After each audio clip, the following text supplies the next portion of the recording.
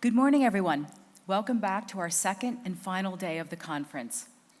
For today's opening remarks, it's my great pleasure to introduce Catalina Botero Marino, Consulting Director for Global Freedom of Expression and co-chair of Meta's Oversight Board. She will give a presentation on today's topics. Catalina, the floor is yours. Thank you so much.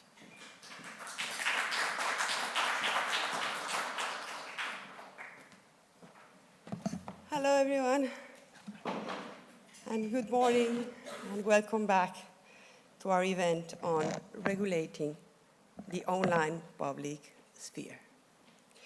Yesterday, we had the opportunity to talk about new technological developments, what new technological developments can do regarding the concentrated power of big platforms and the challenges this concentration poses to human rights and democracy. Today, we're going to discuss the different regional approaches to platform regulation, in particular to content moderation. As of today, a battle is being waged over the way content is or should be removed or kept online. This is certainly a work in progress, a subject under constant construction, where there are many questions yet to be solved. That's precisely why today's conversation is so timely. So in this brief introduction, I will mention 4 questions on which we are still far from reaching a consensus, although these are basic and essential questions on which any regulatory strategy should be based. They will not sound very novel, I'm sorry, but we still must work on them until we reach some minimum degree of agreement on their answers. The first question one must ask regarding any regulation and content moderation is the question about the responsibilities and rights or privileges of platforms. The only point in which there seems to exist some degree of agreement on this issue is that platforms should have special duties when it comes to transparency. Nonetheless, in all the remaining aspects, the answer to the question about the responsibilities of the platforms is notably diverse. On one hand, some argue that platforms should be able to set their own rules for content moderation, but upon defining and enforcing them, they must abide by the same obligations states have when restricting freedom of expression. Therefore, platforms must take an ex ante assessment to ensure that their design decisions satisfies the requirements to protect freedom of expression, and also in each of the concrete cases of exposed content moderation, they must apply a proportionality test and respect all the procedural and substantive rights to every single one of their users. So this is the first vision of this question. But a second approach holds that platforms have the same rights and responsibilities as, let's say, phone companies, with some pertinent adjustments. In that sense, platforms shouldn't have the power to define their own content moderation rules, nor intervene in any way in the communication between users, other than exceptional cases regarding public expressions forbidden by law. This seems to be the position held by the United States Court of Appeals for the Fifth Circuit. Others, on the contrary, consider that platforms should have the power or privilege to define discretionally all their rules regarding content moderation, and that their only duty is to comply with the contractual obligations established with their users and remove or take down illegal content upon notice. Finally, some argue that platforms should have the same obligations and responsibilities as media outlets. since they exercise an editorial function. From my point of view, all the positions mentioned above are problematic. Big platforms cannot simply be compared or equated to the state. They are not merely private business either. They are not phone companies, and certainly platforms in no way are media outlets.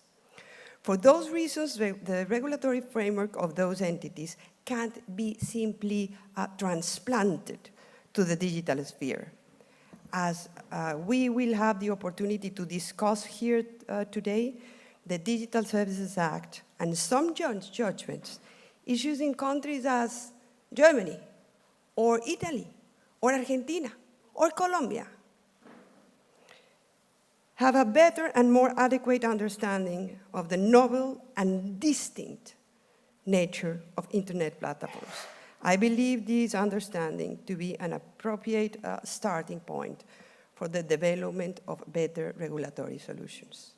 So I hope we get the opportunity to delve further into this topic during our next two sessions.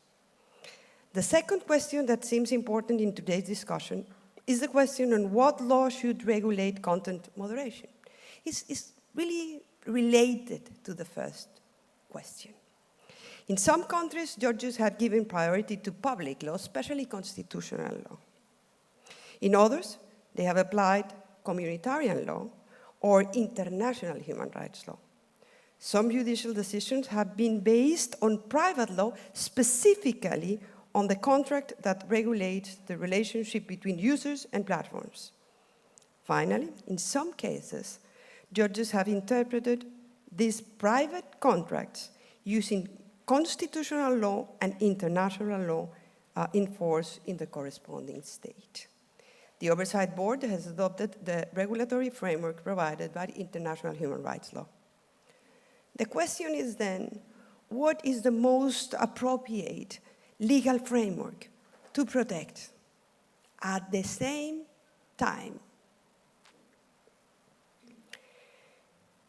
the rights of users, freedom of expression, increasingly cornered by the alarming rise of authoritarian governments, and the internet's architecture as a global, open, and decentralized network?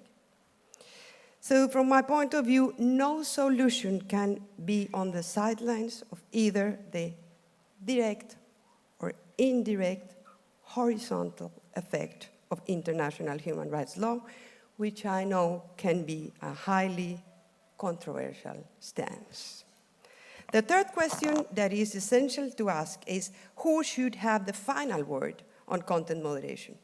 Different models have been developed to answer this question. Internal self-regulation, or internal plus independent self-regulation, as in the case of Meta and the Oversight Board, judges or administrative bodies.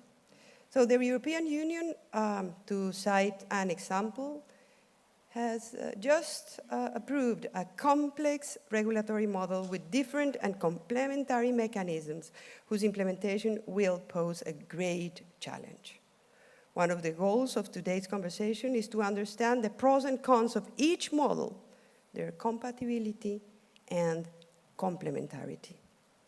To conclude, I would like to mention one last question. Should platforms regulation focus on design decisions and the systems of implementation of their policies? Or should regulation concern exclusively the ex-post process in which decisions are made regarding whether specific content is removed or kept? With extreme caution, in my opinion, there could be exceptional and specific and tailor-made regulation in all the different stages. There are only these are only four of the many basic questions that we must consider when we think about content moderation governance, which we will have time to discuss in today's sessions. Towards the end of the day, we will talk about the specific forms of self-regulation, Meta's Oversight Board, in which I am currently acting as a co-chair. This novel mechanism has undertaken the unique task of overseeing the most significant and difficult decisions and policies of Meta through the lens of international human rights law. How this has been done, with its pros and cons, will be the subject of this afternoon's discussion. A document written by Juan Barata about this topic, which is, as of now, on the Columbia Global Freedom of Expression website, will serve to guide this conversation. Thank you, Juan, for writing that article. Regarding the Oversight Board, there is something I want to add. I am afraid that a strong regulatory wave is coming. If that is the case, the most valuable contribution the board can make is to influence not only the company, but the new regulatory and adjudicatory bodies. If the board's doctrine managed to irradiate the functioning of these bodies, in my opinion, this novel experiment will be more than worth it. But for that, we must take seriously the specificities of different legal traditions and cultures, the unique nature of platforms, and all the rights at stake that can be affected by content moderation on a global scale. This afternoon, we will discuss how we have fared in this task. Finally, I would like to thank Jacob, and of course, Justitia, and the Future of Free Speech Project, and all the panelists and moderators, and our attendants. And we are having more than 500, Sophie, am I right? 500 attendants right now. So I would like to thank all of you. And of course, I would like to thank Sofia Lalinde, which you already know very much.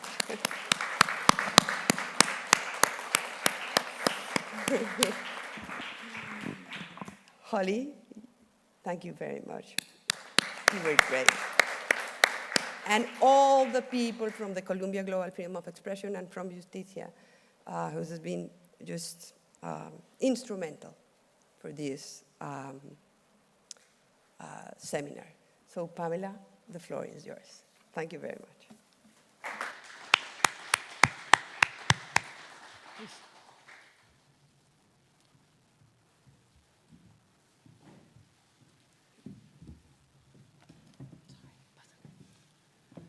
Thank you very much, Catalina.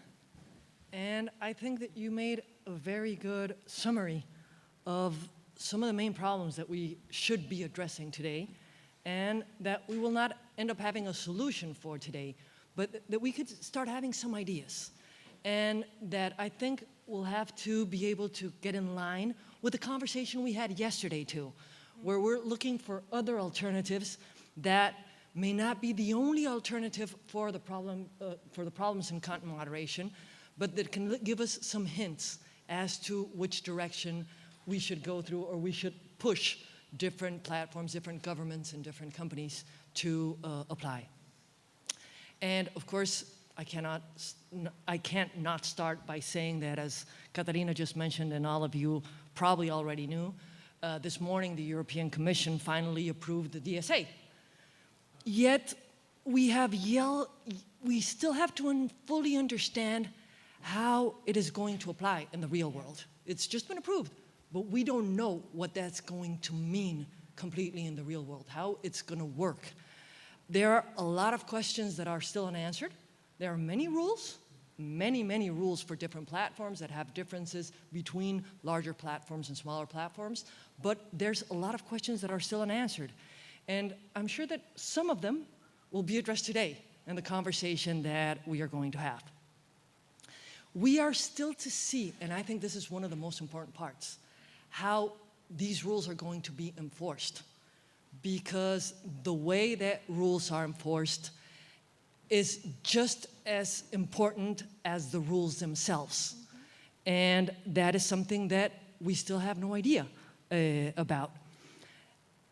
And also the trade-offs, the unintended consequences that rules have and the enforcement of rules have on online speech is something that, again, we have yet to see. How will the DSA work with other existing regulations? How will it help model regulations that are yet to come from other countries? Will it serve as a framework as to what is to come? Will it have changes depending on the context that each regulation is applied to? I think that today we have some of the most important experts with us in this panel and in the next panel to address these and other implications that the different regulations will have on speech online. I'm hoping we will be able to get different perspectives, different views, different experiences that come from all the knowledge that these experts that are with us today will be able to give us. And I just want to mention one thing that has to pertain with something Catalina said that is important. Today that the European Council announced that the DSA had been approved, and the DSA that mainly focuses on transparency and procedural issues, it stated that the DSA protects digital space against the spread of illegal content and ensures the protection of users' fundamental rights. Of course, the spread of illegal content is one of the things that motivated, one of the concerns that motivated the European Council to approve the DSA. Yet, that is probably one of the most problematic things. What is an illegal content? And that depends very much so on which norms or which regulation are being applied. Are we applying international human rights standards? Are we applying local laws? Are we just applying terms of services of the different platforms? Because all these solutions also have problematic answers. If we were to think of local laws being applied, we cannot stop seeing what happens when we have local laws and speech in undemocratic countries or fragile democracies where usually leaders seek to silence voices that could be critical to those specific governments. And that is something that we still haven't found a solution to. How to guarantee that platforms work better, the platforms are more transparent, that they are more accountable, but yet guaranteeing those freedoms that took us so much that were so hard to achieve, the reinforcement of freedom of expression. And just before I announce our panelists today and give you a little bio about who is with us, there's two things that came up to me in yesterday's conversation that I think would be nice to think about in today's conversations. The DSA talks about trusted flaggers. Would that be considered in a way a direction into decentralized content moderation as a way of something that was addressed in yesterday's conversations? And will this regulation give more agency to users than what users already have online? This will have a different answer in different contexts, in different norms that apply in different countries. But again, I'm sure that we have the best people with us to be able to address these topics. And first of all, I am going to give the floor to Agustina del Campo, who directs the Center for Studies on Freedom of Expression, CELE, in the University of Palermo, and is vice chair of the Board of Global Network Institute. She has a law degree and a master's in international legal studies with a specialization in international human rights law. Agustina teaches graduate, postgraduate courses in Universidad de Palermo in Argentina, and in Universidad de San Andrés, also in Argentina.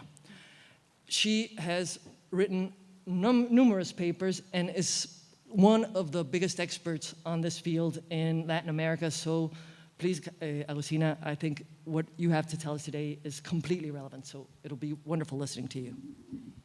Thank you. Thank you for that introduction, and thanks for the invitation.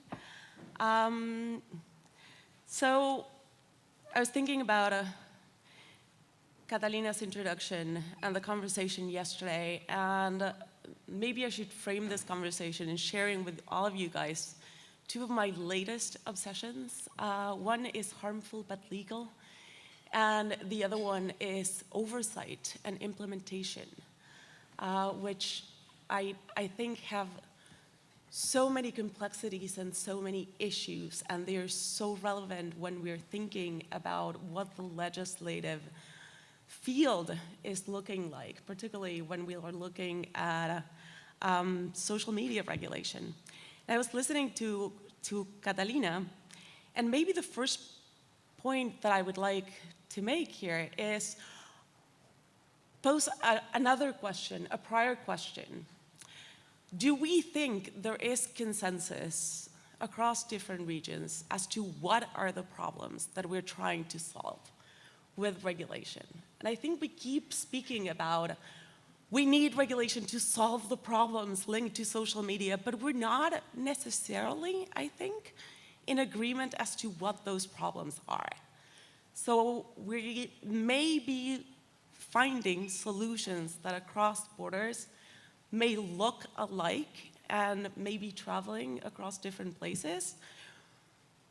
But although the means might be similar, we're looking at transparency, we're looking at due process mechanisms, we're looking at procedural guidelines in this social media space. And I refer to social media space because when Guilherme yesterday was speaking, in his presentation, he mentioned there's 190 plus bills. And those are mainly focused on social media regulation, right? So our concern is pretty much focused. What I want to pose here is, do we share the same concerns? Are we understanding the same, do we have a common understanding of what problems we're seeking solutions for when we're trying to regulate social media? And I'm saying this because until very recently, what the regulation, the legislation that was coming about in different regions of the world was pretty content-oriented, right? It was fairly recently that we moved to looking at transparency and process as means to regulate. And still, when we're looking at the DSA and when we look at other norms that seem to come from a procedural and transparency point of view, those rules and those proposals that are being discussed and approved in this case, I don't think they're content neutral either. And they are not necessarily just focusing on the processes and the transparency. I think there are questions, additional questions that remain out there, even as these legislations go through the different stages of Congress that are still unresolved, even for these Congresses, and as the texts move along.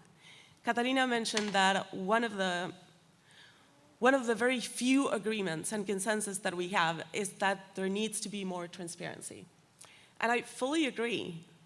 I'm afraid we don't necessarily have consensus as to what we want that transparency for, what kind of transparency are we looking for, and I think the answers to those questions might be very different from one region to the other, and even from one legislator to the other. So we can all agree we want transparency, but the scope of that transparency, the limits of that transparency, how we're going to look at procedural issues will be very much impacted by my second obsession, oversight.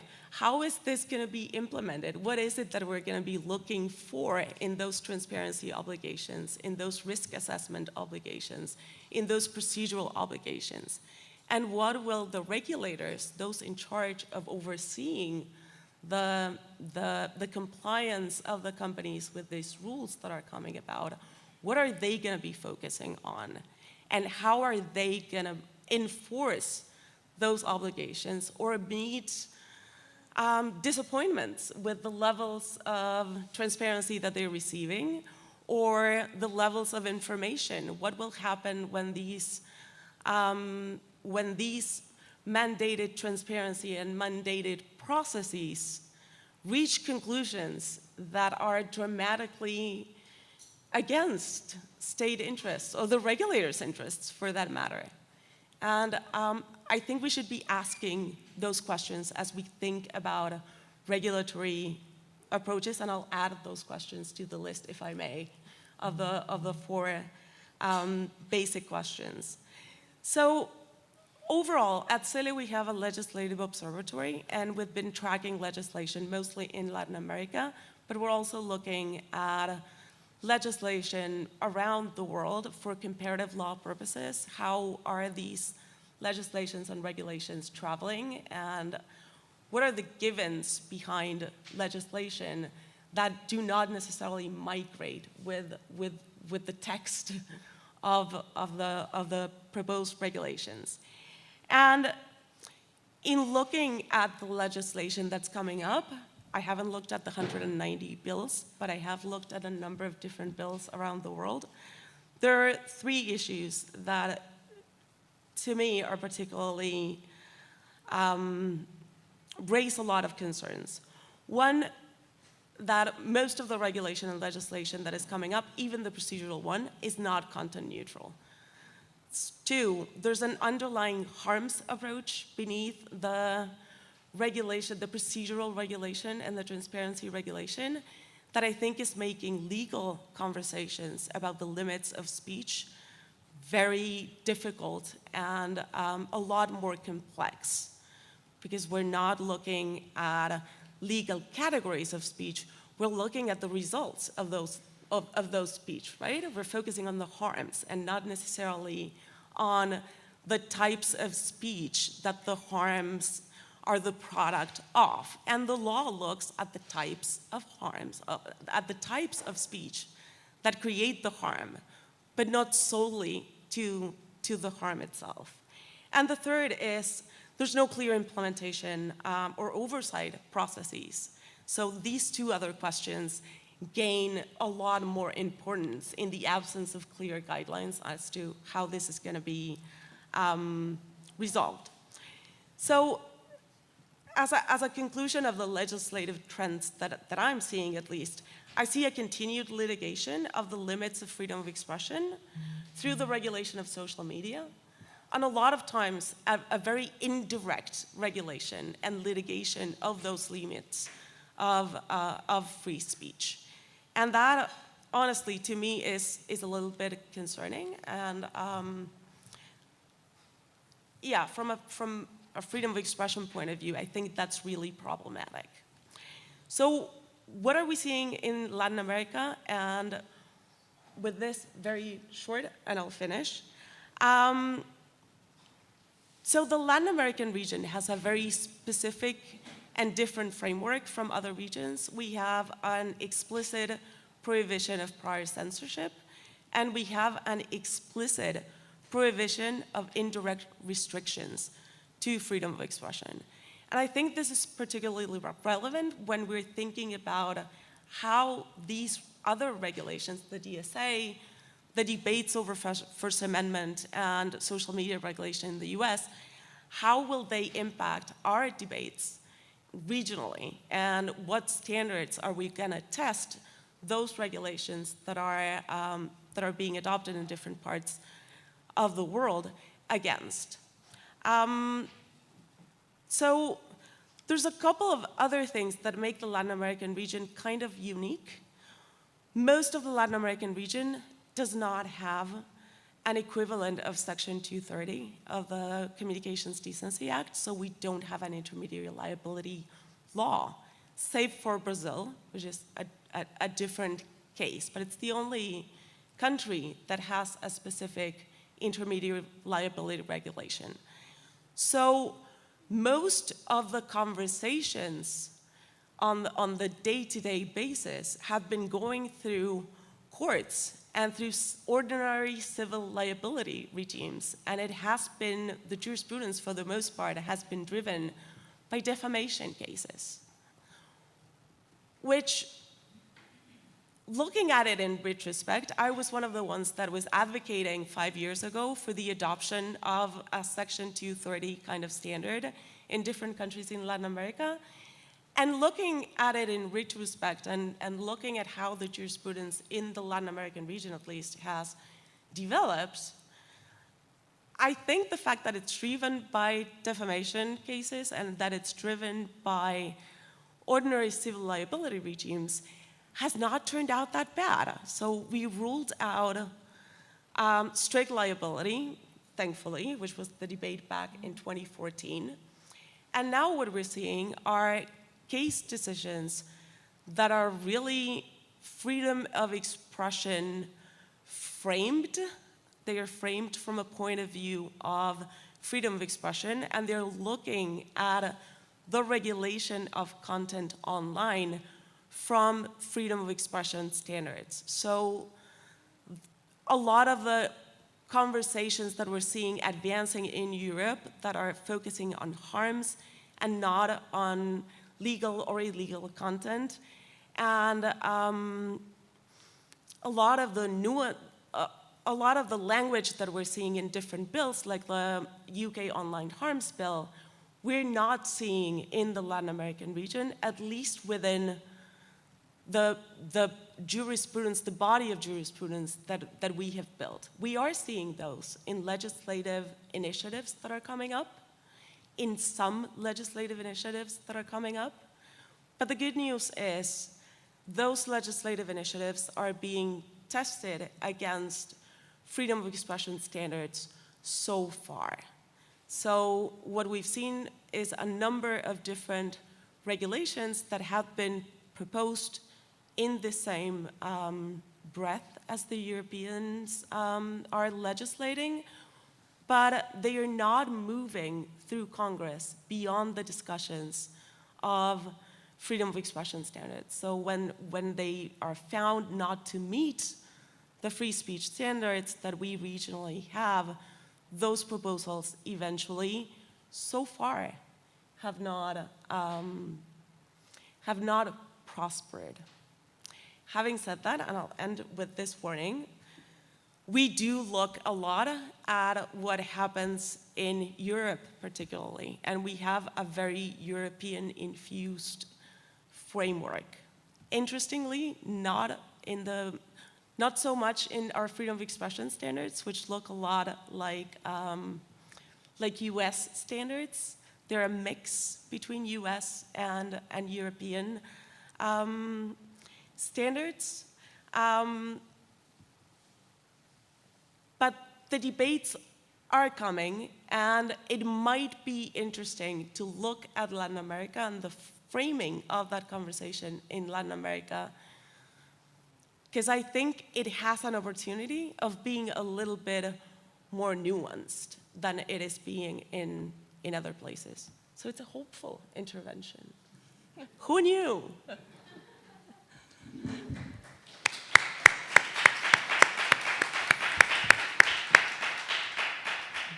Thank you so much, Agustina, and I think that this is a perspective that we have to take into account, because there's a little difference in what you just said.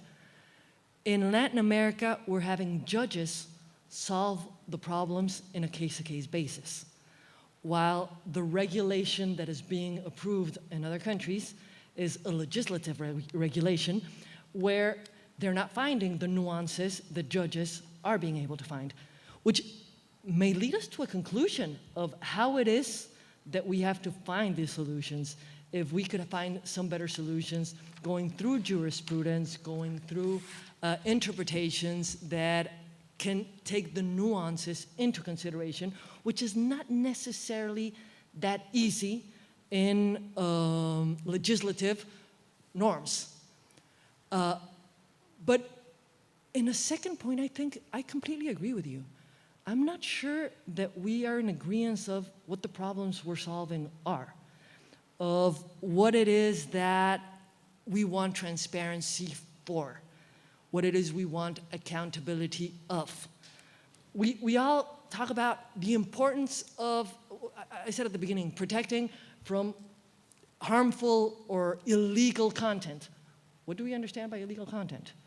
We want transparency, we want accountability.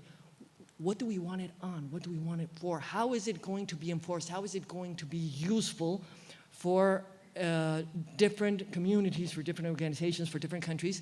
And I truly do not think we have an agreement on that. It's just, it's easier to be an agreeing on the idea without the specifics. And I'm hoping that we will have a bit more of a conversation on that in particular after we listen now to Professor Matthias Keteman, who is who came out of Harvard. He's a professor of innovation theory and philosophy of law in the Department of Theory and Future of Law in the University of Innsbruck, and heads research programs and groups on digital law and platform governance at the Leibniz Institute for Media Research, in the Hans Bredow Institute in Hamburg, and the Humboldt Institute for Internet Society in Berlin. In addition to this work, he is research as a group leader for the Global Constitutionalism and the Internet, and heads the research program, The Public International Law of the Internet, at the Alexander von Humboldt Institute for the Internet Society in Berlin. Amongst an enormous CV that we could take a long time mentioning, but Matthias is an expert and I think has another view on a lot of these topics that can contribute to this that Agustina just put forth toward us. So please, Matthias, it's wonderful to have you with us here online, and the floor is yours. Well, thank you so much for this wonderful event and for having me. Very happy to also see David attending remotely. One of his, the famous report of his influenced me in my studies a long time ago, 10 years I think it was, how time passes when you're having fun and working on content moderation. Thank you so much. I greatly enjoyed, Agustina, your introduction, and I think this is a perfect segue into my own short presentation on the European approach to content moderation. I do have to caution that I'm gonna tell you right away that I don't actually believe that there is such a thing as a European approach, because many of the best ideas regarding how algorithmic recommender systems should be transparent, how professionally educated the people working on them have to be. Many of those concepts, they're not European inventions. They were co-created within international processes like the Santa Clara Principles. But what the European Union does rather well, and did rather well, is to search the world for good ideas.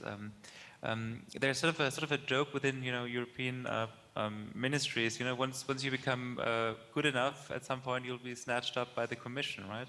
So some of the best and brightest regulators, lawyers, politicians, economists from EU member states gravitate towards Brussels, and well, they have time and energy and a vision, and that's a good combination for excellent, mostly excellent rules.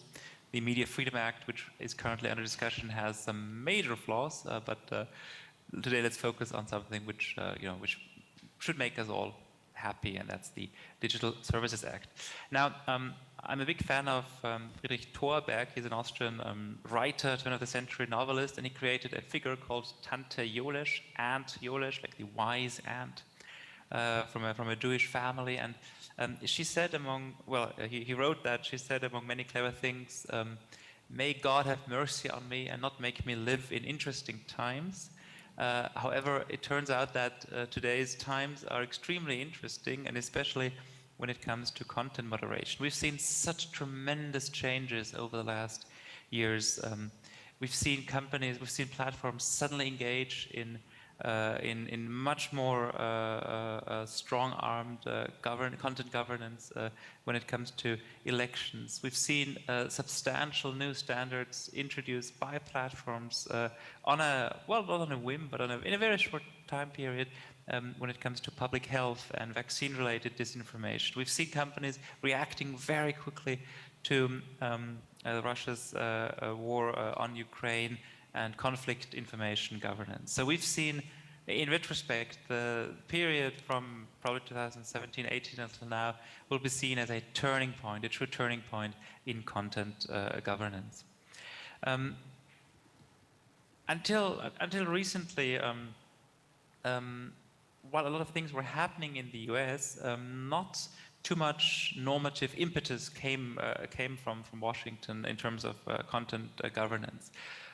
Very long, the US relied on those famous 26 words that made the internet.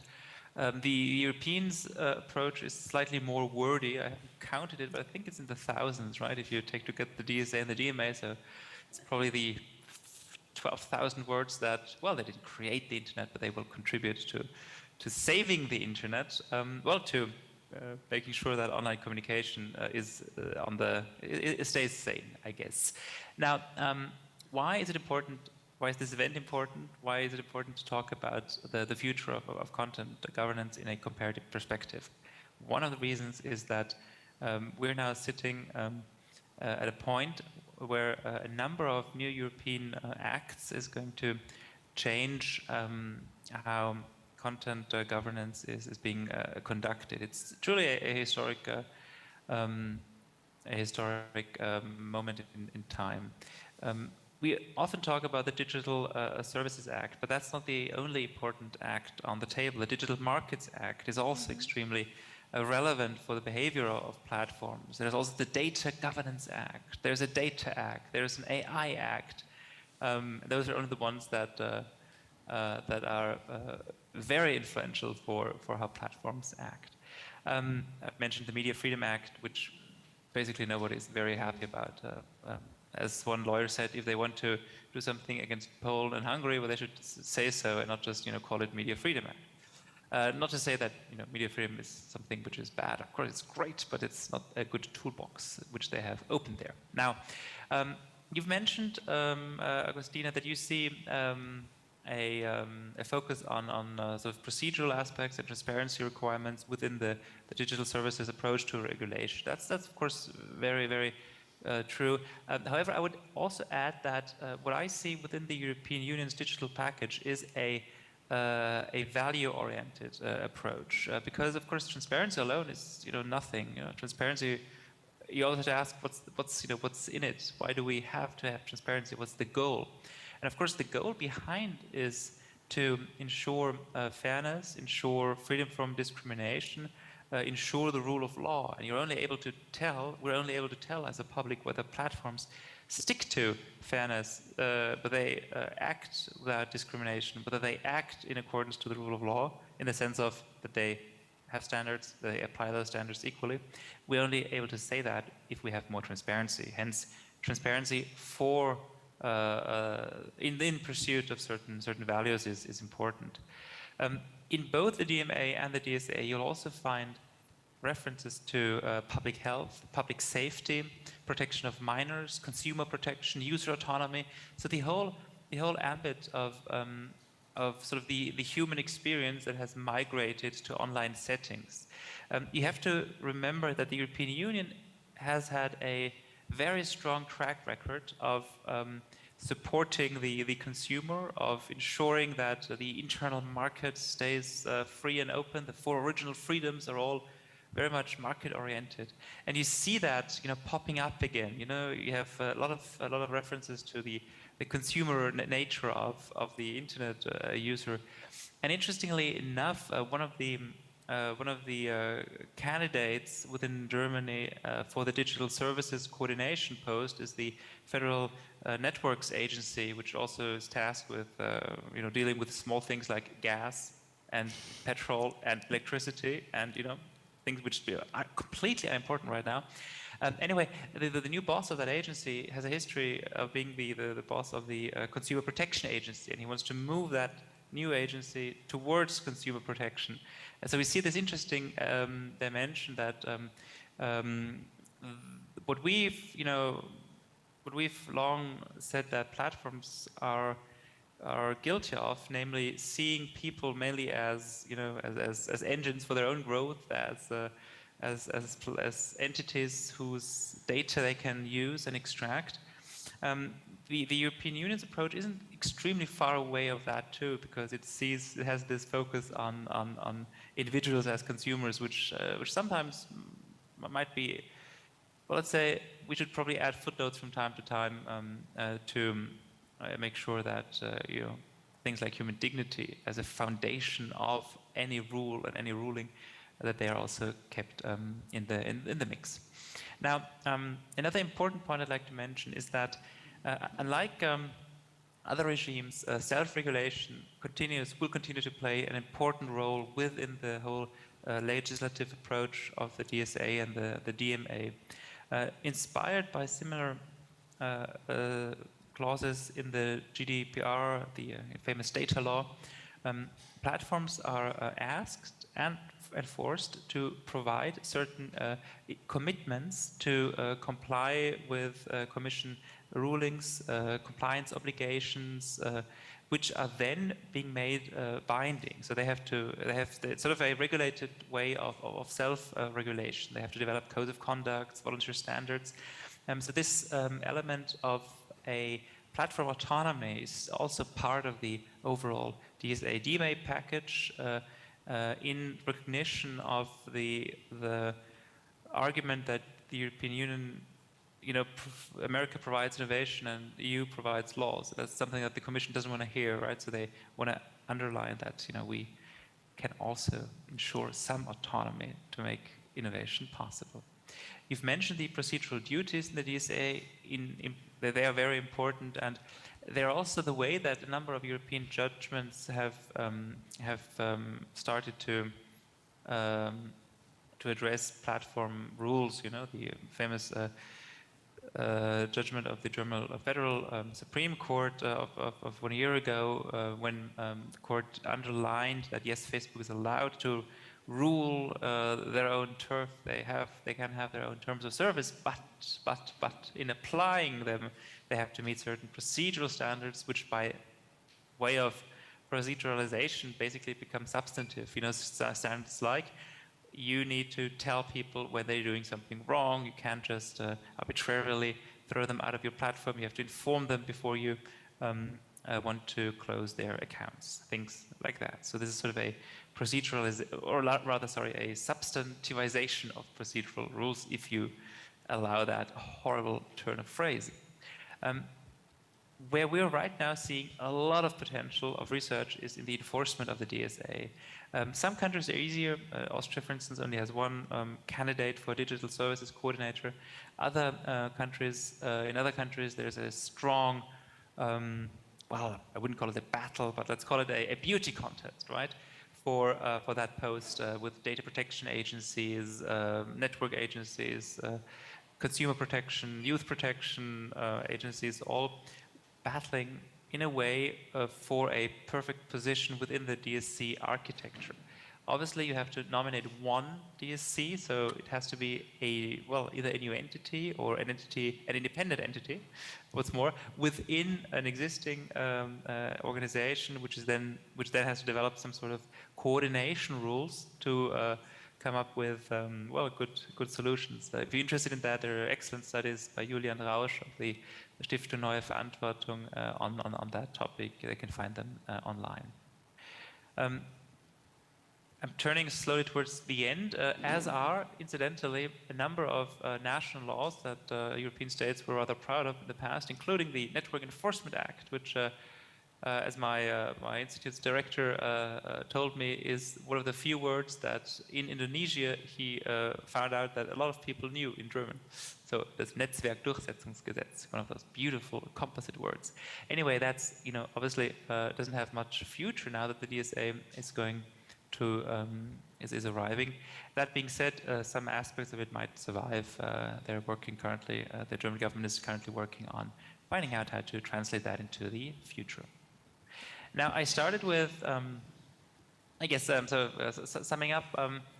I would sort of caution to call this, just a European approach. A lot of the good ideas are global ideas, but I do think that some elements, such as the value orientation, make this digital package peculiarly interesting and worthwhile, especially in light of the current challenges that content governance in the US is experiencing, like the Texas law and its way through the court system. So just 3 points to end. Content moderation implemented with strong procedural guidelines through the DSA is an innovative, it will add a lot of value. The transparency obligations are important, but you should never forget that they're transparency for a certain goal, namely to ensure that we know what platforms are doing. We're still very much unsure about how enforcement is going to work out. We're very much interested in seeing what the future holds there.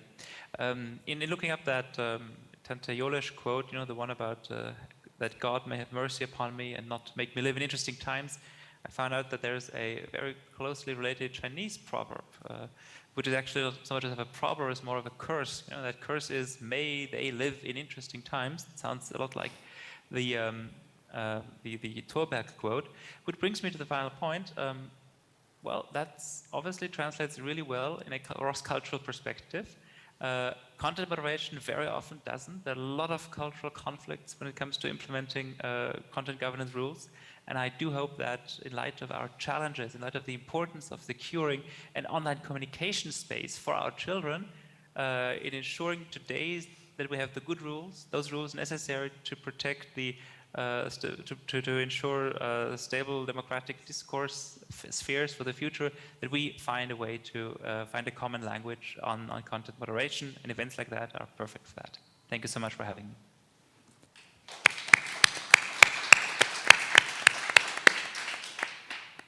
Thank you, Matthias. And again, I think that you put the problem exactly where it's at.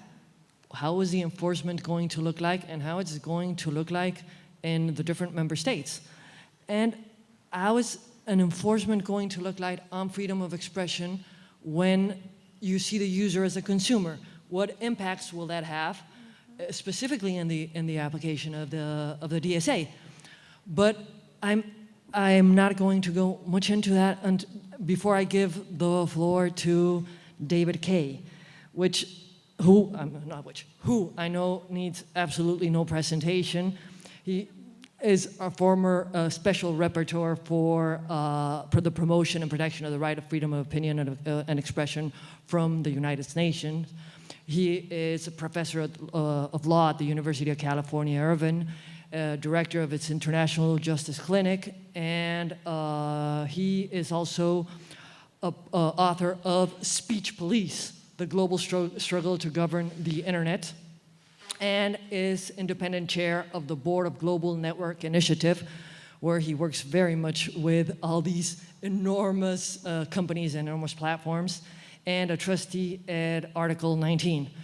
And I am sure that all of us knowing your work, David, as special rapporteur, and the importance that you've given to all of these issues and the impact they have on freedom of expression, I'm sure that your feedback today will be amazing. Please, the floor is yours. Great. Thank you, Pamela, and I hope everybody can hear me okay. First of all, thank you for that kind introduction, and it's really great to, at least on my screen, I can see you and Agustina and Matthias. I actually want to start by calling attention to Catalina Botero's leadership in this space. I'm not sure we focus enough on it, but for those who have followed the kind of development of if we could call it an international law of content moderation or an international law of company responsibility, Catalina wrote really the first significant report on the subject when she was the special rapporteur on freedom of expression for the Inter-American Commission on Human Rights. And that, and actually Catalina was one of the very first people I met when I was appointed special rapporteur, and her influence, the influence of that report, I think is often undersold. It's really, I urge people to go back to that report, but I just really wanted to highlight Catalina's leadership and thank her for bringing us all together. I know I was in person there yesterday. It's weird to be virtual now, but in any event, yeah, I see the hand. So one of the things that Catalina said, which I thought was interesting in her remarks, among everything that was interesting, was she said that a strong regulatory wave is coming. And I mean, of course, you know, to a certain extent, it's already here. And my remarks will focus on DSA innovations. And I just want to highlight a few areas of innovation. I won't go through articles, just in part because my spreadsheet of the numbers of the articles has changed so much that it's a total mess. So I'll mention them substantively. But I did want to start in talking about the DSA to just highlight that it wasn't necessarily sort of preordained that the process of the DSA would be, I'm not sure I want to say smooth, but as open and productive as it ended up being. Because you might, I mean, I think everybody in the room who's followed European, not necessarily regulation, but pressure on the companies over the last 10 years will remember things like, for example, the Commission's Code of Conduct on Hate Speech, which was, you know, a kind of an interesting document, but it was hashed out behind closed doors, essentially between the Commission and companies, kind of presented without all that much lead up and very little public engagement. I mean, a number of civil society organizations which were originally offered an in were then not, and they just departed it. It wasn't necessarily going to be the case that we'd have a DSA process that actually enabled, I think, a pretty good procedure that involved public comment, debate, you know, kind of a procedural fairness. I mean, maybe not perfect, and Matthias could maybe talk a little bit about that too. But I think the process has been a pretty good one, particularly given what we might have expected 5 or 6 years ago. Because 5 or 6 years ago, my main concern was that that Europe was moving in a direction that was essentially counter to protecting freedom of opinion and expression. Now, it may be that the DSA will push in that direction too, but I think the product is much more hopeful than, certainly than I expected initially. So as I said, I won't do an article by article, but I just want to mention a few substantive obligations in the DSA in 2 categories that in part were kind of highlighted by the previous speakers, but I just want to mention them and then ask maybe 3 or 4 questions. Maybe I'll ask 4 questions because Catalina said 4 questions. It's also just about the Jewish holiday of Yom Kippur, and 4 questions sounds a little kind of Judaic in some ways, so I'm going to highlight 4 questions. Okay, so the areas that I'm most interested in here are the transparency and the risk assessment areas, right? So on the transparency side, the DSA talks, on the one hand, about obligations on companies, on sort of the very large providers to, you know, provide generic numbers about their content moderation. There's some specific generally oriented kind of content moderation obligations, but there's also, I think what's very interesting, and I'm going to come back to this in my questions, a requirement that there's transparency not only in the public sort of orientation of it, but also transparency to particular users, so that the companies have to provide statements of reasons for particular kinds of content actions. Now, how that actually will operate at scale, I think remains to be seen. And I have my doubts about it. But it's really interesting, right? Because there's now a requirement of a statement of reasons. And I'll come back to that in a minute with my questions, just because I want to say one area, obviously, transparency. The other is risk assessment. And I think the risk assessment parts of the DSA are particularly interesting and also a little bit open-ended. I think there's a lot of detail yet to be determined about what those risk assessment processes are going to look like. But the DSA requires risk assessment. It's going to require independent audit on an annual basis.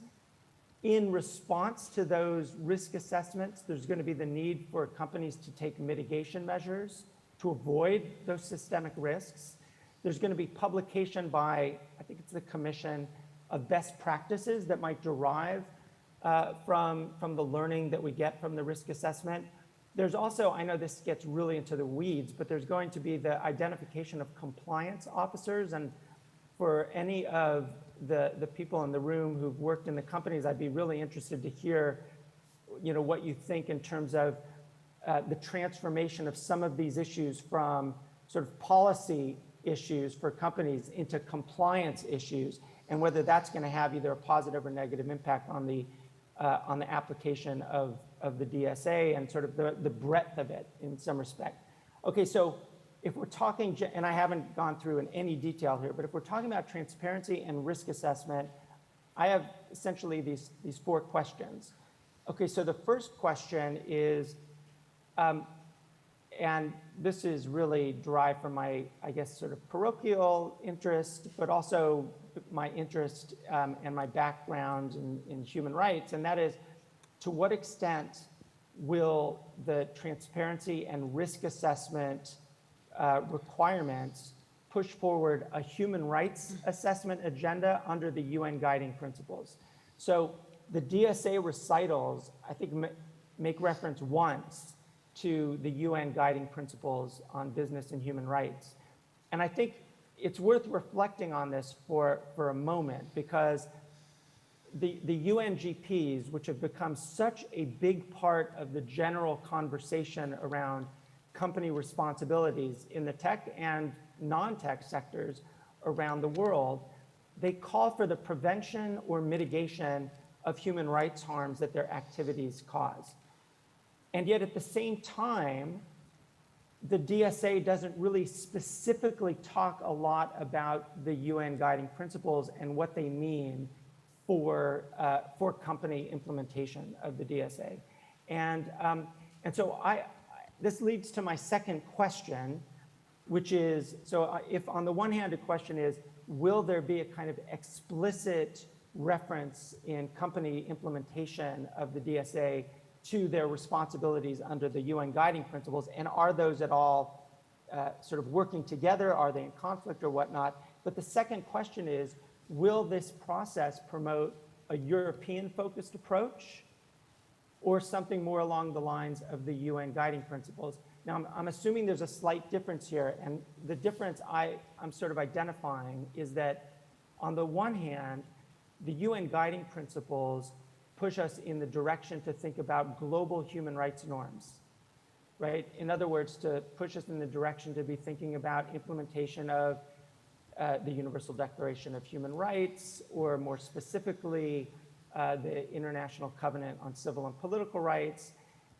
And yet, the DSA doesn't really reference human rights as a phrase much at all, but it refers to fundamental rights, which, of course, is a relevant concept, but it to my mind, and Matthias, I'd be interested in whether you think this is right, to my mind, it's a reflection on human rights in the European system.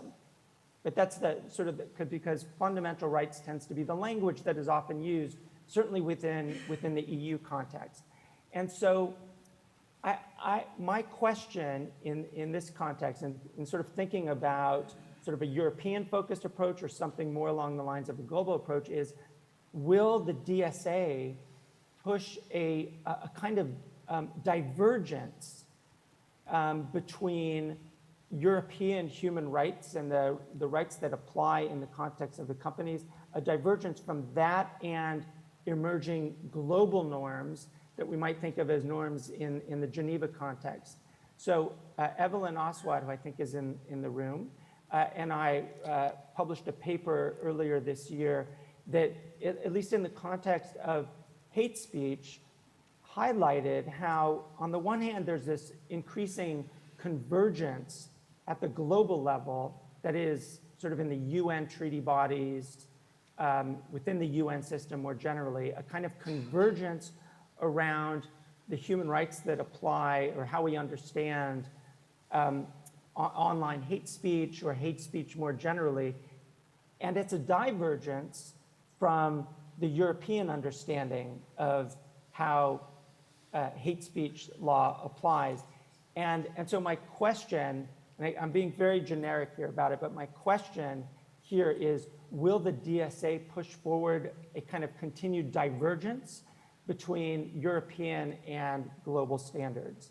And I think that if they do, I think that's a problem for a variety of reasons. It will make it harder in some respects for the companies to the extent that they're trying to adopt global standards for their global platforms, whereas Europe is moving in a slightly different direction. It's possible that there'll be more convergence just as there's development here, but I think that's an open question. So a third question that I have is more focused on transparency. And you know, we tend to talk, and by we, I mean, I suppose me, tend to talk about transparency as a kind of one-way ratchet, right? Transparency gives us information. It provides kind of details for us, maybe particularly people who are studying content moderation or studying AI tools or studying whatever it might be about the companies. It provides us with insight into how the companies are operating, and we see that as, again, as I say, kind of like a one-way focus, right? But I also think it's worth thinking a little bit about how those transparency measures, particularly to the extent that the statements of reasons become more public, to what extent will transparency and company reasoning about the steps that they're taking as part of their content moderation, to what extent will that influence public law? To what extent will that influence the development of industry-wide standards that might be inconsistent with what we might think of as those general human rights standards that should apply in this space? And I don't have an answer for that, but we've seen in other areas, and there's quite a bit of good sort of law and society-oriented research in this area where company decision-making and increasing transparency around their decision-making has an influence on courts and sort of our public law discussion around norms.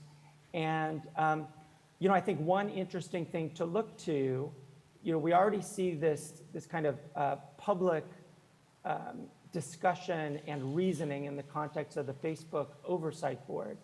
Mm-hmm. And you know, to the extent that we start to see people within the space of talking about content moderation, but more importantly, perhaps courts or treaty bodies or others referring to the Oversight Board or to, say, statements of reasons that come out of the DSA, to what extent will that actually influence our understanding of public law? To what extent will public actors use these private decision-making tools, because ultimately they still remain within the zone of private decision-making?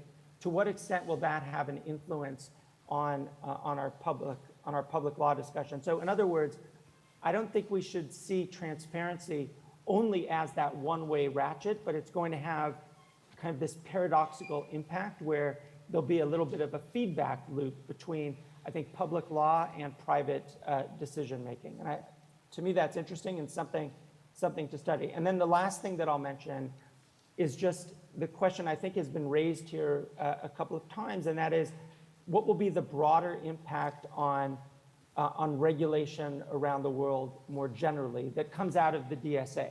You know, what will be the impact on other regions, on the United States and others?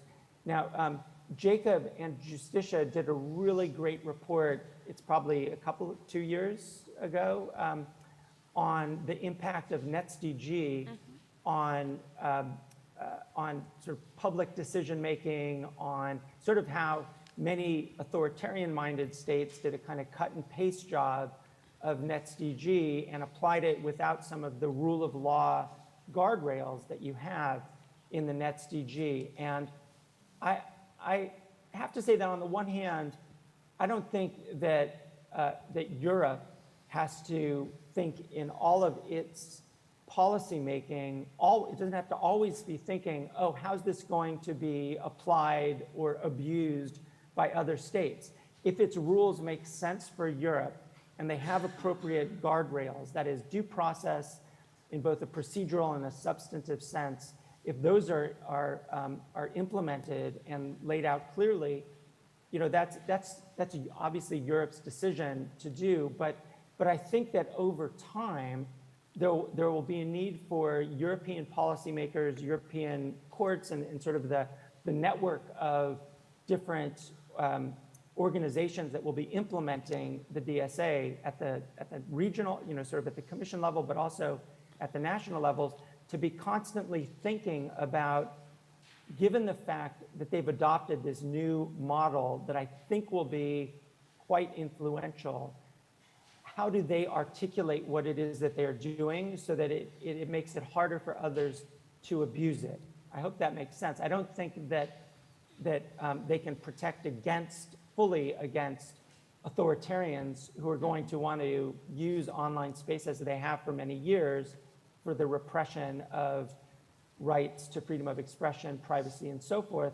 But I do think this is a layer that goes on top of what Europe is doing, that they should be mindful in the implementation phase about the kind of impact that they'll have on others. So I'll stop there. I look forward to the conversation. Sorry again about not being able to be there in person today.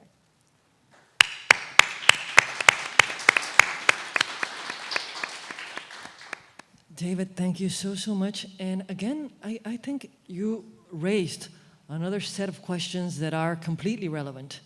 And I think you put forth a view that we should take into account. When we're talking about transparency in the DSA, it's not just the overall information about like aggregated data that the companies are going to give, but also the information that is going to come out of those statements of reason. That will be the company's explanations to what it is they do, why it is they do it, and how it is they do it. I do agree, I have no idea how that is going to look like at scale. I mean, I cannot think of any way in which that can be implementable at scale, but let's see. Let's hope it is, because as logically or in a rule of law logic, it makes all the sense in the world.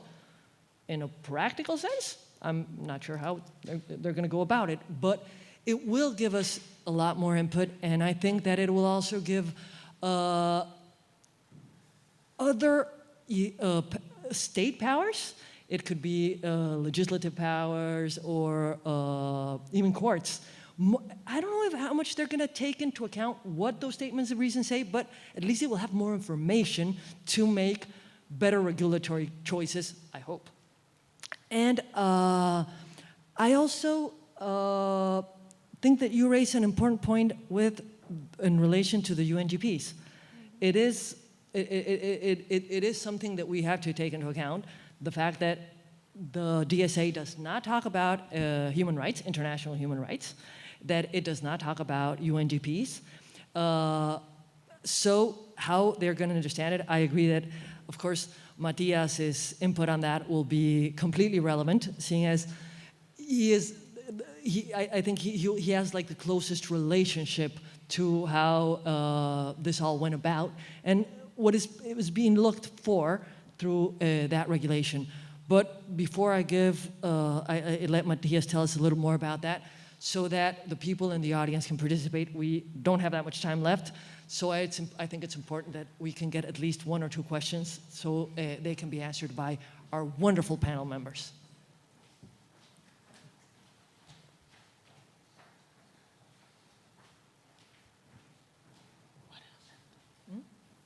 Thank you. Thank you very much. With regards to the question raised by David Kay on risk assessment and mitigation measures included in the DSA, I'm afraid to say that in these articles 26 and 27, in the former version at least, are much closer, and this is my opinion, and I would like to also see if those speakers concur, are much closer to the idea of online harms, preventing online harms, than protecting human rights against certain negative impacts. The way it is drafted and the very vague references to societal risks, I think that take them much closer to this idea of online harms, legal but harmful, and of course imposition of obligations to platforms to kind of prevent this kind of harms, rather than following this idea or these guidelines that are included in the UNGPs when it comes to the human rights responsibilities of platforms. That would be my answer to that, but I'm not sure if everybody concurs with that. The second thing is that the DSA includes 2 types of norms. Let's say one is norms that regulate content moderation, and then also it contains norms that regulate the way regulators regulate content moderation. It doesn't contain rules on regulating online content as such, but contains these 2 different types of rules. And this takes us to the issue, which I believe is very problematic, of the enforcement of the DSA from 2 perspectives. I would also like to know your opinion on that. The first perspective is about national digital coordinators.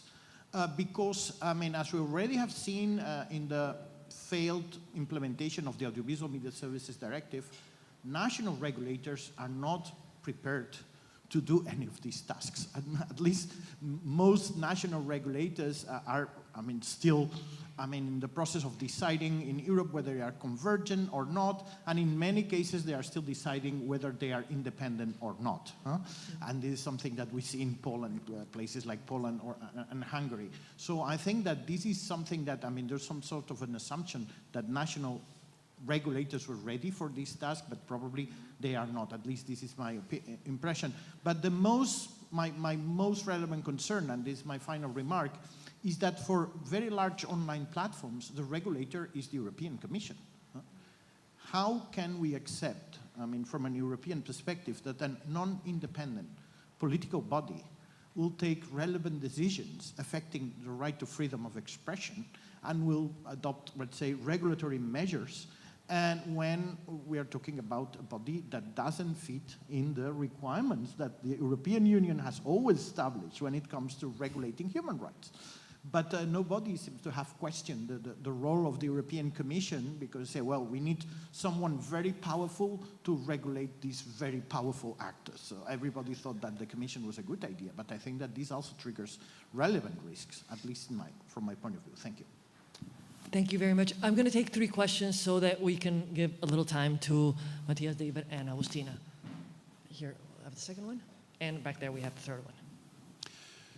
Yeah, speaking of Section 230, as I'm sure you're aware, the U.S. Supreme Court has agreed to, on its new session starting this week, to hear this case which originated in the suits filed on behalf of victims of the terror attacks in Paris against YouTube and therefore Google. And I'm just wondering if any of you or several of you have been following this case and could provide some insights into its potential ramifications, if there's things we should be looking for, if any of you see grave concerns given the ideological rigidity of this court, but on the other hand, it has been hostile to what it perceives as attacks on or restraints on freedom of speech. Thank you very much. Back there. Hi, thank you very much for this panel. I wanted to follow up on something that David said in particular, but I think is sort of consistent throughout the panel, which is this tension between convergence and divergence. And specifically, I'd like to sort of push back on the idea that convergence is sort of normatively better than divergence, particularly when we come to human rights. There's been a way in which divergence and then contestation and dialogue is a really essential part of the way in which norms are developed in this area, because we don't have, sort of a global authority that can decide whether this version, certainly human rights constrains, right, has for sort of a top and a bottom, and it constrains state action, but within whatever area of deference or margin of appreciation, I tend to think that a diversity of approaches and divergences between jurisdictions can actually be a benefit. Of course, there are instances where that's led to backsliding in norms, but there are many, many instances where disagreements actually push forward rights in an important way. So I just wanted to ask whether it's necessarily, if we do see Europe going in a different direction, is that necessarily a bad thing? Because I don't, technology is in this instance forcing us to address normative questions that we haven't before, right? Where is the line? How do we define hate speech? How do we define, and so I think that maybe approaches that accommodate more dialogue might have a benefit, right? And more divergence might be a benefit in this area. Thank you very much. You have Susan's hand? Please, one more question back there. Thank you very much. I'd like to just follow up on Molly's wonderful.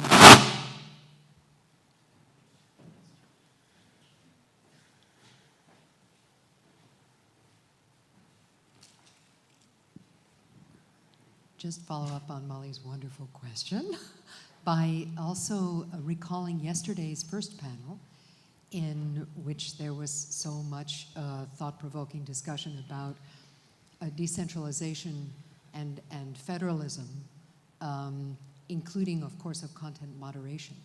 So in that context specifically, does it make sense to even aspire to one standard, for example, international human rights law for all content moderation? This super provocative question. I want to confess that, like so many of us in the room, I've also written about international human rights law as a basis for content moderation. But this conference has already been so thought-provoking that I thought I would throw that in as well. Thank you very much. I'm going to give opportunity to our three panelists to answer against my will very briefly, because I think we could have a conversation that lasted a few more hours, but we have to give place to the second panel. So you want to start, Agustina? Sure. So about the Supreme Court's case, I will defer to the fellow US lawyers in the room. I am kind of following it, and I would be curious to see how that gets ruled, but I will not dare speak on it. On the divergence and convergence conversation, I think it's an interesting dilemma. Most of the conventions, and we were talking about this yesterday, most of the conventions have rules of interpretation, and the rules of interpretation go back a lot of times to local laws. So the rules of a convention cannot be interpreted against to be less protective of rights than your own state's constitution. If your constitution recognizes a broader right, then that should be the standard. And that has been basically the position of many of the international human rights tribunals. When looking at the different cases from different states, they go and look for national law and see what those national laws say. And if the standard is under the international standard, then a lot of times under their interesting reparations, they suggest reforms, or they order, in the case of the Inter-American Court, for example, they order legislative reforms so that the law gets to the international minimum standard that is set in the convention. But if the local law is more protective of a right than the minimum standard that we have within the international tribunal, then that is taken into account by the International Court to make up the content of the right that they are dealing with. And I find the divergence and convergence conversation really interesting because that kind of nuance we have not seen in conversations or in debates asking companies to adopt an international human rights standard. Is there only one international human rights standard? Is it a minimum standard on which different states will build? Should these decisions be looked at from Article 19, but also from the rules of interpretation, or should we focus solely on Article 19 or Article 13 or Article 10, depending on the convention that you're looking for? And one of the risks of focusing solely on Article 19 is that the different regional regimes and then the local regimes that are underneath all those regional regimes might be lost in this whole context. So my first intervention was really hopeful. The Inter-American system has a very specific protection. There's a very likely risk that we're gonna, regionally, we might lose those nuances to global interjurisdictional practice. Because basically, the divergence-convergence conversation is not fully there yet. Thank you so much, Agustina, and I'm sorry for the pressure that I'm putting on you. But please, who would like to go first, Matthias or David? Matthias, David, gave you the floor, please. Thank you very much. There's that joke, on your last 6 questions, yes, no, no, yes, yes, and no. Thank you. But obviously, it's much more difficult than that. And all of those questions would be, I'm happy to spend much more time on that. One, which I think sort of spans the whole question, was actually the one that David asked at the very beginning. It is notable indeed that there's only one reference in the DSA, and that only in the first part, regard to the UN guiding principles. However, that has to be understood a bit in the framework of European legislation, right? The EU is super happy that they have fundamental rights and that they have their fundamental rights documents which they can refer to, and sort of referring to formally soft law rules kind of seems like a step back in terms of, how legislation is conceived at that level. I do realize that it's important to keep in mind the global human rights discourse as you apply human rights standards. But I wouldn't overestimate this, this distinction. It might be a distinction without, without a difference in the long run. The one topic which also permeated some of the questions is, I think, the question of whether we are happy with rules set by, as one commentator said, by not directly democratically elected entities, which the Commission is. Yes, it has lots of power.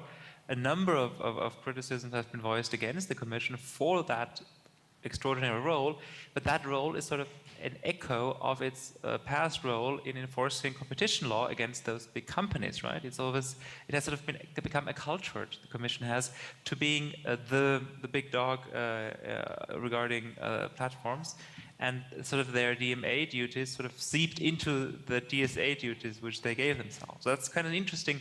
It's an interesting sociological, organizational, theoretical development. But again, I don't think we should read too much into that. Where I think we need a lot of more thinking is the whole democratic dimension, right? How can we make sure that platform rules are better legitimized, right? And Catalina with the oversight board is doing important work on that. But I think more broadly we have to think about the potential of platform councils, of new deliberative spaces for content decisions. I think that's a big avenue for future discussion. Thank you very much, Matthias. And now we're going to end with David. Please. Ooh, the last word. I'm just going to respond with 2 things. One, because I couldn't see anybody, but I recognized Molly and Susan's voices. So So I'll respond to them, and they're really great questions. On the one hand, I think that convergence, divergence, it's a good debate to have. I think having divergence isn't necessarily a bad thing. I also think that Molly's mentioning of margin of appreciation is also useful here, because it should give us a sense that when companies are implementing human rights responsibilities under the UN guiding principles, it isn't some kind of rigid, formulaic implementation of human rights, but it really depends on context, and it depends on situation at any given moment. And so what that leads me to say, and I know that we're pretty much out of time, and it kind of connects to Susan's point also, is that, I believe that there's a place for overall, overarching global standards that might have different sorts of implementation depending on the environment that we're in, and we just need to be comfortable with that. We do need to be comfortable with, I think, as Molly was suggesting, with the fact that there could be contestation of those norms. That's the nature of human rights implementation. It's not a centralized set of norms that is implemented in the same way in every particular jurisdiction. That will lead to some uncomfortable divergences, and that might be okay, but I think the core question for us always is, are those divergences moving in a direction that's promoting and protecting human rights? Or, and this is why I've been concerned, and I think maybe if you read the paper that Evelyn and I wrote, the divergence in the area of hate speech in Europe has been less protective of freedom of expression. So it's a divergence that is undermining human rights rather than divergence that I'd rather there be a kind of a race to the top, right? That there's a competition to be more protective. That's how I see that. If we have that kind of competition in the divergence convergence debate, that would be great. But I'll end there because I know we're over time. And again, thanks to everybody. Thank you, David. Thank you, Agustina, and thank you, Matthias. It was really, really interesting.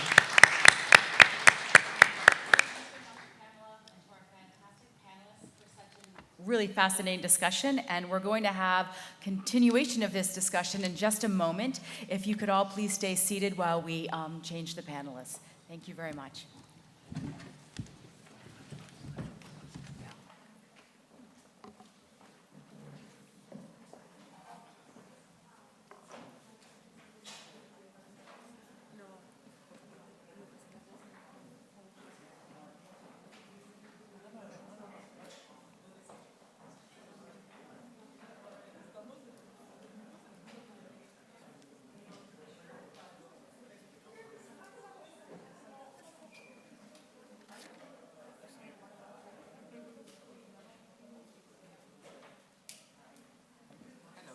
How's it going? So far, so good, yes. Yeah.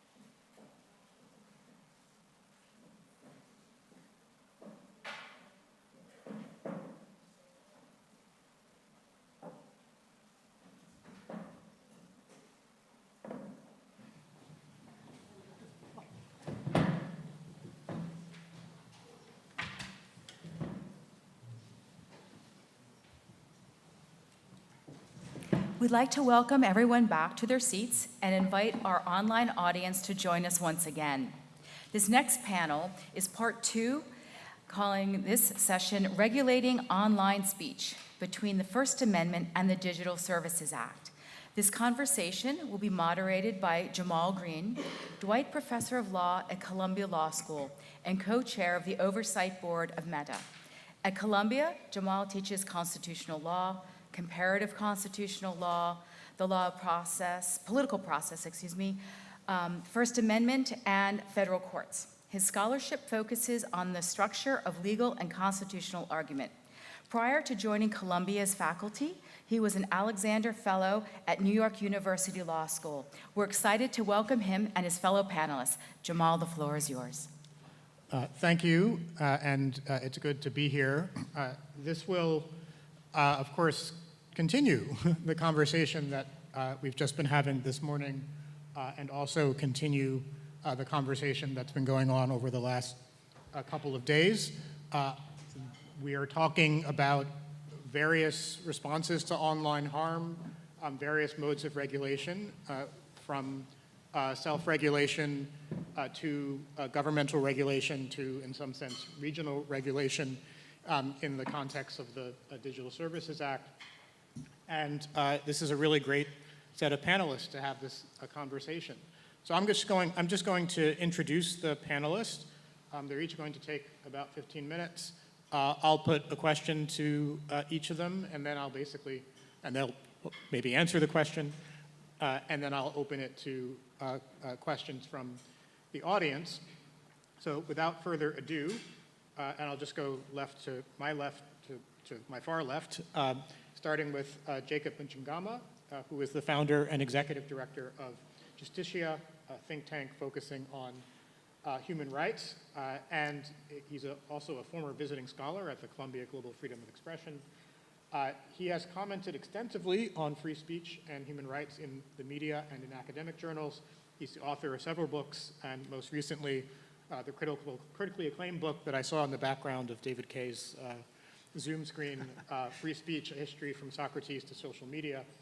He's also the writer and host of the podcast Clear and Present Danger, A History of Free Speech. To his left, Suzanne Nossel, who is my colleague on the Oversight Board where she sits, but she's in her day job Chief Executive Officer at PEN America, and author of Dare to Speak, Defending Free Speech for All. Before joining PEN America, she was the Chief Operating Officer of Human Rights Watch and and she has served as Executive Director of Amnesty International USA. She has served in the Obama administration as Deputy Assistant Secretary of State for International Organizations, leading US engagement in the UN and multilateral institutions on human rights issues, and in the Clinton administration as well as Deputy to the US Ambassador for UN Management and Reform. As I mentioned, she's a member of the Oversight Board as well. And at the far left is Martin Furtman, who is a researcher at the Leibniz Institute for Media Research, Hans Bredow Institute, and a doctoral candidate at the University of Hamburg's Center for Law in Digital Transformation. He focuses in his research on commercial content moderation, platform regulation, and their compatibility with international human rights standards. Before pursuing his PhD, he studied law in Hamburg and Beijing with a focus on media law while volunteering with the University of Hamburg's Cyber Law Clinic. So that's our panel, and I will start with remarks from Jacob. Thank you. I actually did have a PowerPoint, but it's interesting watching the first panel today and contrasting it with the panels on decentralization yesterday, and it made me think of the old cliche that Americans innovate and Europeans regulate, which is certainly overdrawn, but I think there are some kernels of truth to it. So I want to be a little bit provocative, maybe, which is always a danger whenever I'm on a panel with Jamal. and I try to be sort of very principled and take a robust stand. Jamal is an expert in teasing out contradictions, but I'm going to risk it anyway. So I'll first of all talk about, you know, the burning platform for regulation like the Digital Services Act, and before that, the NetzDG. So Thierry Breton, the EU Commissioner for the Internal Market, has very often used this cliche, the Wild West, where years of hate speech, incitement to violence, disinformation, and destabilization were allowed to spread without restraint over well-known social networks, and that's what the European Union wants to do away with. But is that really the question? Obviously there's a lot of illegal content out there in absolute numbers. To which degree content online is illegal is probably difficult to measure. It depends on country. But we looked at it, my organization in Denmark. So we analyzed a representative sample of 2,400 hateful comments on Facebook. These were coded as hateful based on Facebook's definition thereof and on Council of Europe standards, and found that only 0.46% of them would actually violate the Danish criminal code. And that sample was taken from an analysis of 63 million comments on Danish Facebook pages. So that suggested sort of a very different picture to this idea of an avalanche of illegal content. You can, of course, still argue that 0.46% is too much, but it's a very different picture of what you often hear governments say. It's also interesting to look at the protected characteristics of the terms of some of the platform. So I've taken the Danish Penal Code, section 266b on hate speech, and its protected characteristics, and compared it to Facebook and YouTube, and my big face is blocking what would be Article 20 ICCPR, and there you can see that this idea that the platforms don't do anything about hate speech is also difficult to square with reality. In fact, they have adopted definitions of hate speech that tend to be more expansive than what follows under national law. And when we look at how much hate speech is removed, we can look at Facebook's transparency reports, and we see, it's interesting that we see from around 2018, so after NetzDG, a huge, sort of generally a spike. But what is perhaps even more interesting is, if you look at the orange part of this graph, no, actually, sorry, but the blue one, you will see that that is the automated content moderation. So not only do you see a spike in the number of hate speech comments that are being removed, but they are also removed proactively before any user has a chance really to complain. So if you combine that with a more expansive definition of hate speech and the numbers from our sort of Danish sample, I think that gives a more nuanced, perhaps, picture of what is out there, at least in consolidated democracies like Denmark. It's also interesting. So in 2021, we published a survey on attitudes towards free speech in 33 countries around the globe. And one of the questions, you can go online, is that we asked them, should content on social media be regulated and by whom? And you will actually see, I don't know if it's visible, that across all countries, majority of respondents voted for some kind of regulation of online content, but respondents in 2/3 actually preferred regulation to be carried out by social media platforms, and some, also a large share wanted the responsibility to be shared by platforms and governments together. But you see that at least there's a very big degree of skepticism of outright government regulation, and I was surprised by the number of people who actually think that social media companies should regulate alone. So that might also call into question whether people around the world are as concerned as, for instance, the European Commission is about what's going on online. One of the things that I worry about is in the DSA is that you have to remove illegal content defined by national law. So I've taken some examples here. So one of them is Emmanuel Macron, who is, this is an anti-COVID protest. He is compared to Adolf Hitler. And this cost an honor retrenchment, a fine of 10,000 euros in France. So a political harsh criticism of the political leader in a country is fined by 10,000 euro. Another example from Germany, where and I don't know if you can your translation might be better than mine, but Pimmel I think it means something like dick. Yeah, essentially, you're such a dick. Yeah, so this is a Twitter user who was visited by the police after calling a local politician a dick. And the last picture is the Danish Prime Minister, Mette Frederiksen, who was burned in effigy during a COVID protest. Those who did it were imprisoned on remand for 8 weeks for trying to overthrow the constitution. But when a woman protested against this, she on Facebook, the police came and visited her and charged her basically for threatening Mette Frederiksen, our prime minister.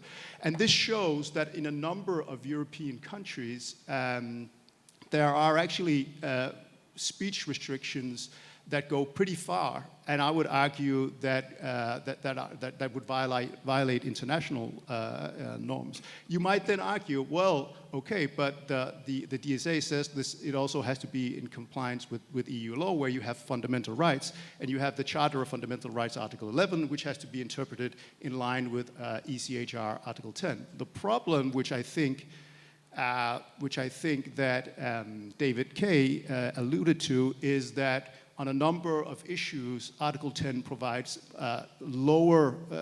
lesser degree of protection of free speech than Article 19 of the ICCPR.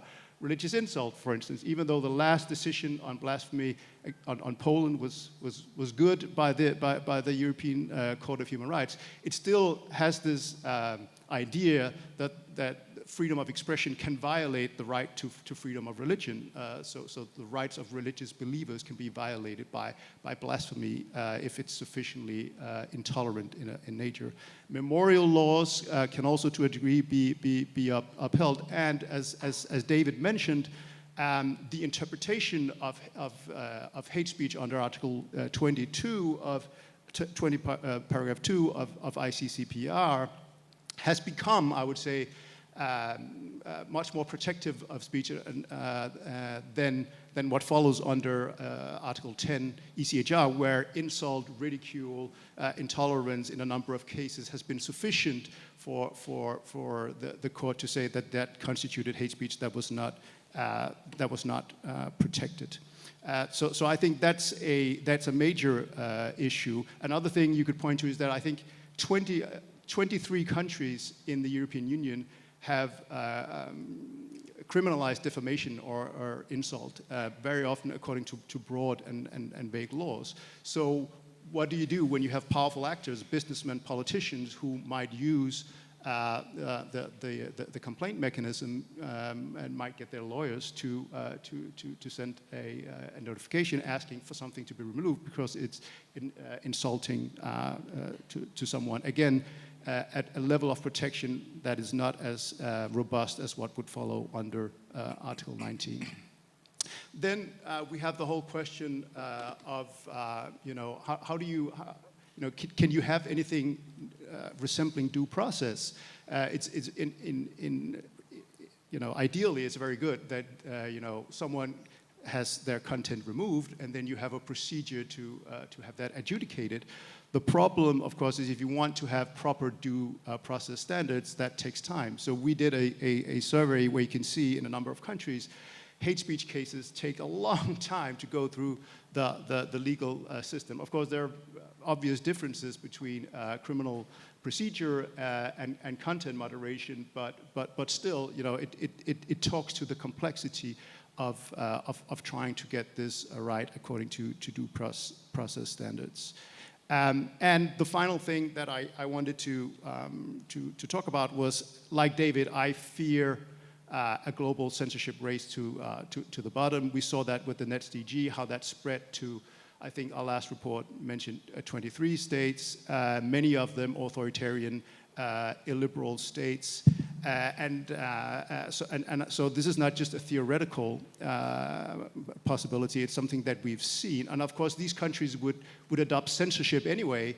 But I think that when the leading club of democracies adopts these rules, it provides them a facade of legitimacy, and it provides them basically whataboutery points, because you can then say, well, you're doing the same. Our definition of what is illegal and might not be the same, but it sort of blurs what I would hope could be a more bright line between democracies and authoritarian states and place into their hands. And finally, I would just say the whole impetus behind it, I think, signals a change in attitudes more fundamentally among democracies. So Suzanne was at the Obama administration during the conflict over defamation of religion, where democracies came together at the UN to really push back against an attempt to corrupt international human rights law, and that pushed things in the right direction.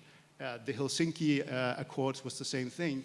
European democracies, North American democracies came together, used human rights standards to empower dissidents and allow technology to spread the good word behind the Iron Curtain. Now it seems that we worry more about the harms and costs of free speech, which are inevitable, than about sort of seeing it as the foundation of democracy. And I think that we really have to come to terms with the fact that that free speech has harms and costs, and they are amplified and more visible in the digital age. But that is inevitable. And I think that it's, you know, partly that's a cultural thing. We have to switch our mindset from the analog age into the digital age.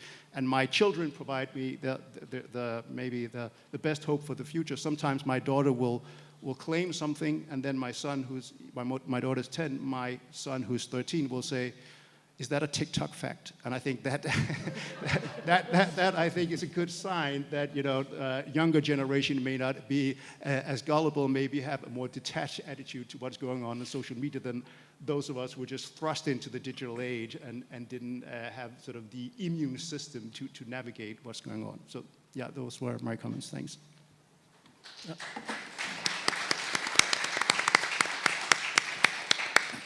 Thank you, Jacob. We'll turn to Suzanne. Okay. Well, thanks so much. Thanks for having me. Thank you, Jamal. So I come at this, I guess, a little bit differently than many of the other panelists in that I'm not a regulatory expert. I touch on these issues both in my work at PEN America and in my work on the Oversight Board. At PEN America, which has a mission to both celebrate and defend freedom of expression, we work extensively on disinformation and online harassment, but for the most part, we're focused on solutions and approaches that we think can protect freedom of expression while addressing some of the manifest harms of both of those types of content, but in ways that don't involve government regulation. We think there's an enormous amount that can be done by the platforms themselves, by employers, by communities that don't involve government regulation. And you know, for us, sort of that is the safest ground to stand on as a free expression organization. And it's largely where we focus. But inevitably, regulation is moving forward. And thinking about this panel,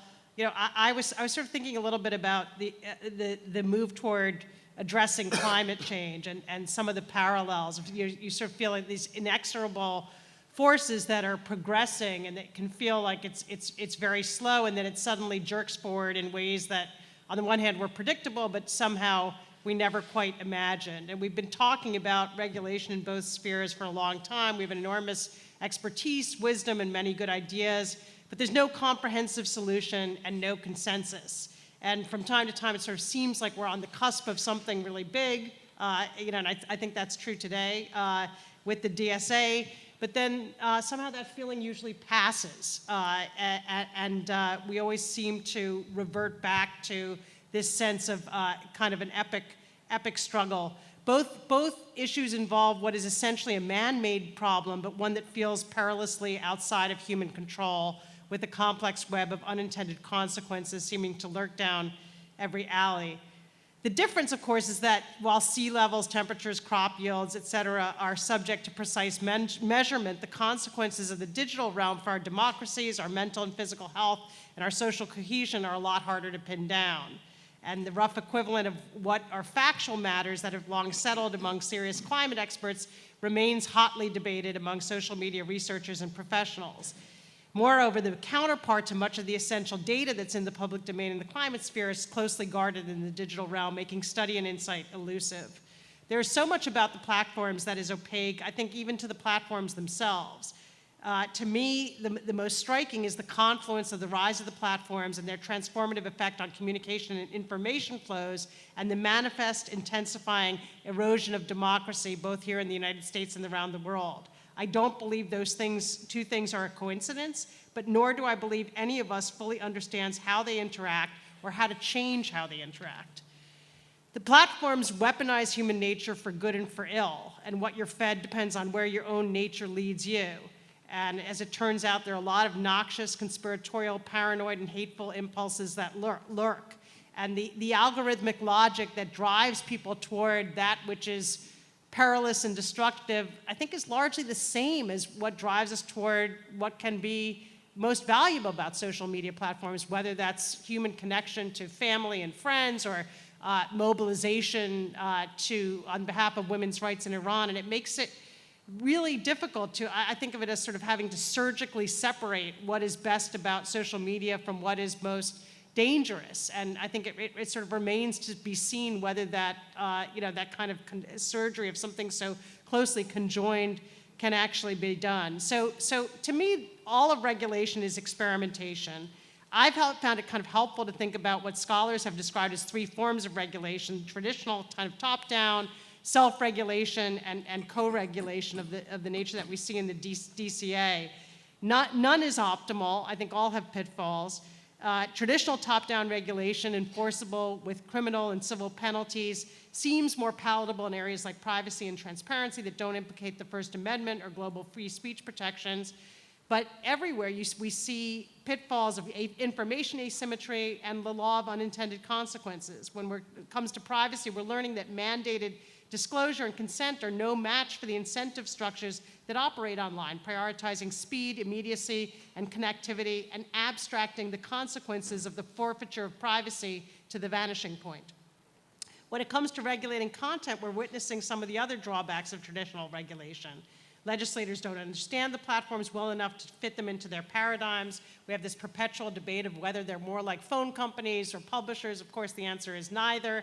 But for regulators, that inability to draw on precedent, at least, and I think particularly here in the United States, has been paralyzing. And it has produced a kind of sense of futility in legislators who I think, at least at the state level, have kind of lost interest in trying to grasp whether and how various methods might intersect with their end goals. And it's created a kind of lash-out law in places like Florida and Texas that reflect exasperation with digital platforms rather than a reasoned, methodical effort to come to grips with them.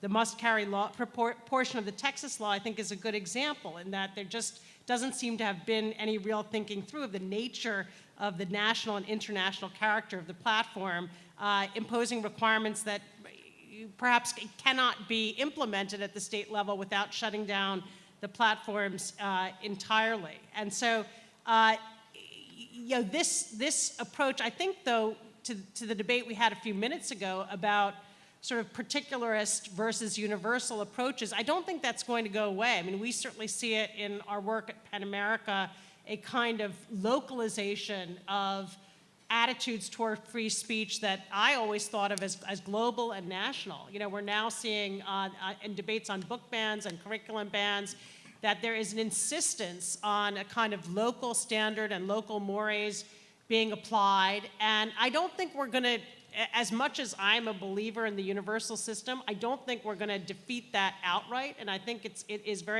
obviously very much at work in these Florida and Texas laws. And I think that you know, it's a problem with this type of regulation. You know, at the same time, though, these laws may be satisfying for legislators to introduce and pass, but if they can't withstand judicial scrutiny or be implemented, they're not going to achieve much. Talk for a few minutes about self-regulation. You know, it happens at two levels. The purest form is the platforms themselves, and Jacob had this in his paradigm with their community standards, guiding principles, policies, practices, algorithms, and code, most of which have been derived almost entirely internally, subject to maybe a little bit of selective engagement with civil society actors. That definition of self-regulation, I think, is essentially synonymous with non-regulation. But paradoxically, sometimes it works. You know, during COVID, platforms voluntarily throttled back misinformation in ways that I think are pretty widely viewed as having been effective. They've now asked the Oversight Board for an advisory opinion on whether those methods should be continued, given the phase that the pandemic is now in. I think that is a hard question, and I think it's a good question for the board, and it's a difficult question of self-regulation that both sort of illustrates the potential and the limitations of you know, what the platforms can undertake themselves. As far as the Oversight Board, I think our experiment is beginning to reveal both the potential and the limitations of such an approach. On the plus side, we have the engagement of empowered external experts and stakeholders addressing some of the perceptions of lack of transparency in the platforms, offering the kind of reasoned, legally grounded decisions that I think users and experts crave. A body like the Oversight Board can put its thumb on the scale and prompt the company to pay more attention to certain issues, shed light on opaque aspects of operations, be more deliberate and transparent in developing policies and solving problems. You know, as evidenced by this conference, we can help draw back the curtain to allow stakeholders a clearer view and greater insight into the workings of the companies. And you learn a lot. I mean, your chart, Jacob, about sort of the quantum of hate speech that platforms are actually removing, you know, that's interesting. But in some of the cases that we look at, you know, what you see is that it's really not about the overall quantum. It's about these very specific circumstances in which particular kinds of hate speech kind of pervade out of control in ways that seem to correlate with real-world violence, and sort of how you want the platforms to deal with that. And it's very fact-specific, and you know, involves really difficult line drawing, and you know, it doesn't negate your point, but it sort of points out a different level of complexity that you know, I think our work has helped us to see.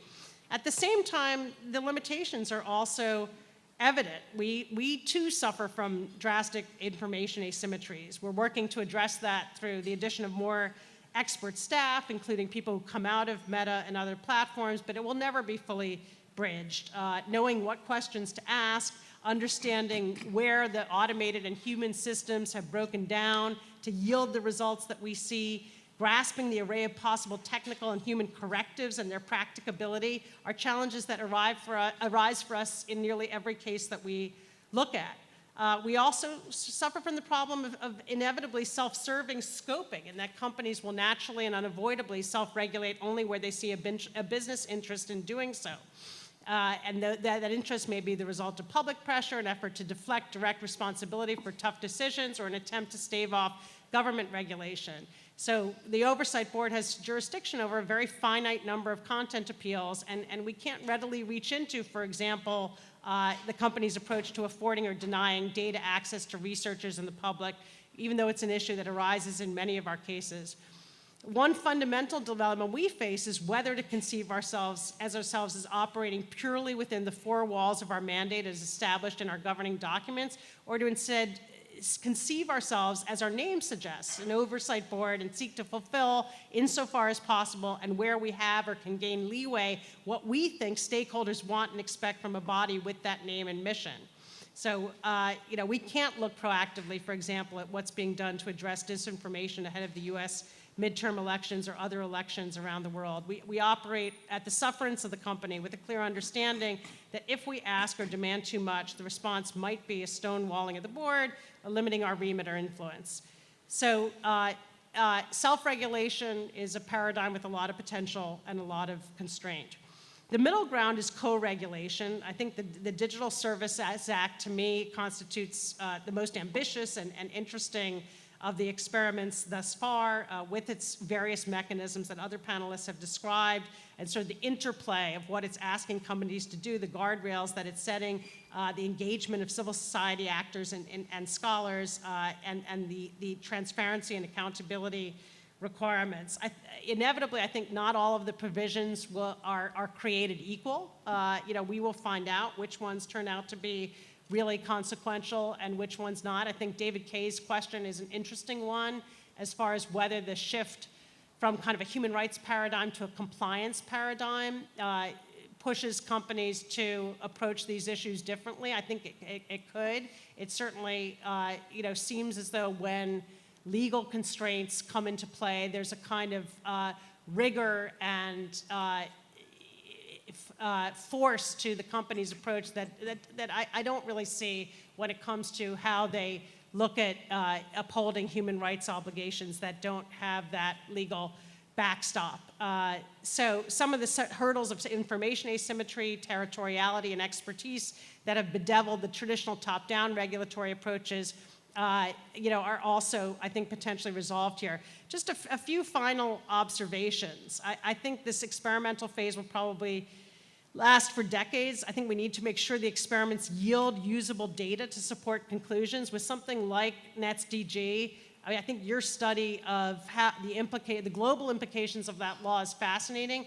What I haven't seen is an in-depth study of its implications within Germany. And I've also cited, like you, the examples, sort of these outrageous examples of how it gets misused. And those are powerful, but is that the full story? How widely has it been used?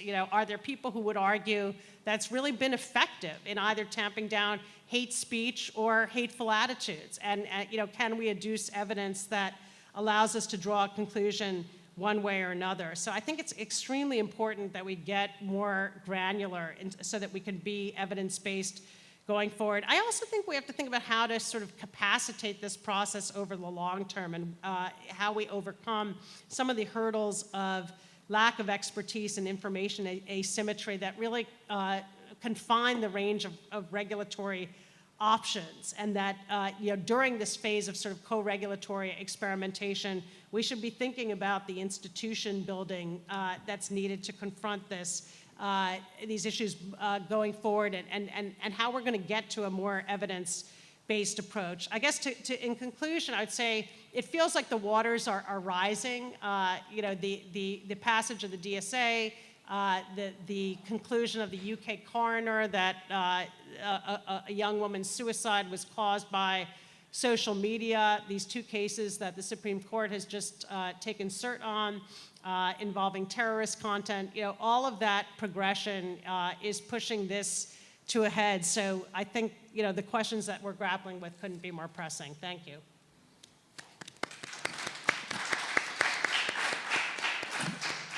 I will just note, because I have to do this, and that Suzanne had 15 minutes, and she went 14 minutes, 58 seconds. Oh. That's a pro right there, with no timer, just an internal clock. I will now turn to Martin. With all that pressure now on Martin, I'll turn it to him to close out the initial round of remarks. I do have a stopwatch, so I'll make sure to be on time. Firstly, thank you very much, and thank you also, Jacob, for this example pointing to the phrase and the insult I was allowed to translate, which took place in Hamburg, in my hometown in Germany. And there's some sort of silver lining to it, because civil society made sure that this insult was not forgotten. So there's a major Streisand effect, and now you can't basically ride the subway in Hamburg without seeing someone having tagged this quote there. So that's a good thing, I guess. As for these 50 minutes or so, I would like to get, as David said, a little bit into the weeds on the procedural framework that the DSA is establishing. This is a little bit at the risk of, not finding out again, because it's simply so early and there's so much new stuff here. But still, I would like to go through three, I think, major articles and sort of institutions that have now been proposed, we've also heard about, which is the statements of reason, internal complaint handling systems and new requirements for them, and lastly, out-of-court dispute settlement. Before we do that, I think it's worth bearing in mind that this approach of sort of procedural regulation and procedural protection of fundamental rights is nothing new to Europe. We've seen sort of case law by the German Federal Court of Justice, for example, since many years now, where the horizontal effect doctrine and the protection of fundamental rights is used as a proxy to then develop procedural requirements for large platforms when they regulate content. And this sort of line of thinking has, in a sense, then traversed also into statutory requirements, for example, in the NetzDG framework, where we saw both sort of due process requirements, but then also institutions of co-regulation, as Suzanne already referred to. So what's new then about this framework in the DSA? Firstly, on Article 17, and perhaps I'll just try to highlight one of the most important questions. So every single content moderation decision basically now has to be accompanied by a statement of reason. And this includes not just like major, if you will, measures such as demonetization or content removal, but also demotion of content.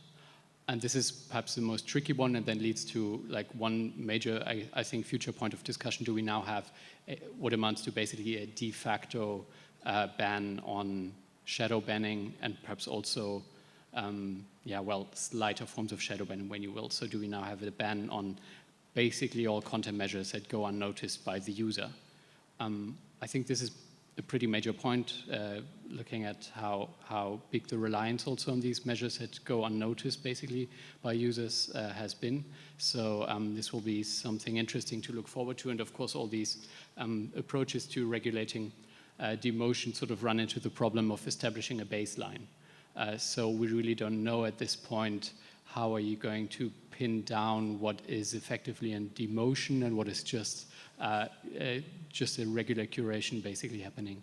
There's a proposal for this by Paddy Learson in a preprint he put out, I think, last week. So this is all very much in flux, where he suggests to look at sort of the different models that companies are applying. So look at sort of basically stating this is not a monolith, if you will, for example, newsfeed curation, but looking at the different layers. So for example, you have an algorithmic layer that only looks to maximize engagement, and then you have a second one that looks on sort of rule compliance. And then you could argue every time the second layer is used, then that would amount to a demotion that then is sort of has to be accompanied by a statement of reason, effectively making it useless, at least as an unnoticed measure. There's, however, sort of one opportunity to maybe circumvent all of this, which is just stopping to look from the company's perspective, stopping to look at violation of terms of service altogether. So if you just start focusing on borderline content, and the reason for an intervention or a demotion is from the get-go basically not the breaking of a rule anymore, but just a sort of getting closer to the line, then it gets very hard to make the point that this is actually still covered by this section, at least in my end. Again, very preliminary, but let's get into the weeds a little bit, assessment of this article.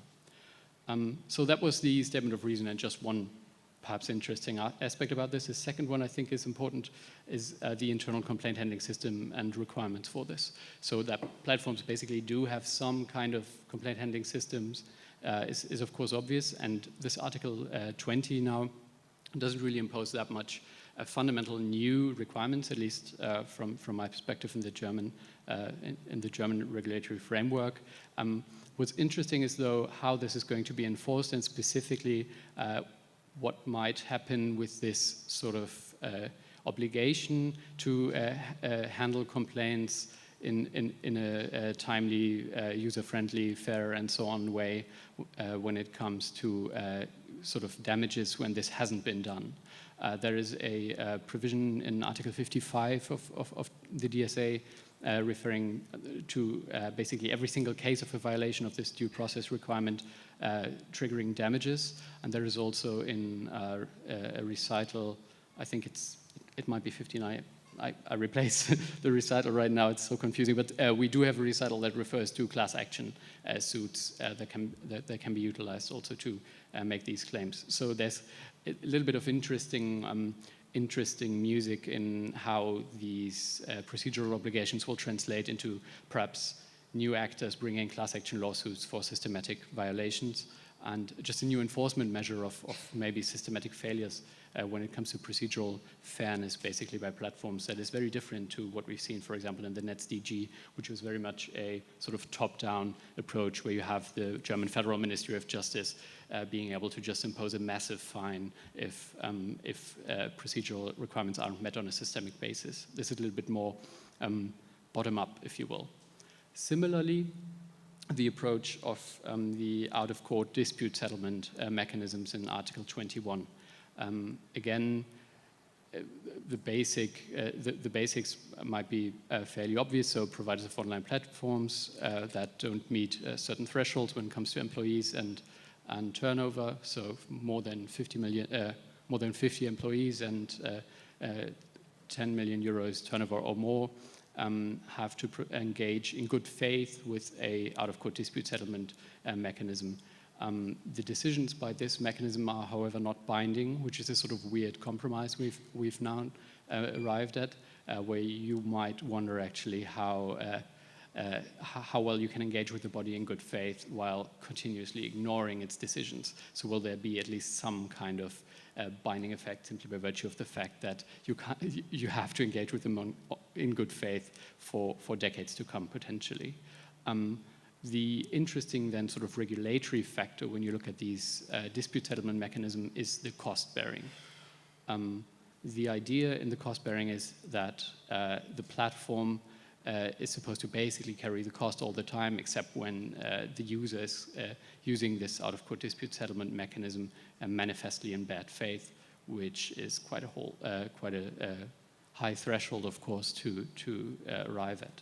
So sort of the popular narrative right now, at least in the German discourse, has become that this is sort of leading to a race to the bottom, if you will, where actually an overprivileging of users might be to be expected, because users are able to forum shop within these redress mechanisms across the EU, and therefore can essentially choose any out-of-court dispute settlement mechanism.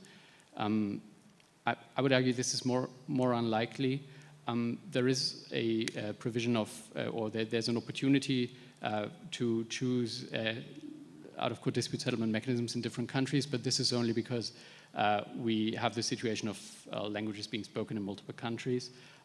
And I think it's rather unlikely that we're going to see, for example, an out-of-court dispute settlement mechanism in Malta that then takes German cases where the digital services coordinator actually certifies such an out-of-court dispute settlement mechanism to take cases in German.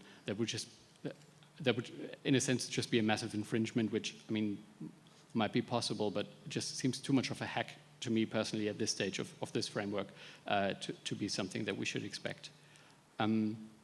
There's another way, though, where I think that these institutions fall short, and this sort of ties into the work you guys are also doing with the Oversight Board, and that is that the whole system of out-of-court dispute settlement mechanisms here doesn't use them as a source of systemic learning. So it's individual case-based system that gives redress for this concrete piece of content where the mechanism has been called upon, but there's no way to sort of learn from this in a way that then informs broader company policies on a broader level. So it's interesting to see if this is some kind of institutional competition for other institutional models for platform governance. Catalina recently also pointed to sort of maybe a healthy level of competition for the board being useful, and I think that's actually also that's not just true, but also a good sign of institutional humbleness of the board. but I'm not sure that these out-of-court dispute settlement mechanisms will be the one kind of institution to look to when it comes to competition to the board.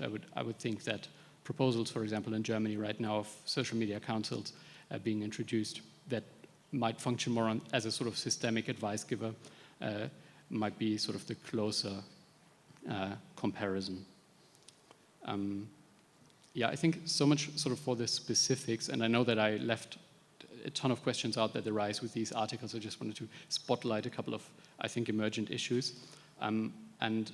Before closing, and because we're at Columbia University and the Brussels effect was first coined by a professor here, by Arno Bradford, I want to speak a little bit about the potential Brussels effect or extraterritorial effect of the DSA, specifically regarding these due process provisions.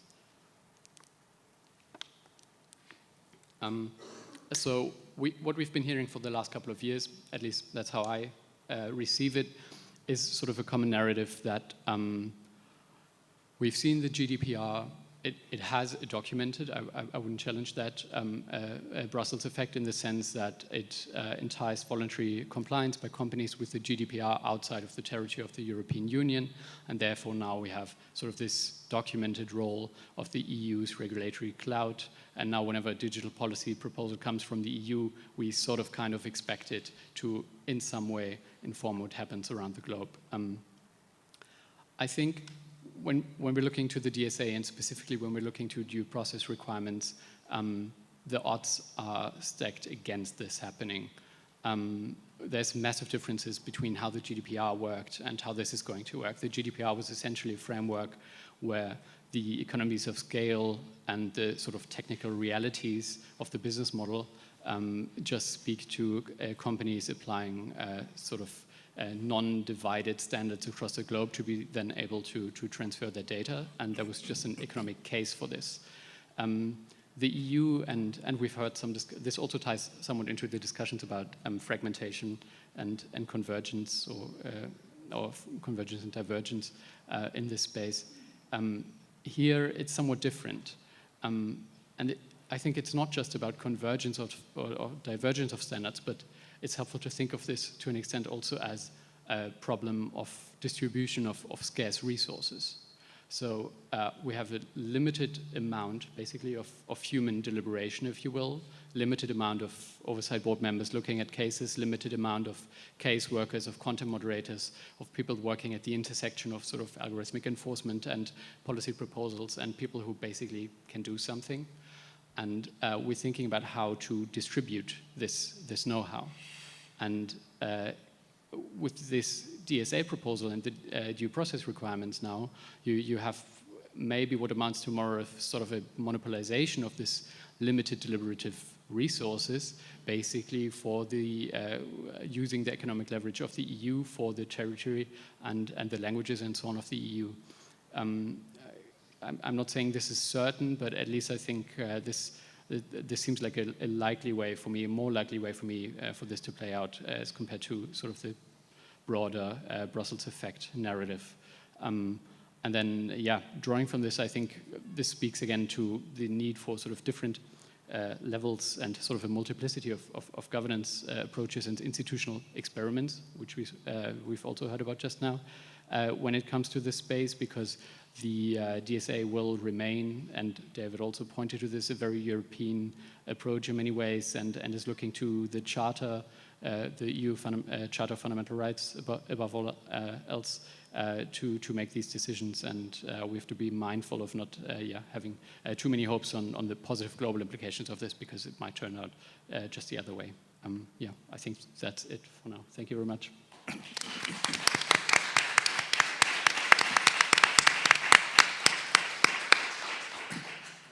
Well, thank you again to all of the panelists. I have a few questions that the remarks inspired, and I can direct them to particular people, but I'll just say they might be things that any of the panelists may wish to weigh in on, and so I certainly invite any follow-up.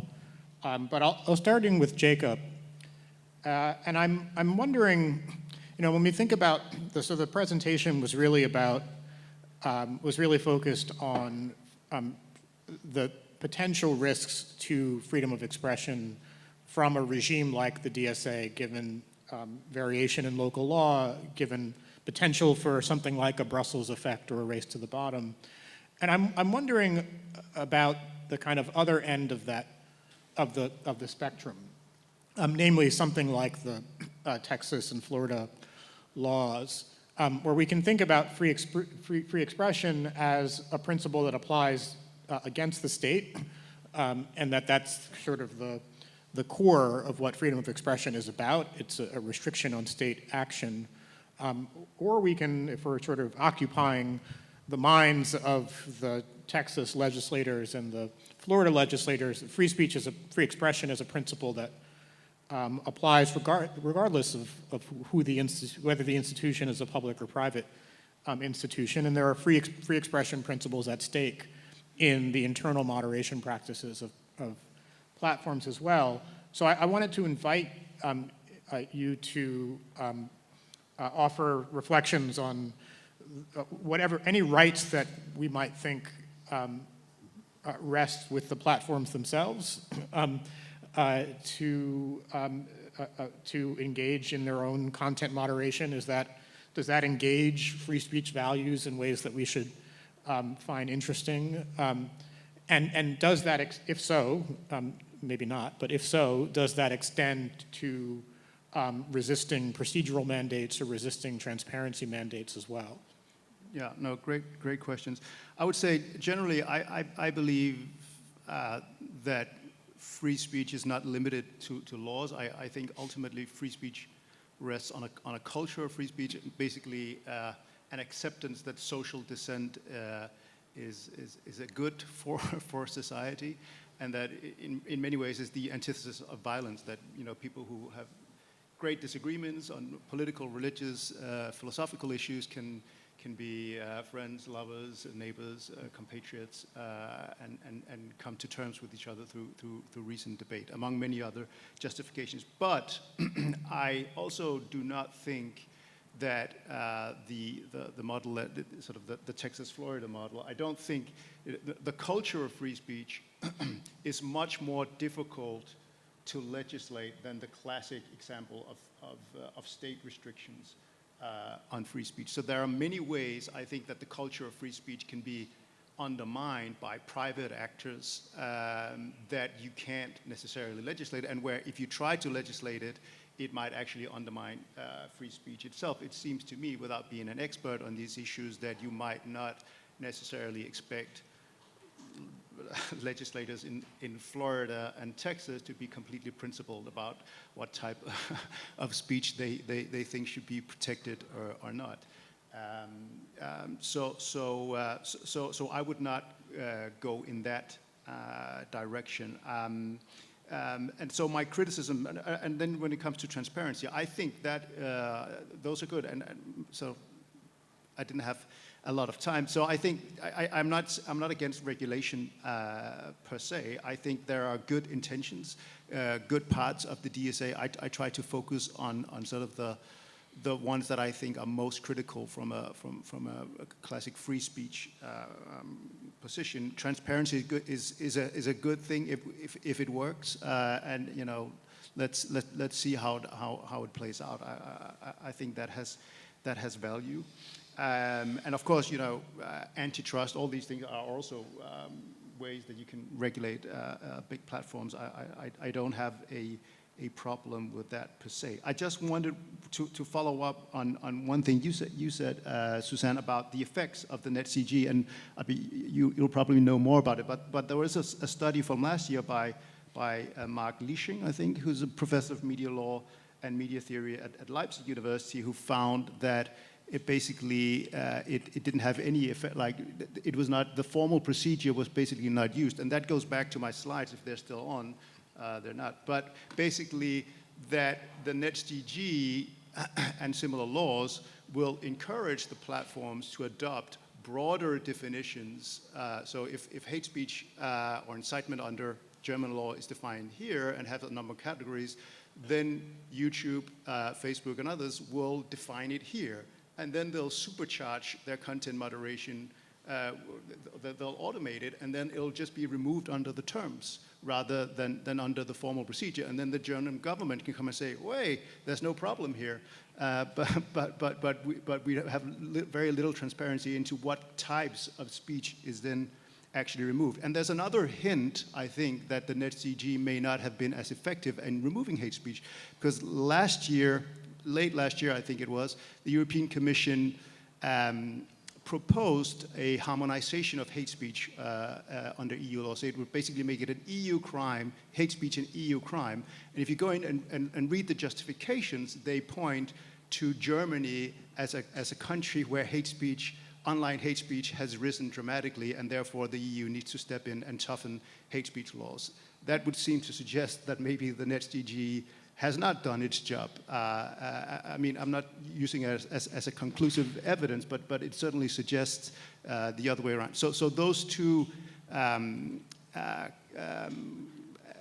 things, to me, suggest that the NetzDG may not have been this silver bullet and has had, in addition to sort of spreading to authoritarian states, has undermined free speech. But of course, I'd be very interested in hearing what the Germans think about this study that I mentioned, because not being proficient in German, I have not read it in detail. I think the intricacies of trying to sort of empirically establish whether what the effects exactly were are very, very tough. So I wouldn't think that there's any study to date I've seen where you get really like a good takeaway of what the effects on the ground of the NetzDG were. That being said, I think there's sort of a systemic thing here, and many of the people that have been in this space much longer than I can sort of confirm that notion that we tend to overestimate the stuff we do and underestimate the sort of baseline dynamics that are already at play at any given point. So my impression is that with the NetzDG, simply because we started doing something, the expectation was that the impact is going to be massive, when in fact you're sort of in this massive tanker of, this whole business model of the platforms and so on and so forth, and you're basically just, putting a paddle in the ocean and trying to steer it a little bit different way, but the underlying dynamics didn't really change. And I think this is something that might also play out, at least in some parts, with the DSA, that we simply overestimate the stuff that we do in some kind of cognitive bias, in a sense. Yeah. Yeah, and that we may never know. I mean, we may never know about NetzDG. We may never know about aspects of the DSA, which is a challenge. I mean, one thing, for the oversight board that would be really useful is, for example, a case of somebody who, thought their content was taken down because of this overbroad interpretation of the law, and wanted to contest that.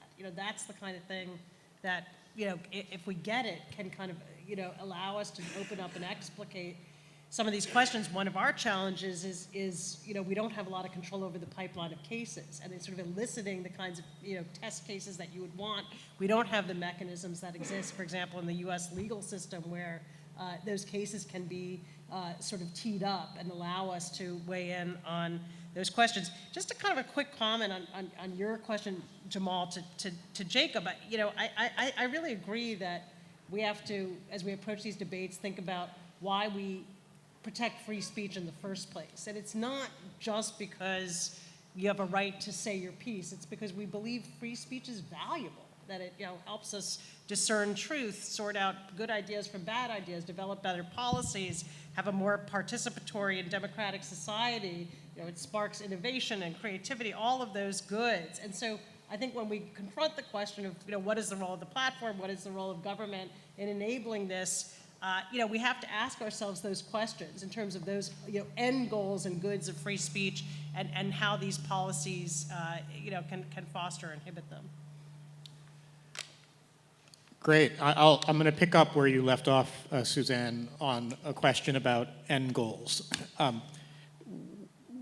And this is maybe a little bit abstract, a little bit meta, let's say. But I'm curious the degree to which we should think about, so you talked about different modes of regulation between co-regulation, self-regulation, top-down governmental regulation. And I'm curious the degree to which we should think of that the goal is to find the best regulatory model. versus a kind of pluralism of approaches being a value in itself or a goal in itself. When we think about political arrangements and we think about federalism, one of the advantages is said to be the value of experimentation. Maybe we have sort of uncertainty about the right approach, and there's kind of inherent uncertainty on certain kinds of questions. And so there's just a value in letting 1,000 flowers bloom, so to speak. We often, obviously there are debates about margins of appreciation in the European context in particular, but we often kind of sidestep those kinds of debates when it comes to rights. That when we're talking about free expression, this gets back into the kind of globalism, localism conversation. When it comes to free expression, that there should be a kind of universal and very high standard. But we also, this is also obviously a space where there are new technologies involved, there are new kinds of harms involved. Maybe not obvious if you read Jacob's book, so I'm wondering what the kind of what the stakes of experimentation in this space are. Are we trying to figure out what the right way to regulate is, or is the end state of, well, Texas is going to do something different than Denmark's going to do, and that's going to be a little different than Saudi Arabia. Is that an acceptable state? Yeah. Look, I don't think this is sort of a race where like one of these paradigms wins, and proves itself to be the best, and the others just fall away. I don't think that's going to happen. I think we will end up with some kind of combination and maybe a patchwork of different approaches that are in place. I think when it comes to sort of the geographic question, it will also unavoidably. I mean, we don't have a global government. We don't have a powerful UN body that can impose regulations in these areas, and so it's going to be a give and take. We have many governments around the world that are invested in a drastically different paradigm of internet connectivity than what we're talking about here. And I think that has to be, we haven't talked about that, about what the rules and the governance are in China or Iran. But I think we do have to consider, whether and to what degree global standards can, will influence what happens in those countries. Are there any, is there any progress we can make toward baselines that make a difference for people who are living in the most repressive environments? So I don't think we can lose sight of the importance of the universal, even as we acknowledge we'll never be able to impose it, and that there are some probably legitimate grounds for variation and more individualized approaches. So that makes it that's difficult. I mean, there's no easy, I don't think, kind of divining principle of what level of local regulation is too much. When the DSA adopts European fundamental rights instead of the guiding principles, how big a flaw is that? Is it in our interest to draw attention to that, or does doing so kind of accelerate the process of giving license to other jurisdictions to kind of go their own way because, look, the Europeans did. Another way to look at it is that, there is some broad consistency of principle between what they've done and the international principles, and maybe that's a basis upon which, to sort of focus on how well, whether and how well all of this is going to work. Thank you.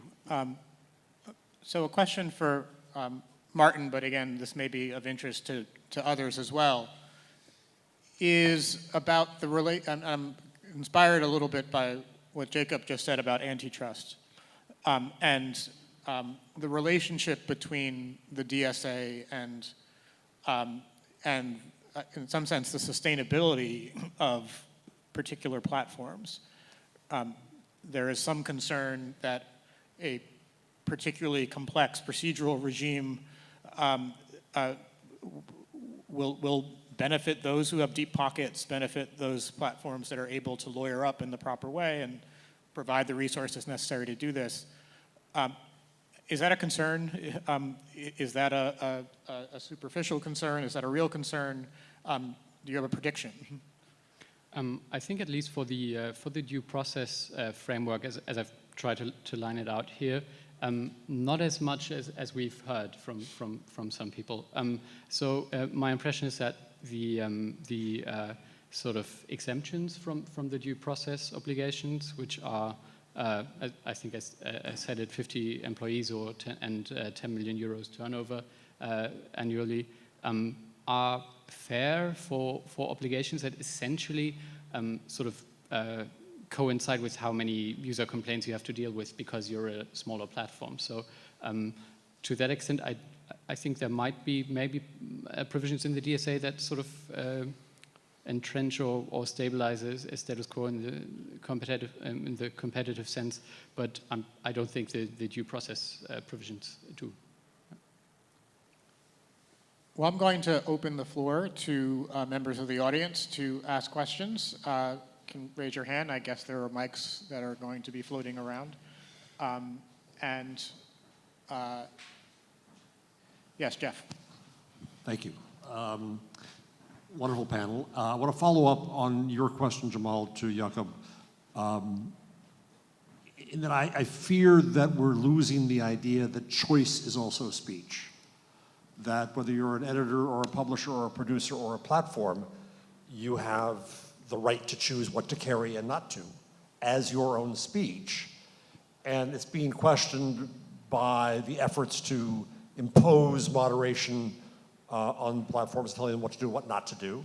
But also, as we see in the Fifth Circuit and the idiocy in America right now, the efforts to impose speech, and imposed speech is never free speech. And so I wonder whether in the discussions you're having, whether the idea of freedom of speech is expanding to a doctrine of choice as well. Because I think we too often only consider the speaker and not those who carry the speech and what their rights are, which is an extension, again, of your question.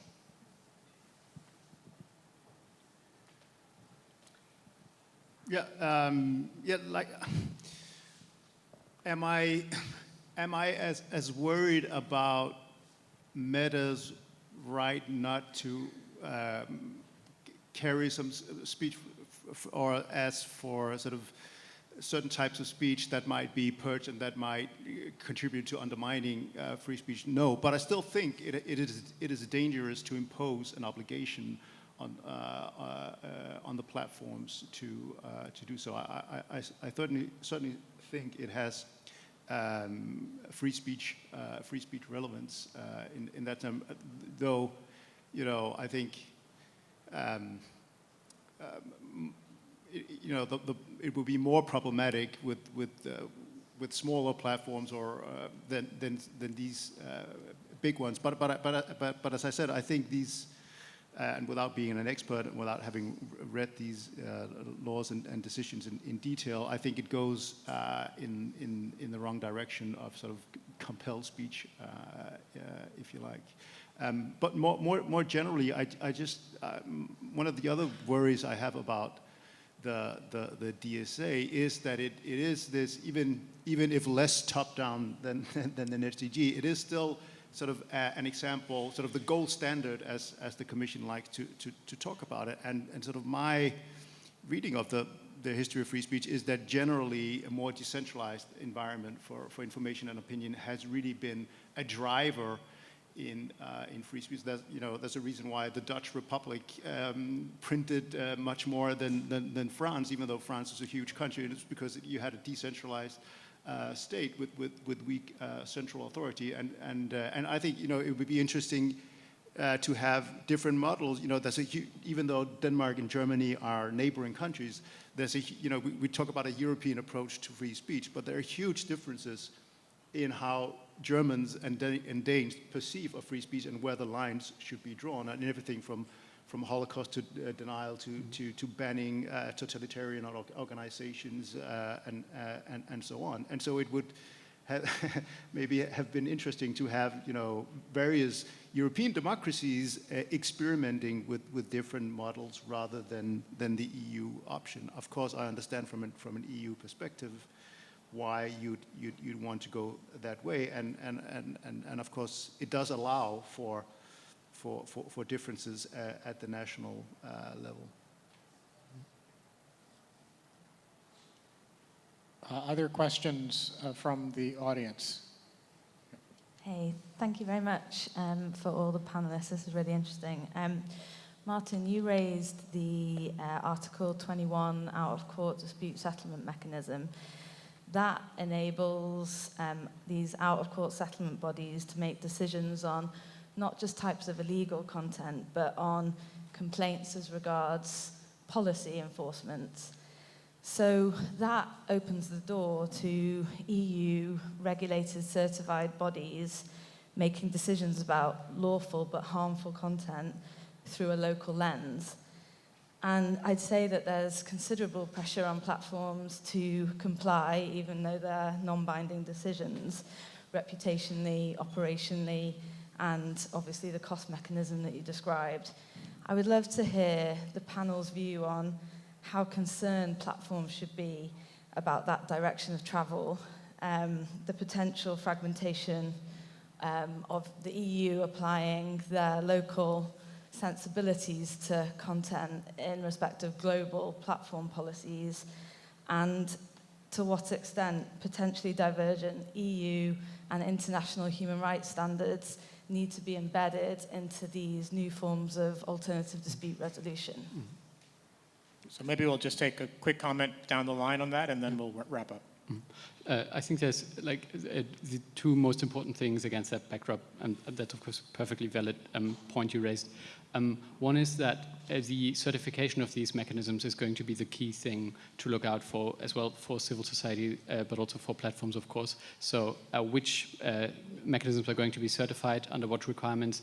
The law is very, very vague on this. I think there might also be an opening to, for example, utilize for example, Principle 31G of the UN Guiding Principles with certain demands, utilize it to interpret these very vague requirements in the DSA for the certification. That's the one thing. And the other is that it's very open how platforms can actually fight against certifications. So is a certification as an administrative act something that the company can directly sue against, or would they have to wait until there's sort of a arbitration decision? Yeah, I mean, just to add, I think it is a concern. I mean, I think what we will see are very divergent interpretations, and a lot of, we have, these issues are so contested now, here in the US, for example, how to deal with transgender-related content online. And if you put that issue to local councils across the United States, I can tell you, it would not be pretty from an international human rights perspective. So I think that's a big question, and whether, the certification process, whether and how, if the goal is local control, how you sort of protect against that, I think it becomes really challenging because these disagreements are very fundamental. Yeah, no, that's why I think where we are now, I think one of the things that we have to also give up is the idea sort of a panacea or a perfect balance. That perfect balance doesn't exist just simply because we disagree about the limits of free speech internally and between countries. But I have to say that for the large platforms, I would at this point in time sort of be more comfortable with an approach that tries to adopt human rights standards for the worst of the worst, and then use some kind of distributed content moderation for the awful but lawful speech. And that would, that would not solve anything. It would leave tons of dilemmas on where to draw the line, but I still think it could be a more promising step ahead. Yeah. Please join me in thanking these terrific panelists.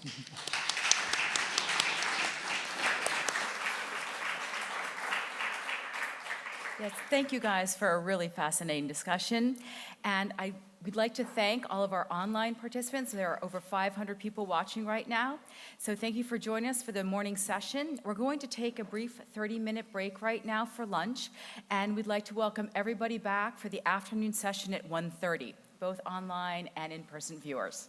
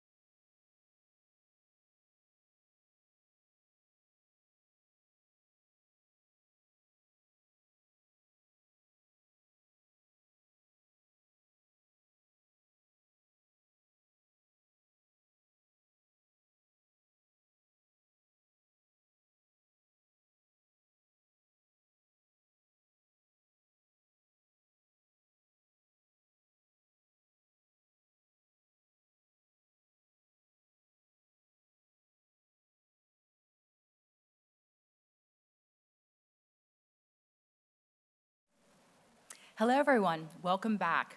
We're very excited about these afternoon sessions. This next panel is titled International Human Rights Law as the Basic Framework of Meta's Oversight Board Decisions, and is co-hosted in partnership with the Oversight Board of Meta. Our moderator is Joel Simon, a fellow for the Tao Center for Digital Journalism at Columbia Journalism School, a senior visiting fellow at Columbia's Knight First Amendment Institute, and a consultant for our own program. For over 15 years, he served as the executive director for the Committee to Protect Journalists. Joel led the CPJ through a period of significant expansion. Thank you for your time, Joel, and we look forward to the discussion, and over to you. Thank you so much, Holly. Thank you, Sophia, Jacob, the staff here, everyone who made this incredible two-day discussion possible. It has been so enriching and informative. I think we can all agree on that. And since this is the last panel and everyone's hung in there, I will try to do my best to make this as lively and engaging as I possibly can. But I don't think that'll be difficult given the caliber of people I have assembled on this table. I know this will be a great discussion. As Holly mentioned, I ran the Committee to Protect Journalists for 15 years and spent 25 years there defending the rights of journalists around the world. So while I'm not deeply immersed in some of the discussions that we've been having over the last 2 days, I think that I have a very broad perspective on some of these issues, and I hope I can share a little bit of that outsider's view with you.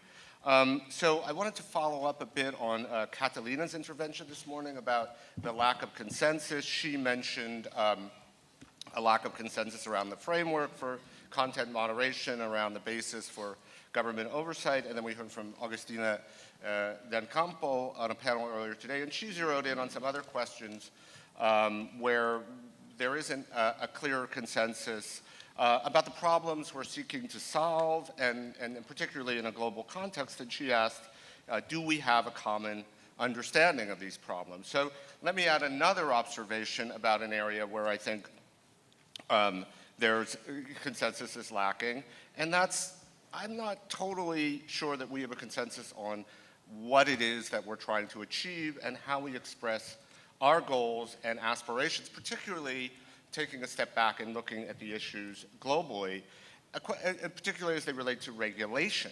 So are we regulating in order to protect fundamental rights, or to safeguard democracy, or to reduce real-world harms, or to combat propaganda and disinformation? Obviously, all of those things are part of the regulatory discussion, but how do we prioritize and communicate, especially to the larger public, what our aspirations are? And what's particularly alarming, of course, about the lack of consensus is the urgency of the issues, and that's my second point. So, yesterday I spoke with my Tao Center colleague, Patricio Campos Melo, who's a journalist in Brazil. He's reported extensively on the information operations of President Jair Bolsonaro. And she's there now covering the elections, and obviously Bolsonaro outperformed polls and battled his challenger, Luis Ignacio da Silva, to a virtual draw in the presidential contest there, and the two candidates are now facing a runoff. And of course, the significance is not that Bolsonaro may win a second term, it's that, channeling Donald Trump, Bolsonaro has indicated he may not accept the results if he loses, and he's implied that a military coup is possible there. And so Brazil finds itself in this position because of Bolsonaro's ability to use platform technologies to reach voters directly, circumventing the institutional filters that have traditionally mediated information. And there are so many countries around the world, including the United States, where a similar dynamic is playing out. And I think, Brazilian democracy, frankly, is hanging by a thread, and it just drives home the urgency of the challenges we are facing. And I could point to many other countries around the world where these issues are just as urgent. But I only mention this because I want to make sure that as we have this dialogue here at this table, that the challenges, the real world challenges, are in the forefront of everyone's mind. What we're going to talk about today is whether international human rights law serves as a basic framework for the Oversight Board. As I mentioned, we have an amazing panel. Joan Barata will kick things off. He's got a paper which Catalina referenced earlier that he's going to be presenting. He's an academic researcher. He's also been a regulator. So he brings a variety of different perspectives to his analysis. So we'll hear from him first. Next, we'll hear from Daphne Keller, who directs the program on platform regulation at Stanford Cyber Policy Center. She participated in a session yesterday, so we've, those of us in the room and online have met her. We will hear next from Susan Benish, who's the faculty associate at the Berkman Klein Center for Internet and Society at Harvard. She founded and directs the Dangerous Speech Project there. Susan will be followed by Kate Klonick, who's an associate professor at St. John's University Law School and a fellow at the Brookings Institution and Yale Law School's Information Project. And finally, last but not least, we will hear from Monroe Price. Monroe retired from the faculty of the Annenberg School for Communication at the University of Pennsylvania. He's a senior research fellow now at the Center for Socio-Legal Studies at Oxford. Monroe will be co-presenting with his son Joshua Price, who's a professor at Socio-Legal Studies and Criminology at Toronto Metropolitan University. Each panelist has been allocated 8 minutes for their presentation. I've asked them to be a bit more brief if they can, because I'm very excited about the discussion, which will follow their presentations. We'll have a chat up here, and then we will take questions from all of you in the audience, and I'm very much looking forward to that. And with that, Joan, can you kick things off for us? Thank you so much. Thank you. Thank you very much. Thank you to Columbia, to the Columbia Freedom of Expression Project for allocating time for this event, and of course thanks to the Oversight Board for providing support for this discussion to take place. What triggered, one of the elements that triggered this panel was the decision made by the Columbia Freedom of Expression Project to summarize and to publish the decisions of the Meta Oversight Board as part of this big global database. And talking to the colleagues at Columbia, we said that this innovation deserved to be explained a little bit. We needed perhaps to write something that would provide some basic guidance for readers about what is the Oversight Board exactly, what does the Oversight Board do, and particularly why the Oversight Board decisions, at the end of the day, the private decisions of a private corporation when it comes to content moderation, deserve to be compiled by the Columbia Project and, let's say, made available to researchers interested in human rights and particularly interested in freedom of expression. And here I would like to outline two main ideas. The first one is that, as you know, the Oversight Board decides on what to take down.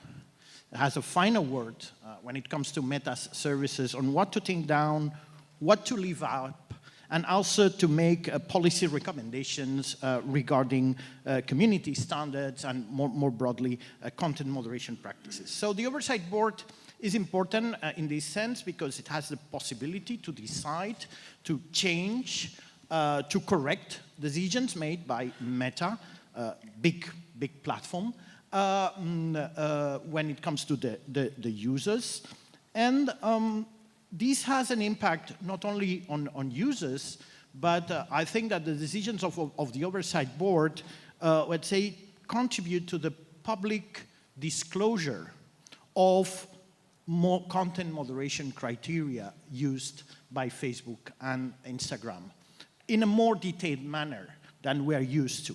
Let's say by forcing Facebook and Instagram to provide to the board,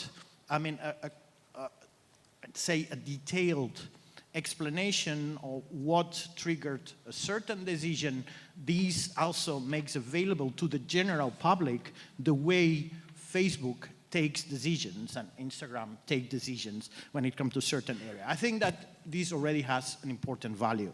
The second thing is that according to the charter, the board has the obligation to pay particular attention to the impact of removing content in light of international human rights protecting freedom of expression.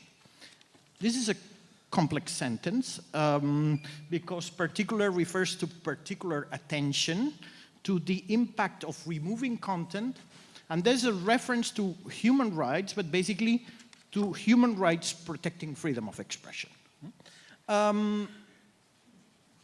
The first thing that I would say, and I think that you realize it's something that the Oversight Board realized as well, is that you cannot look at one single human right in an isolated manner.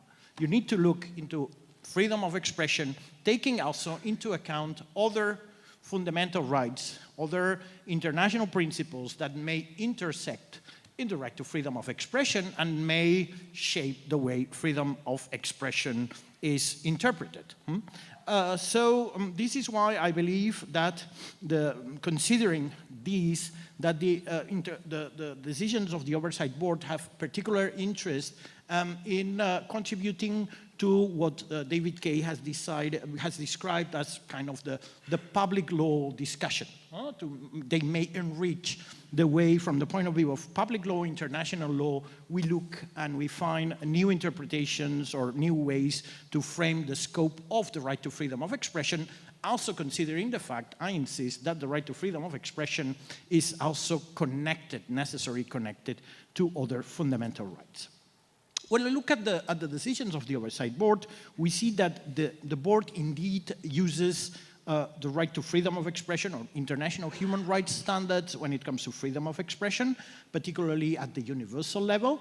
Also soft law instruments like the documents produced by the UN Human Rights Committee, and also the interpretation, the documents produced particularly by the UN Human Rights Special Rapporteur on freedom of expression, among other documents. There are also references to other international instruments, to other fundamental rights, and to other international documents that interpret other rights that one way or another may also have, let's say, a proximity and may interplay with the right to freedom of expression. Something, however, that is also remarkable is the fact that the Oversight Board basically focuses on universal human rights. It doesn't focus or doesn't mention in a let's say, noticeable manner, regional human rights standards. And this is something that from the point of view of those who are used to read, let's say, human rights decisions by regional courts can be a little bit surprising because, of course, all the cases refer to regions in the world. And in some cases, you realize that regional standards may provide more fine-tuned arguments and perhaps a higher standard of protection and, let's say, better criteria for the board to take their decisions.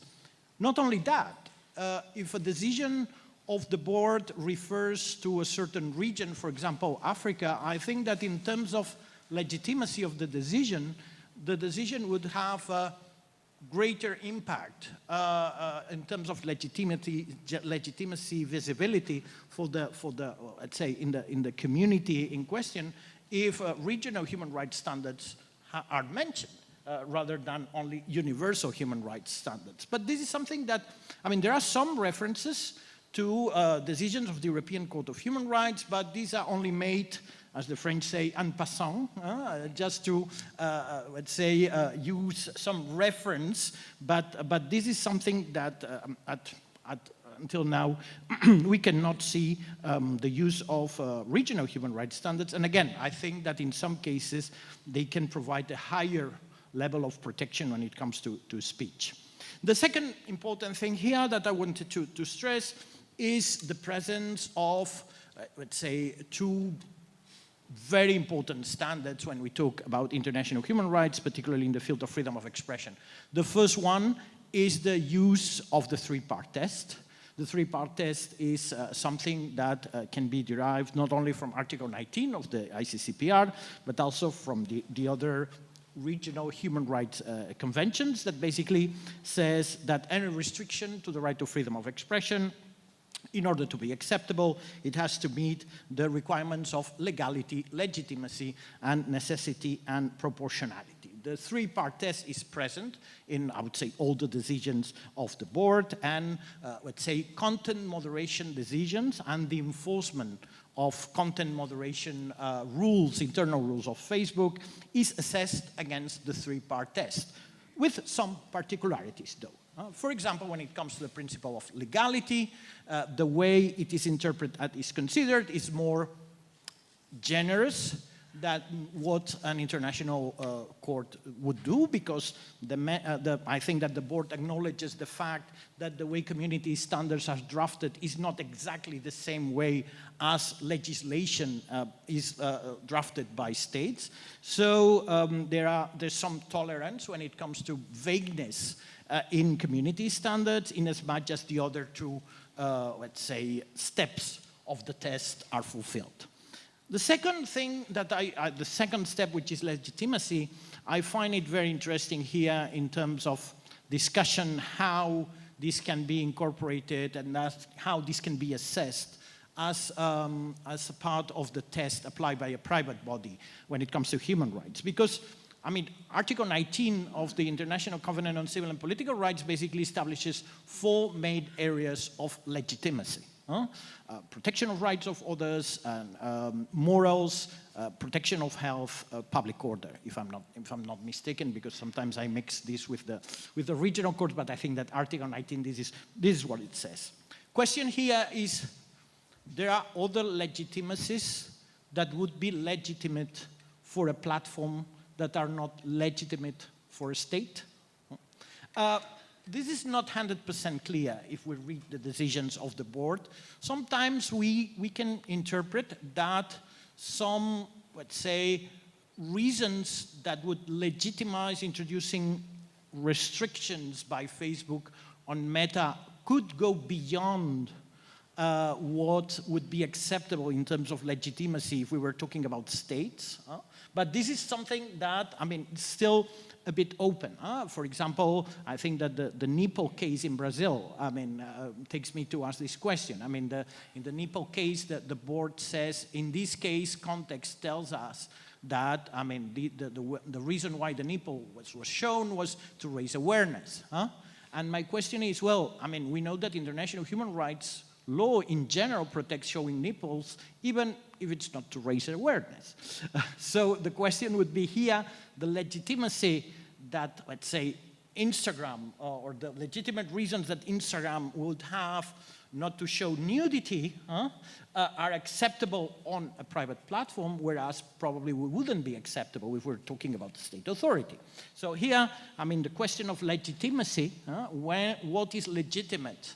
In addition to what Article 19 says, would be an interesting discussion when it comes to the oversight board.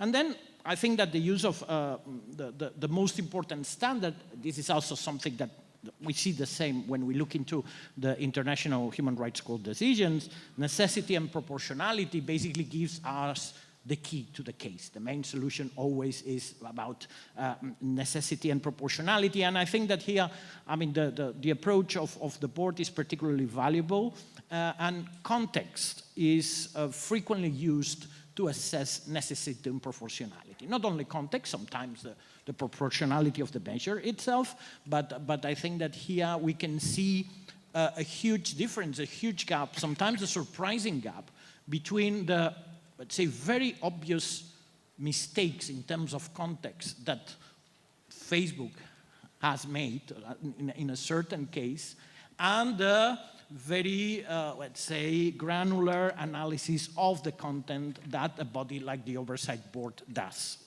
And I think that here, I mean, these are very interesting parts of the decision, and show that a body of these characteristics is particularly fit compared to the, let's say, content moderation at scale mechanisms that Facebook has to make a proper assessment when it comes to the context. And also another element when it comes to international human rights, apart from the three-part test, is the very frequent use of the so-called Rabat Plan of Action to assess hate speech, cases of hate speech. Here there's another, interesting issue that I leave it open because I think that we need to see more decisions of the board when it comes to this matter. The Rabat Plan of Action has been designed to, let's say, assess the proper enforcement of Article 20 of the ICCPR that has a very specific language. Hate speech provisions on Instagram or Facebook go far beyond that.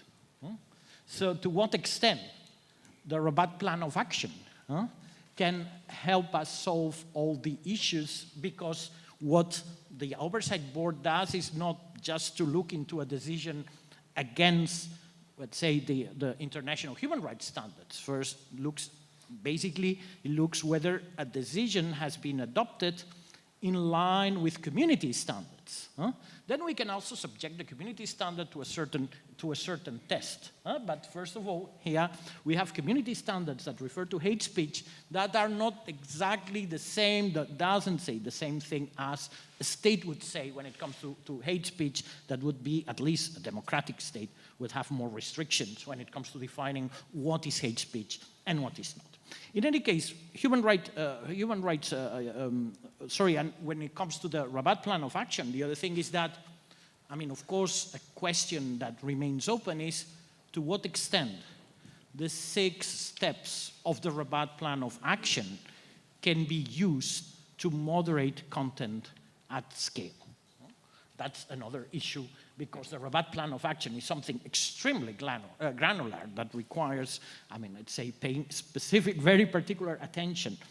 The other thing also is that even the David Kay, when he was the special rapporteur on freedom of expression, he said, well, perhaps when we look into hate speech online and platforms, perhaps we need to look at it in a different way, and we cannot interpret or look into hate speech the way, looking for intent, the way we look for it when it comes to the offline world, so that perhaps we need to forget about intent and focus on the consequences that a certain speech would have online, even if there's no actual intent that can be proven. No? And I think that the Oversight Board in some of the decisions already experiments with this new approach to hate speech, which is something that, of course, I believe it's interesting. In any case, human rights standards are used not only to decide specific case, but also to suggest changes to the terms of service, to the community standard. Say, okay, you decided according to this community standard, but this community standard is not aligned with international human rights, so you change it. Also to indicate, among all the possible ways that community standards can be interpreted, to indicate what's the right way to interpret it in order for community standards to be compliant with international human rights, and also to kind of amend internal content moderation rules that are used by moderators, or the way content is moderated, because, let's say, sometimes the board says, well, the instructions that you gave to moderators are not correct in terms of human rights, and they bring, let's say, consequences that are not aligned with the community standards themselves, and they are not aligned with human rights. Just final remarks when it comes to the future challenges of the board. The board already incorporates other human rights to the analysis, but I think that still there's some work to do when it comes to assessing freedom of expression against privacy, against dignity, etc. Still, the fact that the Charter puts all the weight on freedom of expression may take the board sometimes to make a quick balance between freedom of expression and other rights without exactly considering, I'd say, implications to other fundamental rights in some cases. So I think that, perhaps here there's an area to fine-tune a little bit more. Of course, this is a single case approach, and it would be good for the Oversight Board to be able to make a proper assessment on how the protocols of content moderation work. So because in some cases, one single decision is not the result of a bad assessment, but perhaps it's the result of a, let's say, bad protocol that operates within a certain platform that creates by default all these problems. So I think that the oversight board should be able to also to make a proper assessment on procedure, on protocols, on the way. There's something already, but I think that with collaboration from the platforms, of course, it would be, I mean, the board would need to have a better access to, I mean, the intricacies of content moderation. It's what Evelyn Dueck has mentioned, has referred to as using administrative law approach on top of a constitutional law approach when it comes to content moderation, and I couldn't agree more, among other reasons, because I'm a former professor of administrative law, so I still have some proximity. And let me just finish with a reference to the DSA, because today we have mentioned the DSA Article 21, and it's clear that the existence of the Oversight Board had something to do with the drafting of Article 21. There are, however, some interesting differences here that I believe they need to be noted. The first thing is that the alternative dispute resolution mechanisms included in Article 21 wouldn't give the oversight body in question the power to choose. This is something that the oversight board does, according to the charter, but according to the DSA, there's no possibility to choose the cases. Cases are submitted by users who have the right to submit them. The other thing is that the Oversight Board, as I mentioned, analyzes cases, decisions against community standards, and of course, I would say interpreting community standards in light with human rights standards. But I mean, in the DSA, you see that these alternative dispute mechanism systems would also receive complaints, appeals, when a platform has decided to take down a piece of content on the basis of the fact that it's illegal. And this is a major also difference and a major problem here, also considering the fact that Article 21 also allows users to use in parallel the possibility or to go before a judge also to challenge the decision.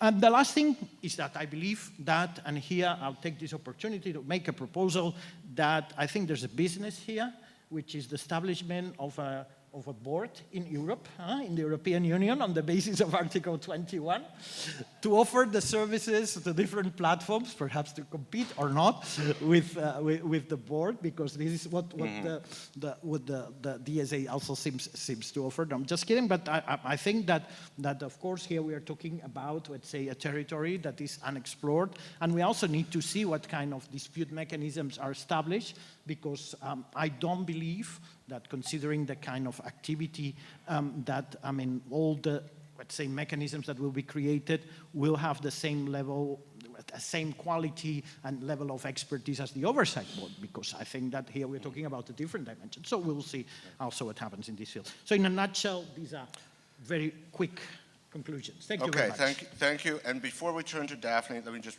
ask you at a very high level, because that was a very detailed presentation. Do the decisions of the Oversight Board, with all the caveats that you cited, represent some form of what we could call jurisprudence? I would say so, in terms of, I mean, if we're talking, for example, you're asking me as a person who's interested in the way freedom of expression is interpreted, and let's say certain, let's say, difficult matters when it comes to the scope of the right to freedom of expression, I think that the Oversight Board provides some interesting insights, some interesting interpretations that can be useful for the legal and the human rights community. Okay. That's clear. Okay, terrific. Daphne. So I am very interested in international human rights, but I am not an international human rights lawyer. I'm a regular lawyer, which means I'm really focused on what you can do with national legislation and national courts with outcomes that are protective of human rights. So my focus is mostly on state power rather than on private institutions like the Oversight Board. But I love it when there's an intersection of those two things. So I actually filed a comment recently with the Oversight Board along with the ACLU in the UK drill music case, which is a case about police state power being used to get platforms to voluntarily take down content. So please take more cases like that. But for today, I'm going to talk about a different intersection of state and private power, which is this idea of the Oversight Board becoming one of the out-of-court dispute resolution providers under Article 21 of the DSA. I'll start by saying I think the Facebook Oversight Board has had a tremendous positive role.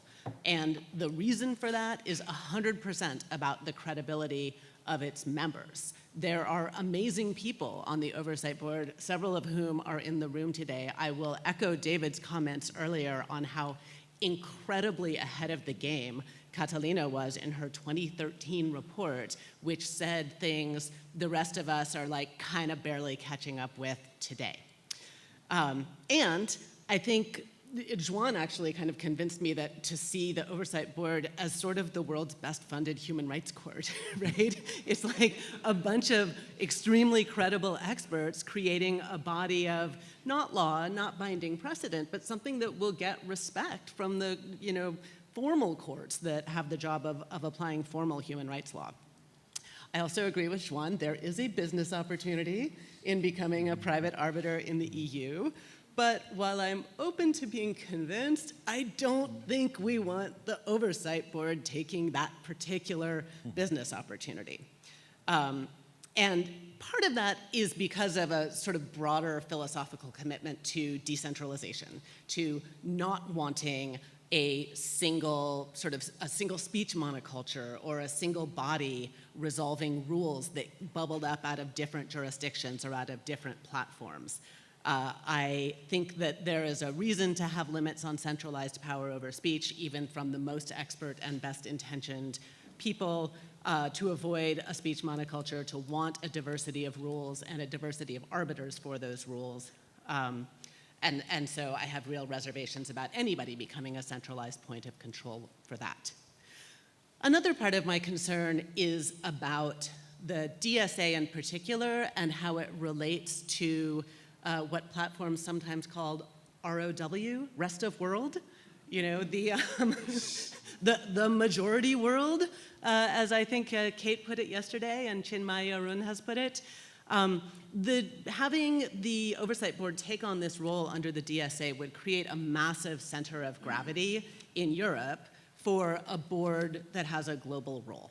And as Agustina flagged, there are real differences between the human rights regimes that pertain in Europe and that pertain in other parts of the world. In the inter-American system in particular, Article 13 is more free expression protective than the analogs of that article in Europe. And so there's a tension between becoming an arbiter under European human rights rules and continuing to be an arbiter under global rules. There's also a pull toward Eurocentralization in having to interpret individual national laws or having to do so under the specific strictures of an EU-wide law in the form of the DSA. And then finally, there's the problem that I think far too many of the appeals that the board sees already are from the global north, AKA minority world, and far too few from the majority world, and it seems like this would make that worse. Turning to Europe, so I was on a panel with Alex Fierst last week, where he talked about the idea that regulators should face the consequences of their actions, and that other entities, including platforms, shouldn't necessarily step in and save them from those consequences. In the case of Article 21, the foreseeable consequence was fragmentation, expense, and a certain degree of chaos as these different little arbitration bodies arose in different EU countries and reached conflicting conclusions. A way to avoid that fragmentation and waste would be to bring in a global body funded by Facebook like the Oversight Board. But if that was going to be the outcome, that definitely should have been part of the discussion during the democratic process that led to the enactment of the DSA. That shouldn't be a solution that comes in after the fact. I had some examples of bearing the consequences of their actions. I'll come back to those later if people are curious. Okay, a final part is about Facebook in particular. There is a dynamic that I see in the larger world, and it's mostly not about the Facebook Oversight Board, in which Facebook, for whatever reason, generates more whistleblowers, dissidents, tech apostates, et cetera, than all the other platforms put together, although, you know, the others have a handful. And those apostates or whistleblowers go on to become the public educators. So you get people like my former client, Frances Haugen, who is great, and I love her, but you know, the Facebook Papers was educating the world about the problems with platforms and the solutions through the lens of Facebook's. I've heard ex-Facebook people in public recommend to policymakers certain measures and say that they would be easy and could be accomplished in a couple of weeks in situations where I think that would be probably not even true of Facebook, but definitely not true of Etsy or Eventbrite or Spotify or the many other platforms that are VLOPs. They're like large platforms for purposes of the DSA, never mind the even smaller platforms who are all down to 250 employees who are also bound by the outside arbitration provisions. So I worry, kind of shifting to the oversight board, like having a board that is smart people, super independent, super capable of learning new things about new platforms, but has spent several years learning all things Facebook, and then being confronted with a one-off question that came from Etsy or Spotify or Medium or WordPress or Reddit or, you know, wherever it is. It seems so difficult not to import the lessons of Facebook and make this set of mistakes that I worry about lawmakers making more broadly, given just this discrepancy in what information we have because of the discrepancy in what platforms have the most angry ex-employees. That's a big dump of reasons, and like I said, I am open to being convinced, and I think there are people here who have arguments and reasons on the other side. I do think the Oversight Board would probably do a better job than the alternatives, but I'm not sure that doing a better job is worth it at the set of costs that I described. Thanks. Okay, thank you so much, Daphne, and in the interest of time, let's just go right to Susan now and hear your intervention. Yes, first of all, thanks so much. It's such a pleasure to be participating and now offering some ideas at this marvelous conference.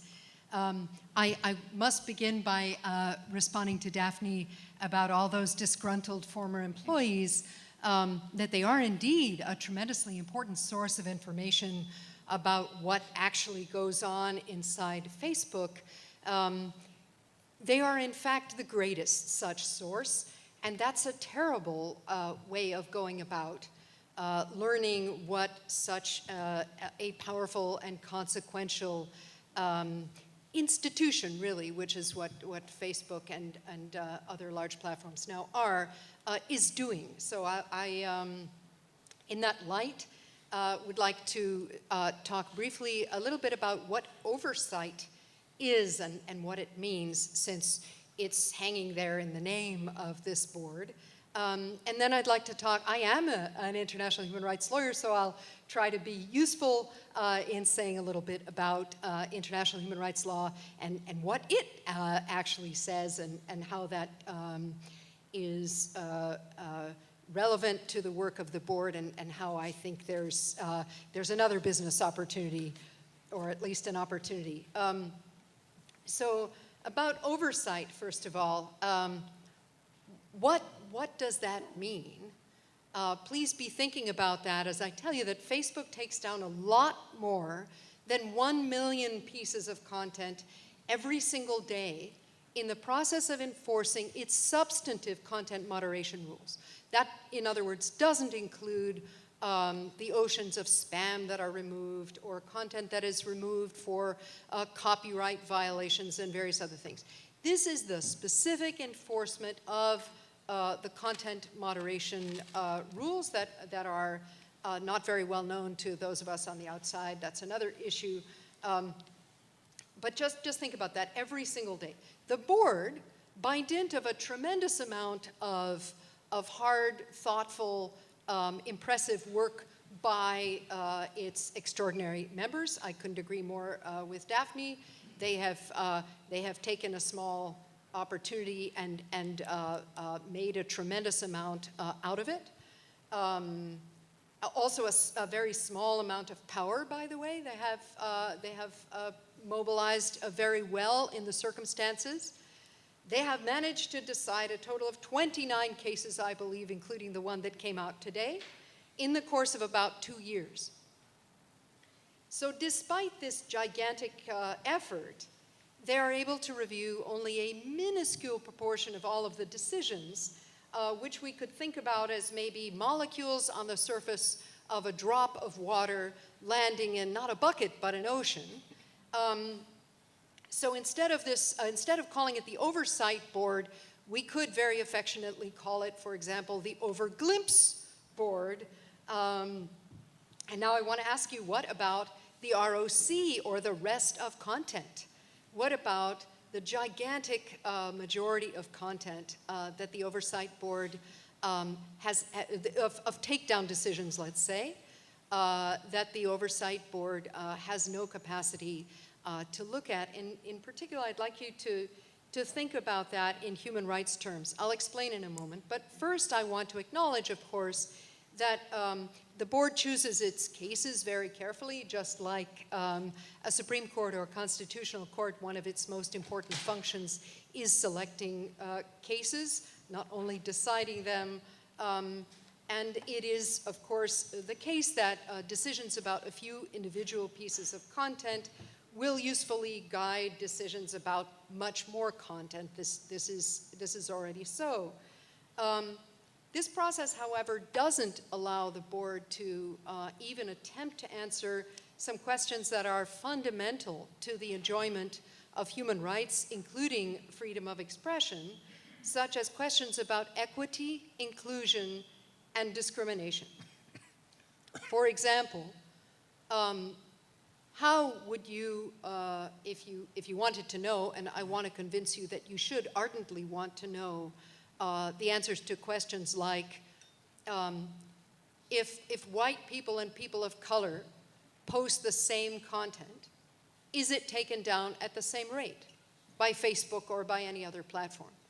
If women and men post the same sort of content, if Hindus and Muslims in a particular country, if Indians and Pakistani, et cetera, et cetera, et cetera, these are profoundly important questions of access, of equity, of inclusion that we are belatedly in many societies beginning to work on in terribly belatedly and terribly insufficiently, but nonetheless, these are, I think we can agree, vastly important questions.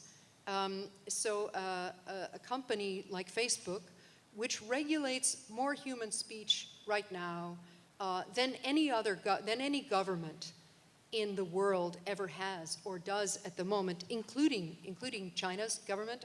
I won't run through the numbers, but that's easy to prove. So this is an enormously consequential power that Facebook is discharging. As plenty of people have suggested, it is a quasi or fully state function.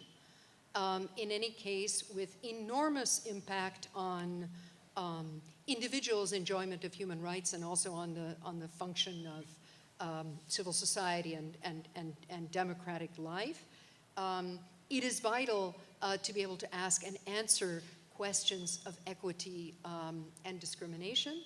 And so therefore, I want to suggest that we urgently need a separate mechanism for systematic auditing. This is something else that can't be piled onto the Oversight Board, but it should be recognized that this is tremendously important for the real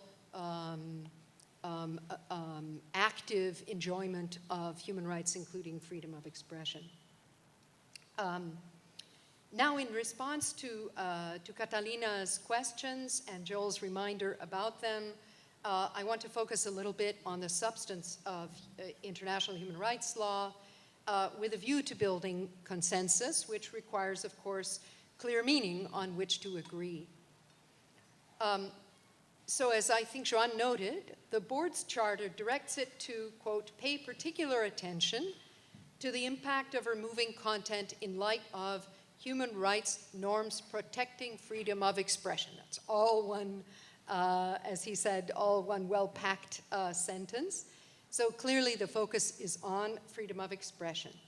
And therefore the board has very understandably focused on one particular instrument, one treaty in international human rights law, which is the International Covenant on Civil and Political Rights, which instructs in one of its articles, Article 19, under which circumstances states that are party to that treaty, and I suppose now Facebook and other platforms, in which circumstances they may restrict freedom of expression.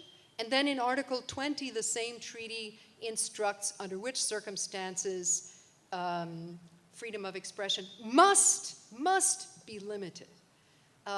If you're not familiar with which ones they are, I can't resist sort of teasing you by saying there are only two kinds of content that must be restricted. So I wonder which ones you would choose. First, may, as Joan mentioned, is determined by this test for legality, legitimacy, necessity, and proportionality. I will, in the interest of time, just talk to you a little bit about legitimacy, which means, in the framing of this treaty, that freedom of expression may be impinged upon only for certain specific ends. And those ends are for respect of the rights or reputation of others. Joan, I have to, very affectionately point out that you missed reputation, which is very important. For the interest of time. You want to take out, for the interest of time, you want to take down content to protect people's reputation? Really? Think of, speaking of oceans of content, what that could potentially include. So there should be much more explication of what that means. And in my view, it can't also all be dumped on the shoulders of the members of the Oversight Board. So that's one. Protection of national security is the next one. This is why I published an article that's called, "But Facebook's not a country." Facebook doesn't have any national security to protect. Would you like Facebook to be making decisions to protect the national security of, let's say, the United States or Ukraine or any other country? I think emphatically not. Next, public order. Facebook does, in fact, attempt to protect public order increasingly, and the Oversight Board has very carefully and thoughtfully decided in both directions whether it overdid that or underdid it. However, that should raise many other questions. And finally, public health or morals. Public health, I would agree that the platforms have now quite vigorously attempted to protect public health, for example, by taking down anti-vax COVID disinformation, and have probably succeeded in protecting public health. It's very hard to disapprove of that. However, public morals. So that leads us, for example, to Facebook's decision to prohibit nudity. What I want to convince you of is that there's a lot of detail in there that needs to be explained. And now let me proceed to those two circumstances under which, according to this treaty, human expression must be prohibited. The first one is, I bet you can't guess it if you don't know it already, any propaganda for war. Who makes propaganda for war?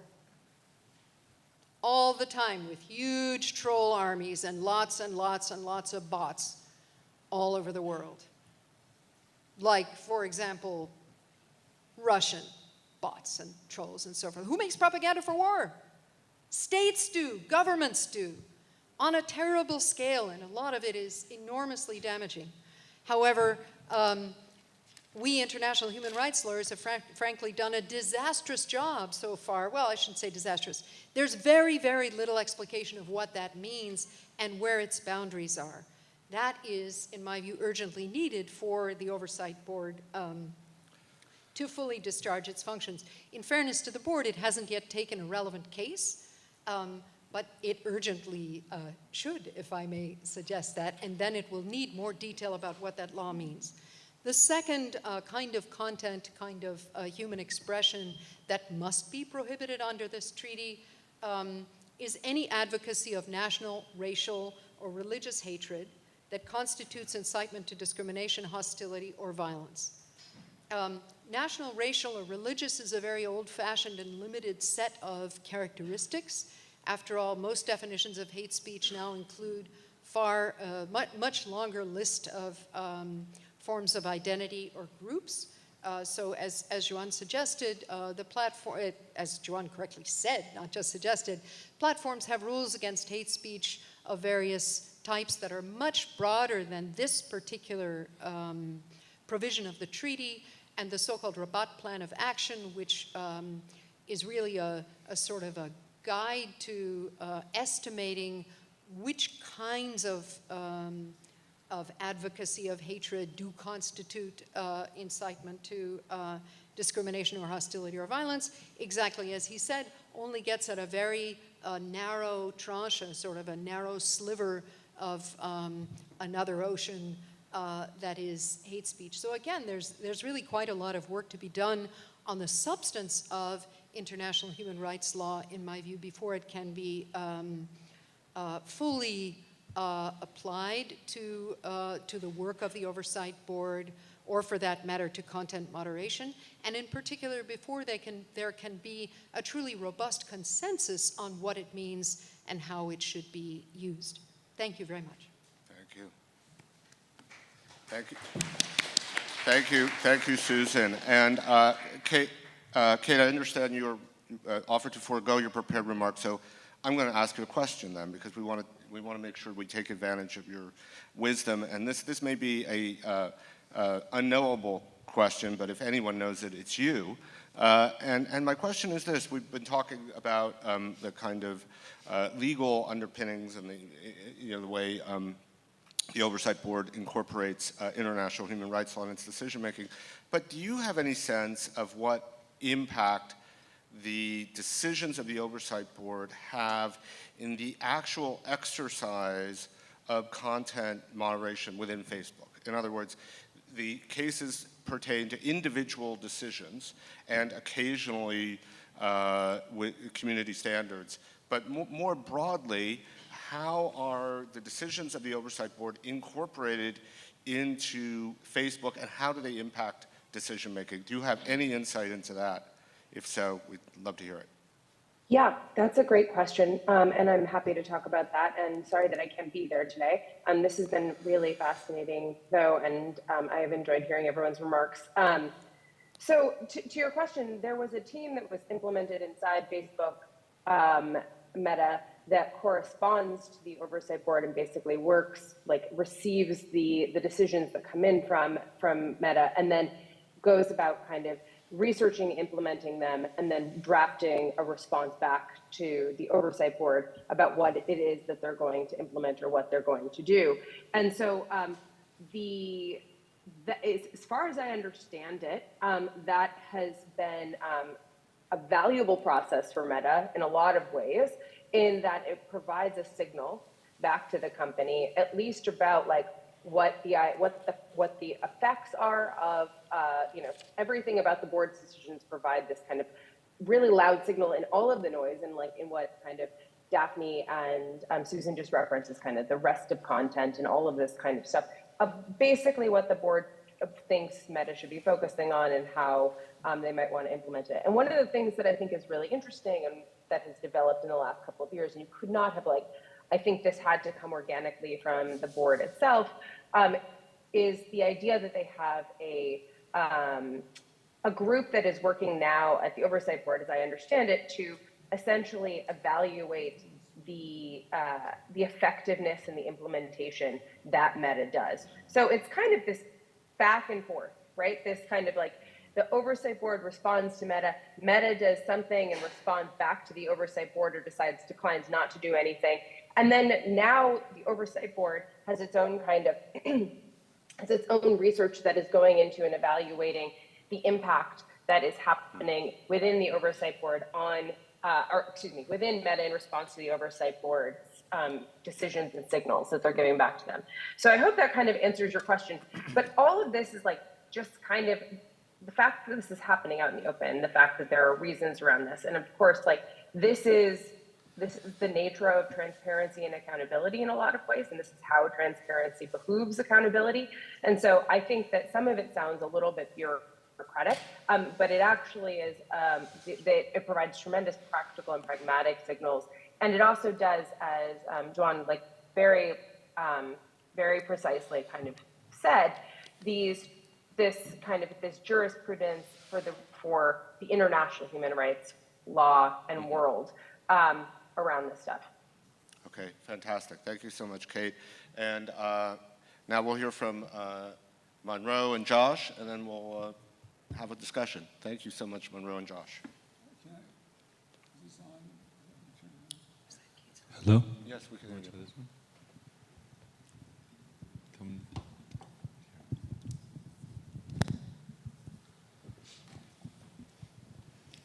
So the title of the panel is evaluating, in a certain sense, the use of international human rights as the basic framework for Meta's oversight board. One of the questions is, what do we mean by a framework for decision-making? In what way do courts or quasi-courts have such frameworks? You could say rule of law is a framework for decision-making. And you could say that international human rights law is a framework, and Susan has, I think it was Susan, has quoted from the charter establishing the board, which suggests a kind of special interest in free expression. I would like to open the discussion, but I have no idea where it would lead, to whether there are alternative frameworks and why it is that free expression is a preferred quality here, a kind of thumb on the scale. What I and my son Joshua have chosen to do is look at legitimacy, and the question is whose legitimacy, as another framework for trying to understand the operation and the establishment of the oversight board. This would be, in a certain sense, what I call the political economy of oversight. That is to say, what's the motivation of Facebook, as it was before Meta, in establishing the oversight board? How did it go about doing this? There are people here who were deeply engaged in articulating, conceptualizing, testing, and designing the consequences of the oversight board. And they may have had international human rights in mind, but they had also in mind the status of Facebook in society, and the question of what qualities would make Facebook decisions more acceptable, particularly where Facebook did not have the legitimacy conferred by the state on its decisions. No one, there's a certain, whether they're right or wrong, when the Supreme Court decides, although it's beginning to be questioned, a legitimacy based on its existence under the Constitution or under law. Facebook didn't have this benefit. And the question was, could you compensate? Could you create circumstances where Facebook looked like a court, acted like a court, or danced like a court? And this is an important quality, and a set of important qualities. And I would say it goes on. And of course, the best answer is the board will be determined by the quality of its decisions.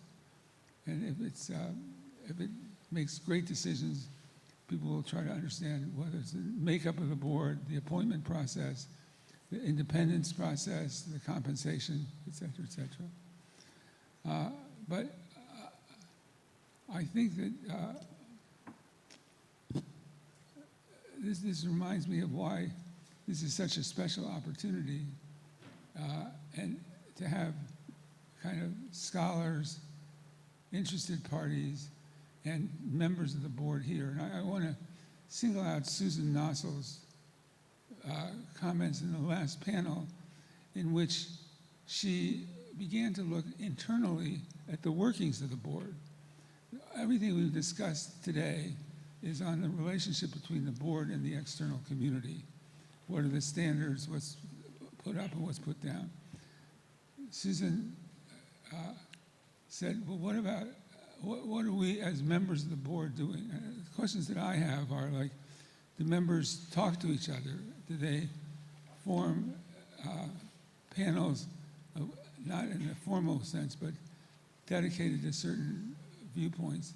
Is there internal discussion of what the board should become, what its relationship should be to staff of the board, to the board members? Are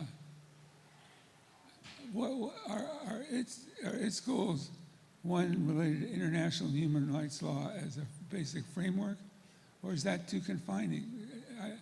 In hearing David Kay and Professor Keteman, you could see this distinction between impacts and initial and decisions. And here again, the position of the members would be very important, which is, are they leading in one direction or another, or are they adapting from one direction to another? So I think that's the question of the appointments process and the reappointments process. How do members distinguish themselves, develop leadership positions within the board? Do they have informal relations with Facebook or no relations with Facebook or Meta? I'm sorry, Meta in this case. So these are all analytical questions. We've looked at, Joshua and I have looked as well at areas where there might be something which we call attributes of legitimacy. What can we learn from the formation of Facebook about what Facebook thought would help legitimize itself? And Joshua, can you say a few words about that? Maybe I'll interrupt. Okay.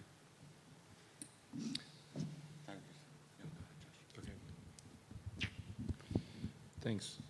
Hi. I thought, for the purposes at hand, we'd just talk about one of the attributes of legitimacy that we discussed, and I'll just read something briefly. So this is on creating an epistemic community. So in our essay, I'll just read an excerpt from it. We offer a final category of legitimacy building related to the Oversight Board. It involves how the board is supported and continues to be supported by a broad consultative network. Decisions gain legitimacy as various entities, administrative agencies, courts, executive officials have dialogues with constituencies and stakeholders who might enrich and ennoble the decision-making process. Sometimes this is perfunctory, providing the illusion of inclusion.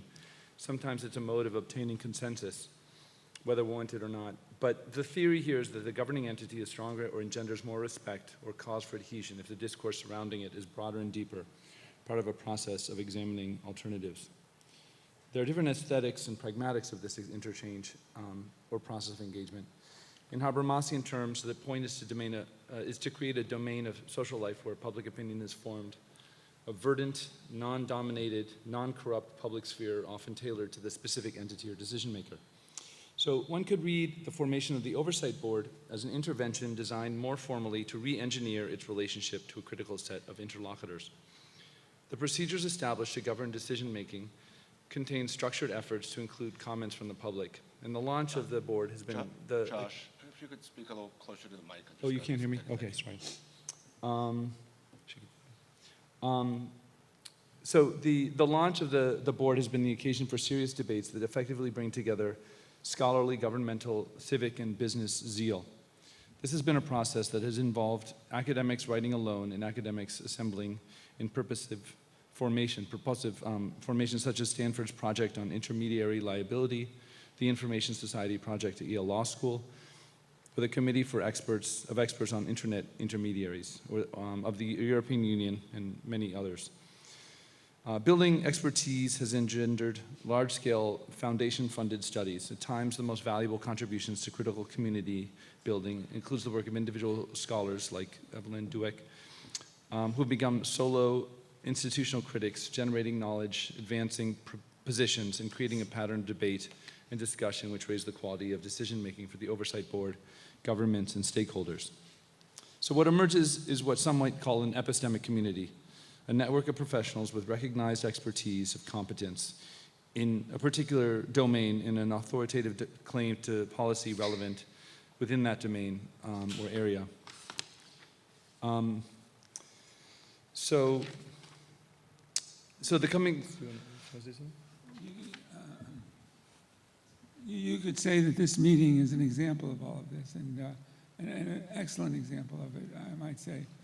There's the question of inclusion, and scope, but definitely this is an effort to build an epistemic community. And I think it's to the credit of the Columbia Project, the members and everybody here, of a really devotion to trying to develop a meaningful community. The question whether it will be respected across the board, or whether it's perceived as, even if broad by the members' perceptions, narrow by global perceptions, would be another question. Yeah, we also wanted to add that one of the characteristics in this case is its diversity, the diversity of the training and formations of the members. But also, one question we also had was, is it diverse enough? How do you get to the point of diversity that it's truly inclusive? And that reflects some of the concerns of the other people on the panel. Is that good? That's good. Okay. Thank you. Okay, great. Thank you so much, Monroe and Josh. I think we have, this has been so many ideas, so much to talk about, and as usual, not enough time. So I am going to ask a question now. I hope it's a little bit provocative, and then I want to ask members of the audience to have your questions prepared so that we can jump right in. And my question is this. I mean, this has been a very rich discussion about the topic that's been assigned to us, whether international human rights laws informing decision-making within the oversight board. But my question is, are we sort of buying into a construct in which we're invited to think about the oversight board as a legal entity and a legal body, which, obviously its decision-making by design is informed by these legal principles. But is the role of the oversight board really in a way to check the judgment of the content moderation policies of Meta rather than the legality? And to what extent, and this is a question for Joanne and Kate and really the other experts, and Susan, I think, who looked in detail at the terms for decision-making, what latitude exists for highly subjective criteria such as justice or fairness or public interest, which, Susan, I know is something that you've raised. So are we sort of buying into the framing of the oversight board as a sort of Supreme Court rather than a body of very, very wise people who are bringing in all these different standards and knowledge in helping to inform and the kind of content moderation that's happening internally? Thoughts? Does anyone want to touch that with a 10-foot pole? just to Sure. say. I'm happy to jump in.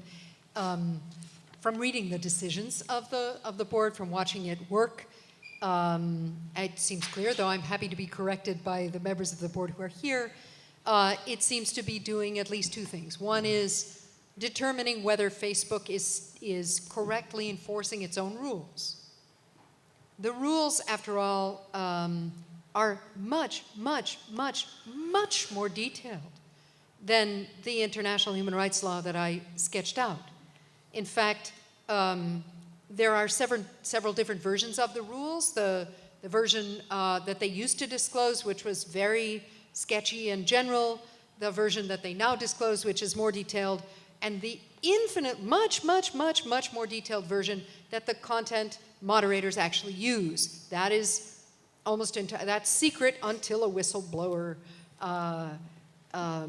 divulges some parts of it to a journalist, as has happened more than once. Again, that's our main, still our main source of information about the internal workings of a company like Facebook. So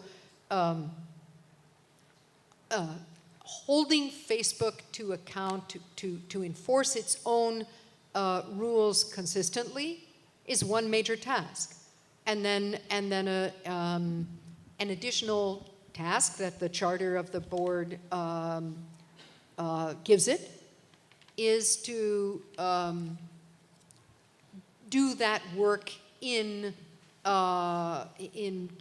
congruence with international human rights law. Of course, part of what's difficult about that job is that Facebook didn't make the rules initially based on international human rights law. Facebook has, to some extent, begun to bring the rules into into some kind of synchrony with international human rights law, but that is also a very gradual process. And as other people have pointed out, Facebook has lots and lots and lots of rules that are absent from international human rights law. For example, nudity is not one of those forms of content that international human rights law directs anybody to prohibit. Juan. Yeah, just wanted to say that I think that the Oversight Board would be an example of self-regulated self-regulation. So I don't think we want to transform it into a regulated self-regulation. I think that, staying as a self-regulatory body, that belongs to a self-regulatory system is enough, because on the other hand, also, if we give, let's say, a different level or a different category to the decisions of the Oversight Board, this would create a presumption of legitimacy of the Oversight Board decisions when it comes to interpreting the scope of human rights, which I think that shouldn't be the case, because this shouldn't go beyond Facebook. But something also interesting that I wanted to mention in connection to this is that you know that when the ICCPR was signed and ratified in 1976, the United States made reservations when it comes to Article 19 and Article 20. Yeah. So in a way, the Oversight Board has introduced Article 20 of the ICCPR in the American territory of Facebook, while it was, in principle, the ICCPR, the United States made reservations because they said the ICCPR was not compatible with the First Amendment. So this is also something interesting from the point of view of international human rights. Thank you. Great. Questions from the audience? Lots of questions. Why don't you go first?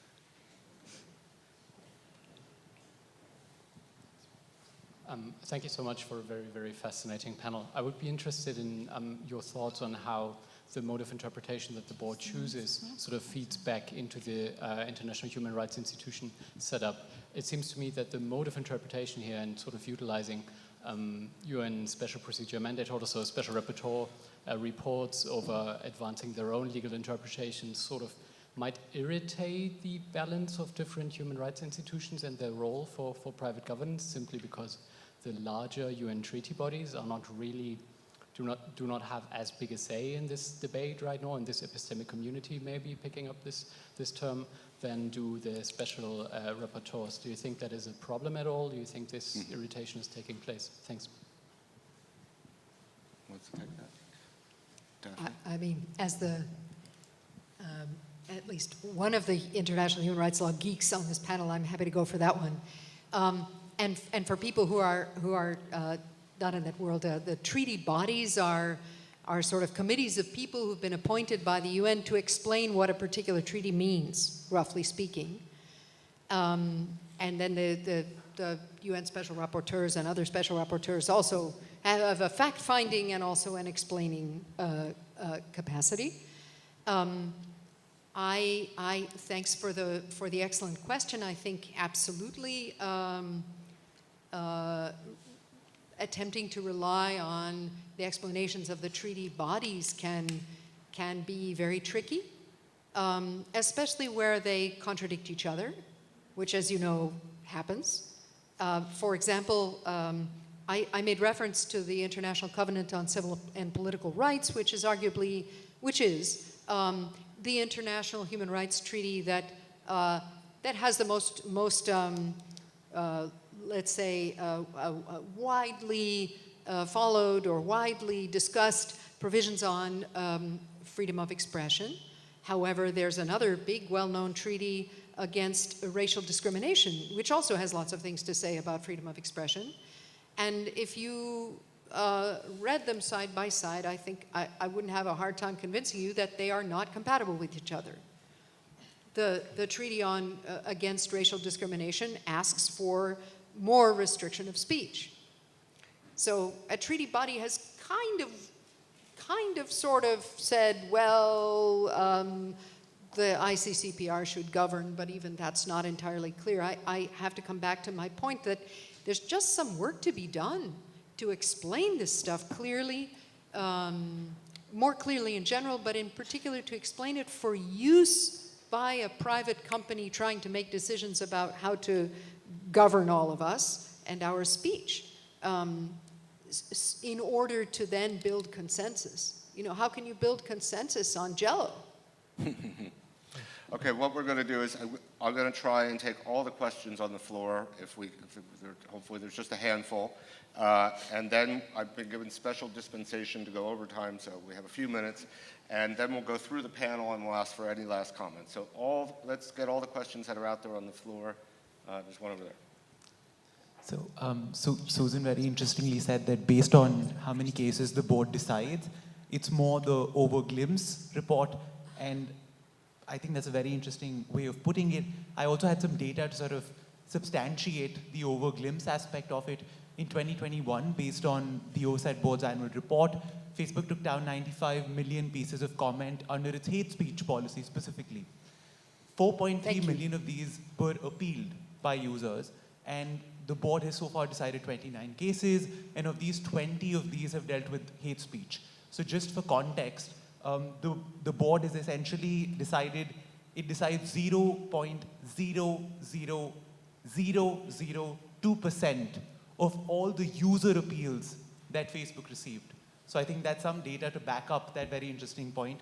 My question to my question to the panel, and specifically Joanne, is you correctly say that in the paper that the board so far has not necessarily considered the structural elements of how its decisions are implemented, and that aspect is that discussion has not been something that the board has looked at. It's essentially worked as a constitutional court as compared to an administrative law court. So my question is, what responsibility does the board have in understanding and taking into account how Meta will ultimately enforce its decisions at scale? Okay, enforceability, question over there. Hi, thank you for this panel, and I just wanted to pick up on Daphne's comment about the Oversight Board as a human rights tribunal. A colleague, Larry Helfer at Duke, and I have a paper up on SSRN for anyone in the audience that's interested, where we compare the the Oversight Board to a human rights tribunal, drawing on the experiences of those bodies, to argue that the Oversight Board should both try to promote greater accountability of Meta over time and also articulate human rights norms. But I wanted to sort of follow up on one of the challenges we pose at the end of the paper about not only the pros but also the cons of fragmentation. So a benefit we see of fragmentation is that the board will be able to generate norms that could be picked up in a lot of different fora. the way in which they're defining due diligence could be useful to national jurisdictions in Europe who are trying to figure out what kinds of information social media platforms should divulge. A negative side of that we call negative spillover, which is, these are norms that are being developed by a body focused specifically on a corporation. So if it is taken up by other actors in the human rights system more broadly, it may be taken up in ways that it wasn't intended to be taken up. It could be used to undermine human rights norms in other places. And in addition, it's sort of the 800-pound gorilla. It's so much better funded than almost any human rights tribunal. Anyway, I'll try to stop here just to say, should the board see itself as a human rights tribunal? Or I think, John, you just said it should be limited to Facebook. Should it just be, we are only about Facebook? Or should it see itself as promoting and contributing to a broader understanding of freedom of expression? Great. I think that should do it, and let's go through and hear from the panelists in response to either of those two. I'm sorry, is there another question out there that I missed? I'm sorry, I didn't see you. Go ahead, but ask, please, if you could be brief. Quite brief. Thank you. So this is a question for all the panel. I think Juan alluded to it. The board has mainly sidestepped addressing the question of what the limits of human rights law are as pertain to a private institution. So it tries to figure out what human rights law means in a particular case without directly addressing that question. This is quite clear in the Brazilian breast cancer awareness case on the suitability prong of the test, but other cases such as the Black Beat case show that quite clearly, I think. And I was wondering if any of you has a view on that, if you think that's something that the board should be doing, or should it actually be addressing that question directly? Okay, great. All right, so I'm actually going to start with Kate, since you're not in the room and it's easy to overlook you, but we want to hear from you. So please, so respond to either of the I feel like I'm questions. overlooking all of you. Yeah. All right.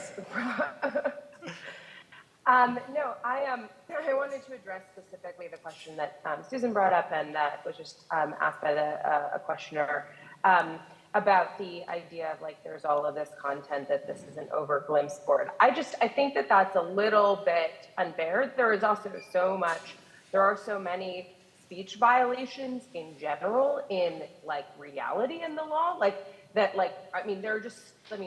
people are censored all the time and it doesn't make it to court or to let alone to like kind of a Supreme Court. I do think that this is like, it's a little bit of an unfair, there might be a reason that some of those cases are not getting selected. And I think that one of the things that I do think is interesting and I would love to hear more from members of the Oversight Board on is the difficulty in surfacing really high level, very good questions. One of the things for the board to kind of to make decisions on. And so I actually think that a lot of the problem is that that even though it's very important to talk about all of the censorship and the sheer amount of content that is removed, and I'm not trying to diminish that at all, or Susan's point about that, I just don't think that the board was ever going to kind of be the type of group that gave some type of, complete review of every single type of decision, nor like would we really want it to be. People have so many different social functions in flagging things for appeal and in trying to get content removed or whatever. And so like, if you talk to a lot of content moderators and people, they will be the first to tell you that there is a lot of trivial or just nonsensical things that get censored and a lot of stuff that comes down. So I just want to push back slightly on while it's very important that we keep all of these things at scale and talk about the sheer amount of power that these platforms have to censor, I do think that it's a little bit of a false equivalency to say that the board is like that this means that there's kind of a glimpse rather than kind of a real in-depth look at a lot of important speech issues.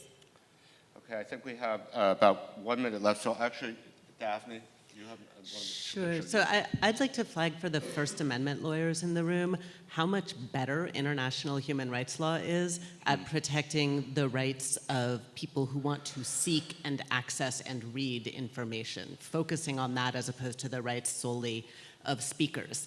And with that lens, it's a little bit paradoxical that the board, and indeed anything that's based on hearing appeals from speakers, is well set up to protect the rights of speakers, kind of like US law does, and not that well set up to protect the rights of people seeking to access information. So even within that one right, there's sort of a gap that I would love to find a way to fill.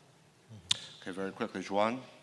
No, thank you very much. Just to say that beyond the percentages, what is true also is that when the board takes a decision on a case, it also issues recommendations. So this means that the impact of the decision of the board will not only be on that specific case, the specific matters, but also will recommend Facebook to do something to prevent similar cases, similar problems from happening, I mean, in the future. So the impact is not only the case in question, but in principle, the idea is that also these, I mean, they provide recommendations on how to address the problem. The other thing is that, of course, it is very important for the oversight board to properly communicate with Facebook to make sure that this is properly implemented, and also not only ex post, but also ex ante, in terms of preventing, let's say, understanding how Facebook takes decisions, so in order to prevent something wrong from happening, not only address it. Susan, very quickly. Very quickly. First, in response to Kate's very well taken critique, I want to be clear. I don't think that the board should be able to look at huge numbers of examples of cases. What I was trying to say more is that there are certain questions about the impact on groups of people, or the comparative impact of Facebook's enforcement of its rules against people of one kind of identity versus people of another kind of identity. That's just one example of the sort of question that you can't answer looking at one case at a time. So it's really, what I'm trying to just point out is not that the board has failed in any way by looking at a small number of cases, but that we can't possibly expect it to attempt even to answer certain super important questions. Given what it can do, I'm trying to say that we can't expect the board to do everything. It's doing an awful lot as it is. And I'm trying to draw attention to those sorts of other questions and to plant a seed that we need another thing, which is an audit function, as we have in many other industries. And then I want to say one other thing in response to Daphne, which is that, and Anne Monroe, who asked if there's some other basis for regulation, I have cautiously, or maybe not so cautiously, stuck my toe into the First Amendment by proposing that the US First Amendment jurisprudential rubric of time, place, and manner could be used usefully in thinking about content moderation. I have a paper up on SSRN with Brett Frischman about that. And the key notion there is that not only, as Daphne so importantly points out, do we have to think about not just the rights of speakers, but also the rights of people to receive information. There's a third very important consideration, and that is the desire of people not to be overwhelmed by attempts to capture their information. That is not very clearly described in international human rights law, or in fact any other body of law that I know, but I think time, place, and manner is actually a pretty good way of attempting to balance those interests and rights. Excellent. Final word, Josh and Monroe. I cede my time to my dad. I cede my time to Josh, but I'll just make 2 points. When I started to look at this for this meeting, I decided that the papers before us could be divided between two kinds of people, ameliorists and skeptics. Ameliorists think that there's a lot there, and the question is step by step, can one correct it? Can one change it? Can one improve it? And it's a noble enterprise, being a meliorist. The other group is also noble, deeper skeptics who are concerned whether the oversight board is founded on quicksand at each level. If that's the case, how do you remedy that? How do you address it, et cetera? So I'll leave it at that. Okay, well, thank you so much to our panelists. I think we moved maybe ever so slightly towards a consensus, maybe not, but it was a very rich and rewarding discussion. So grateful to all of you, grateful to everyone who's been with us today. Thank you very much. Holly.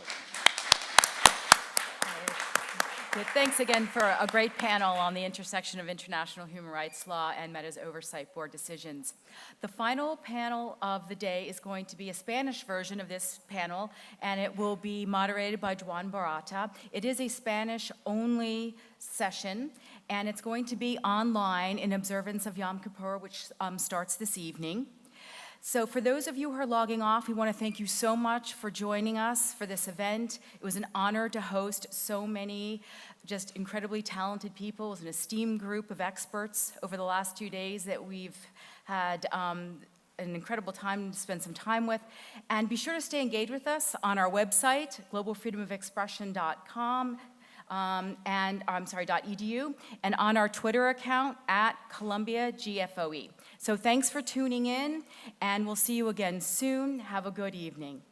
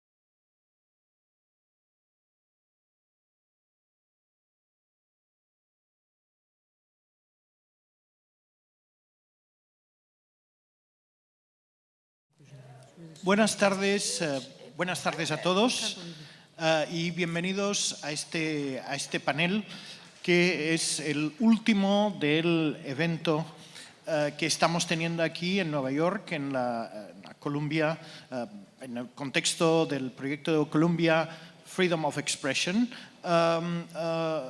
y en colaboración also con Justitia sobre el tema de la regulación del espacio público, de la esfera pública online, pensando en plataformas descentralizadas y regulación pública. Este es el último panel de este encuentro que lleva por título El Derecho Internacional de los Derechos Humanos como marco de las decisiones del Consejo de Supervisión de Meta.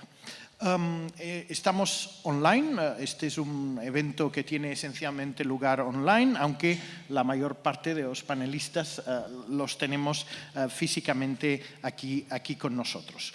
Quiero agradecer pues, una vez más a Columbia, al proyecto Global Freedom of Expression, al Justitia de Dinamarca, que ha hecho como también parte de un proyecto en materia de libertad de expresión, ha contribuido a la organización de este evento, y evidentemente también al Oversight Board de Meta, que está dando particular apoyo a esta discusión. Antes de esta discusión en español hemos tenido un evento parecido, una discusión parecida en inglés, pero hemos creído también oportuno hacer esta discusión específicamente en español, porque creemos que el tema de la regulación del discurso online, la regulación de la moderación de contenidos y especialmente la experiencia de la Junta de Supervisión de Meta puede ser o puede generar una discusión particularmente interesante en el marco de América Latina y, digamos, el mundo de habla española. Bien, un elemento que también define el marco de este evento es la presentación de una iniciativa del proyecto de Global Freedom of Expression en Colombia, que es la de compilar y resumir las decisiones adoptadas hasta este momento por parte de la Junta de Supervisión, el Oversight Board de Meta. Por tanto, estas decisiones estarán también a partir de este momento disponibles en la base de datos de jurisprudencia en el sentido más amplio del término de Colombia. Cuando se tomó esta decisión, hablando con las personas del proyecto de Colombia, llegamos a la conclusión que quizás sería oportuno hacer un paper, hacer algún tipo de documento que contextualizase un poco el Oversight Board y sus decisiones y, sobre todo, explicase un poco por qué en un momento dado se decide incorporar las decisiones de un órgano privado que está en el marco de las dinámicas de una plataforma privada como Meta, incorporarlo en una base de datos que hasta la fecha solo había reconocido, solo había digamos, incorporado decisiones adoptadas por parte de tribunales nacionales e internacionales, ¿no?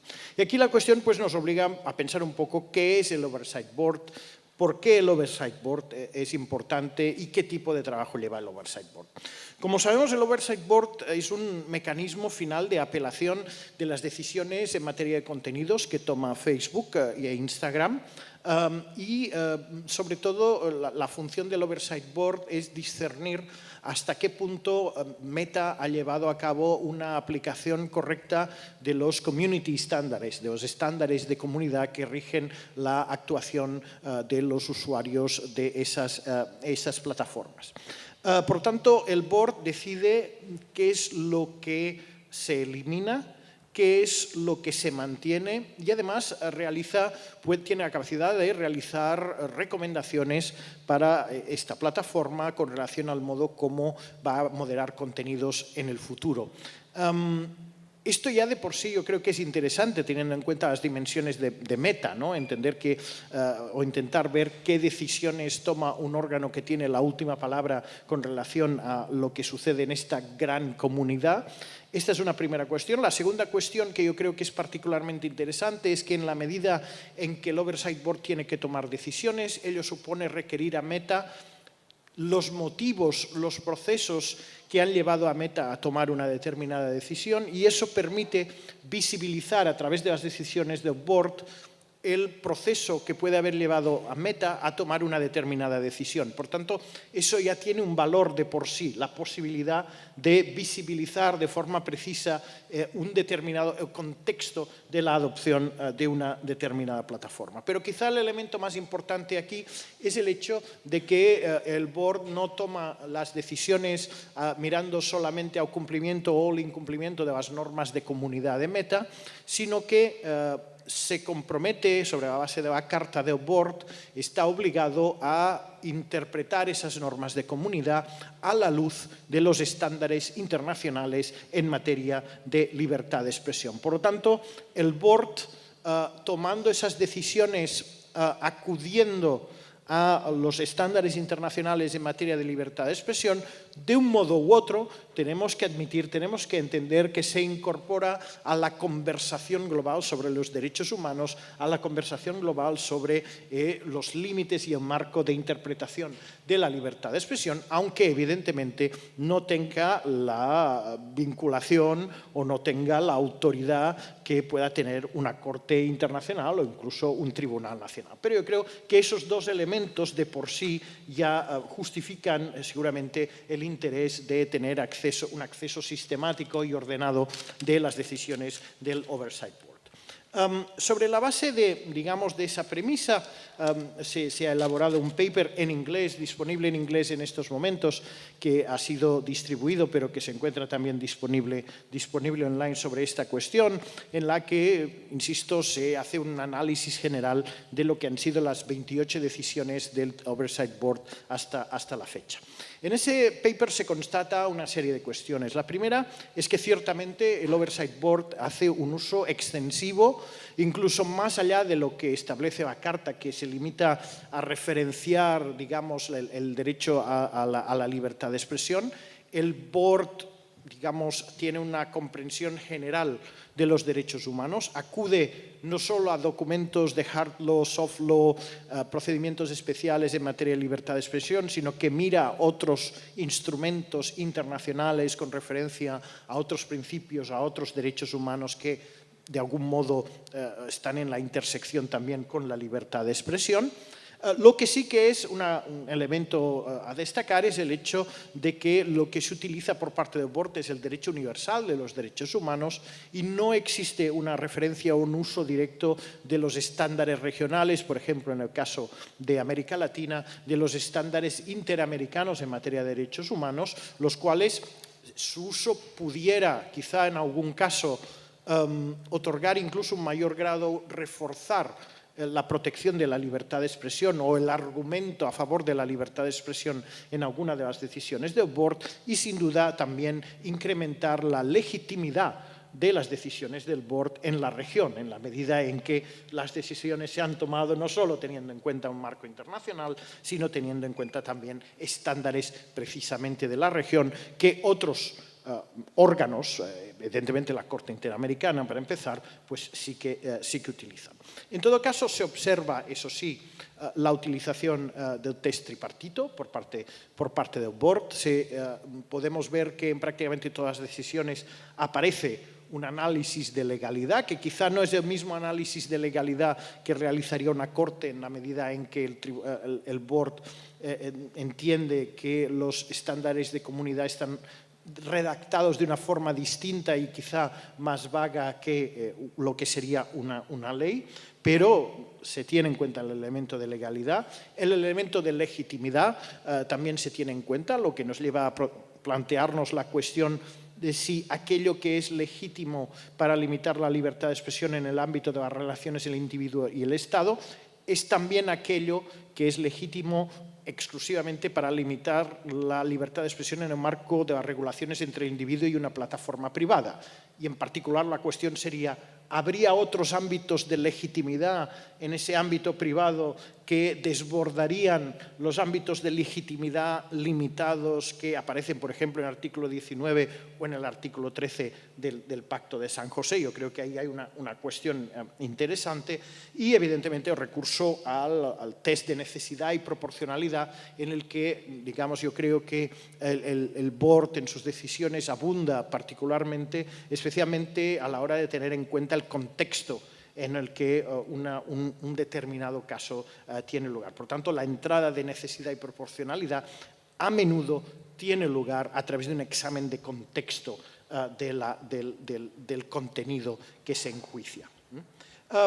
Digamos que los derechos humanos también se utilizan, por tanto, no solo para decidir en casos concretos, sino también para recomendar cambios en el modo como se interpretan los estándares de comunidad, cambios en los propios estándares de comunidad, que en algún caso puede considerarse que están redactados de forma contraria a los estándares internacionales, cambios en las prácticas y políticas internas de moderación de contenidos, en algunos casos, por tanto, descubriéndole al usuario documentos internos que de otra forma, evidentemente, pues no habría tenido la posibilidad de conocer, y también en algunos casos, en línea también con lo que el relator especial de Naciones Unidas en materia de libertad de expresión había mencionado en uno de sus, David Kay, en uno de sus informes, también intentando reinterpretar el concepto de hate speech para adaptarlo a un contexto en el cual quizá la intención,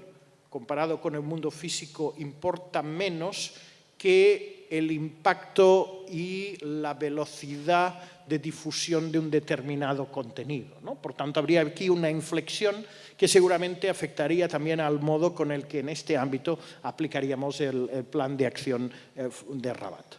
¿Cuáles serían los ámbitos de futuro o los retos de futuro para el board? Yo creo que el principal reto de futuro sería para profundizar en la relación entre la libertad de expresión y otros derechos fundamentales que puedan verse afectados, reputación, privacidad en el marco de una decisión. Yo creo que la redacción de la carta del board, que insiste mucho en la libertad de expresión, puede hacer que en algunos casos el balance con otros derechos pues puede hacerse más rápidamente de lo que quizá una Corte de Derechos Humanos llevaría a cabo. Ir un poco más allá del caso por caso, ¿no? E intentar ver cuáles son los procedimientos, cuáles son los protocolos internos sobre la base de los cuales Meta ha adoptado una determinada decisión. Por tanto, ver si el problema de una decisión no es tanto un problema de fondo cuanto un problema de que Meta pueda tener en algún ámbito malos procedimientos internos que le impidan tener un juicio, llevar a cabo un juicio correcto con relación a un determinado caso, ¿no? Por tanto, un análisis no solo de derecho constitucional, por así decirlo, sino moviéndonos también en un análisis de derecho administrativo, cómo internamente los procedimientos de Meta funcionan y pueden, con ocasión de un mal funcionamiento, acabar dando lugar a decisiones erróneas. Yo creo que también un elemento fundamental es la relación con las autoridades públicas. Es verdad que el Oversight Board no toma decisiones cuando es un caso de requerimiento público por tratarse de una ilegalidad, pero hay muchos casos en los que existe la sospecha, y el board, yo creo que hay un caso en el que el board sospecha que en realidad detrás de una retirada de contenidos sobre la base de los estándares de comunidad se esconde una petición recibida por parte de una autoridad estatal, ¿no? Y el board intenta saber más sobre esta cuestión. Yo creo que ahí este es un territorio a recorrer en la que yo creo que el board tendría que tener un mayor margen de intervención en aquellos casos en los que el requerimiento pueda venir de una autoridad pública. Evidentemente, en los casos en los que la autoridad pública lo que está reprochando es una violación de los estándares internos, pero incluso en algunos casos, cuando es una discusión de legalidad, el board quizá podría tener un papel consultivo en esa materia, ¿no? Es una propuesta que quizá cabría considerar, ¿no? Desde el punto de vista del impacto que pueda tener también en los derechos humanos, a la libertad de expresión, acceder a una determinada petición por parte de un juez, insisto, en términos quizá consultivos puramente. Y aquí, digamos, acabaría con una referencia al hecho de que en Europa la Digital Services Act prevé en su artículo 21, hoy aprobada definitivamente, la creación de órganos más o menos parecidos, y en la discusión europea pues habrá que ver de algún modo cómo encaja el Oversight Board y cómo el Oversight Board puede también ser un modelo para la creación de otros sistemas de, digamos, de resolución de conflictos, sistemas independientes que en todo caso, insisto, tienen que crearse en base a la Digital Services Act. Pero por ahora esta es quizá una discusión más europea que la dejaría aquí, pero quizá en el entorno latinoamericano pues habría que ver hasta qué punto, en cualquier caso, el Oversight Board puede inspirar modelos parecidos en la región adoptados por determinadas plataformas. Bien, esa sería mi breve introducción a este tema. Contamos, para hablar de esta cuestión, con dos panelistas que están presentes en la sala, uno que está presente online, los tres de primer nivel y directamente vinculados o conocedores de la región. Nuestra primera panelista es Susan Benesch, que es profesora asociada del Berkman Klein Center for Internet and Society de la Universidad de Harvard. Fundó y dirige el proyecto Dangerous Speech para estudiar los discursos que pueden inspirar la violencia y encontrar formas de prevenirlos sin infringir la libertad de expresión. Investiga métodos para disminuir el discurso dañino en línea o el daño en sí mismo. Por tanto, muchas gracias, Susan, por estar aquí y adelante. Con mucho gusto. Muchísimas gracias por la invitación y la oportunidad de ofrecer algunas ideas en esta conferencia extraordinaria donde ya he aprendido mucho. También les voy a pedir un poco de comprensión y misericordia por mi español, que no es mi idioma materna, pero vamos a ver. Quería ofrecer algunos puntos, primero acerca de una palabra que forma parte del nombre del Oversight Board, como parece que le decimos también en castellano. Oversight sería algo como vigilancia en español, que es en muchas diferentes industrias, en diferentes funciones de compañías privadas, una función sumamente importante por parte, o sea, de un gobierno o de la sociedad civil, o en algunos casos poco comunes de los dos en colaboración. Es una función sumamente importante donde hay compañías privadas que ejercen funciones de algún tipo u otro, por ejemplo, fabrican comida o automóviles. Es decir, hacen cosas que pueden ser muy útiles para los seres humanos y tanto igualmente para las sociedades humanas, pero también pueden causar daños de varios diferentes tipos. Durante, digamos, más que todo el último siglo, hemos desarrollado en la mayoría de nuestros países instituciones que vigilan las compañías privadas,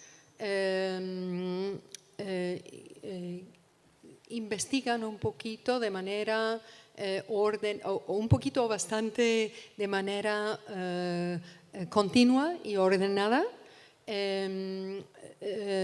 las actividades de compañías privadas para vigilar precisamente y informar al público si hay que tratar de cambiar cómo funcionan esas compañías para proteger o a los individuos o a las sociedades, los grupos. Pero la vigilancia es una tarea inmensa. El Oversight Board es una institución, un experimento, podemos decir, muy nuevo, que ha hecho mucho oversight, mucha vigilancia en ciertos sentidos, pero que no ha necesariamente podido hacer todo. Y voy a sugerir ahora que necesitamos también otra institución que vigile de manera regular, continua, las enforcement. ¿Cómo es que Facebook cumple el cumplimiento con sus propias normas, con las normas que ha establecido la compañía que ahora se llama Meta, y que posee varias diferentes plataformas en los cuales casi la mayoría de los seres humanos en el mundo se comunican de manera sumamente importante para nuestras vidas, tanto privadas como públicas. Facebook, y no me refiero a toda la compañía Meta, sino únicamente Facebook, la plataforma Facebook,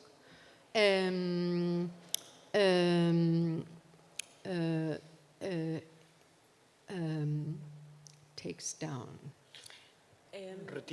Retira, muchísimas gracias, retira más que 1.000 millones de posts o de ejemplos de contenido cada día. No me refiero a otros tipos de contenido como es el spam, sino son decisiones con los cuales están cumpliendo o tratando de cumplir con sus propias normas. Es una función que podemos precisamente describir o imaginar como jurídica, en el sentido de que están cumpliendo con unas normas muy importantes que nos gobiernan efectivamente a casi todos.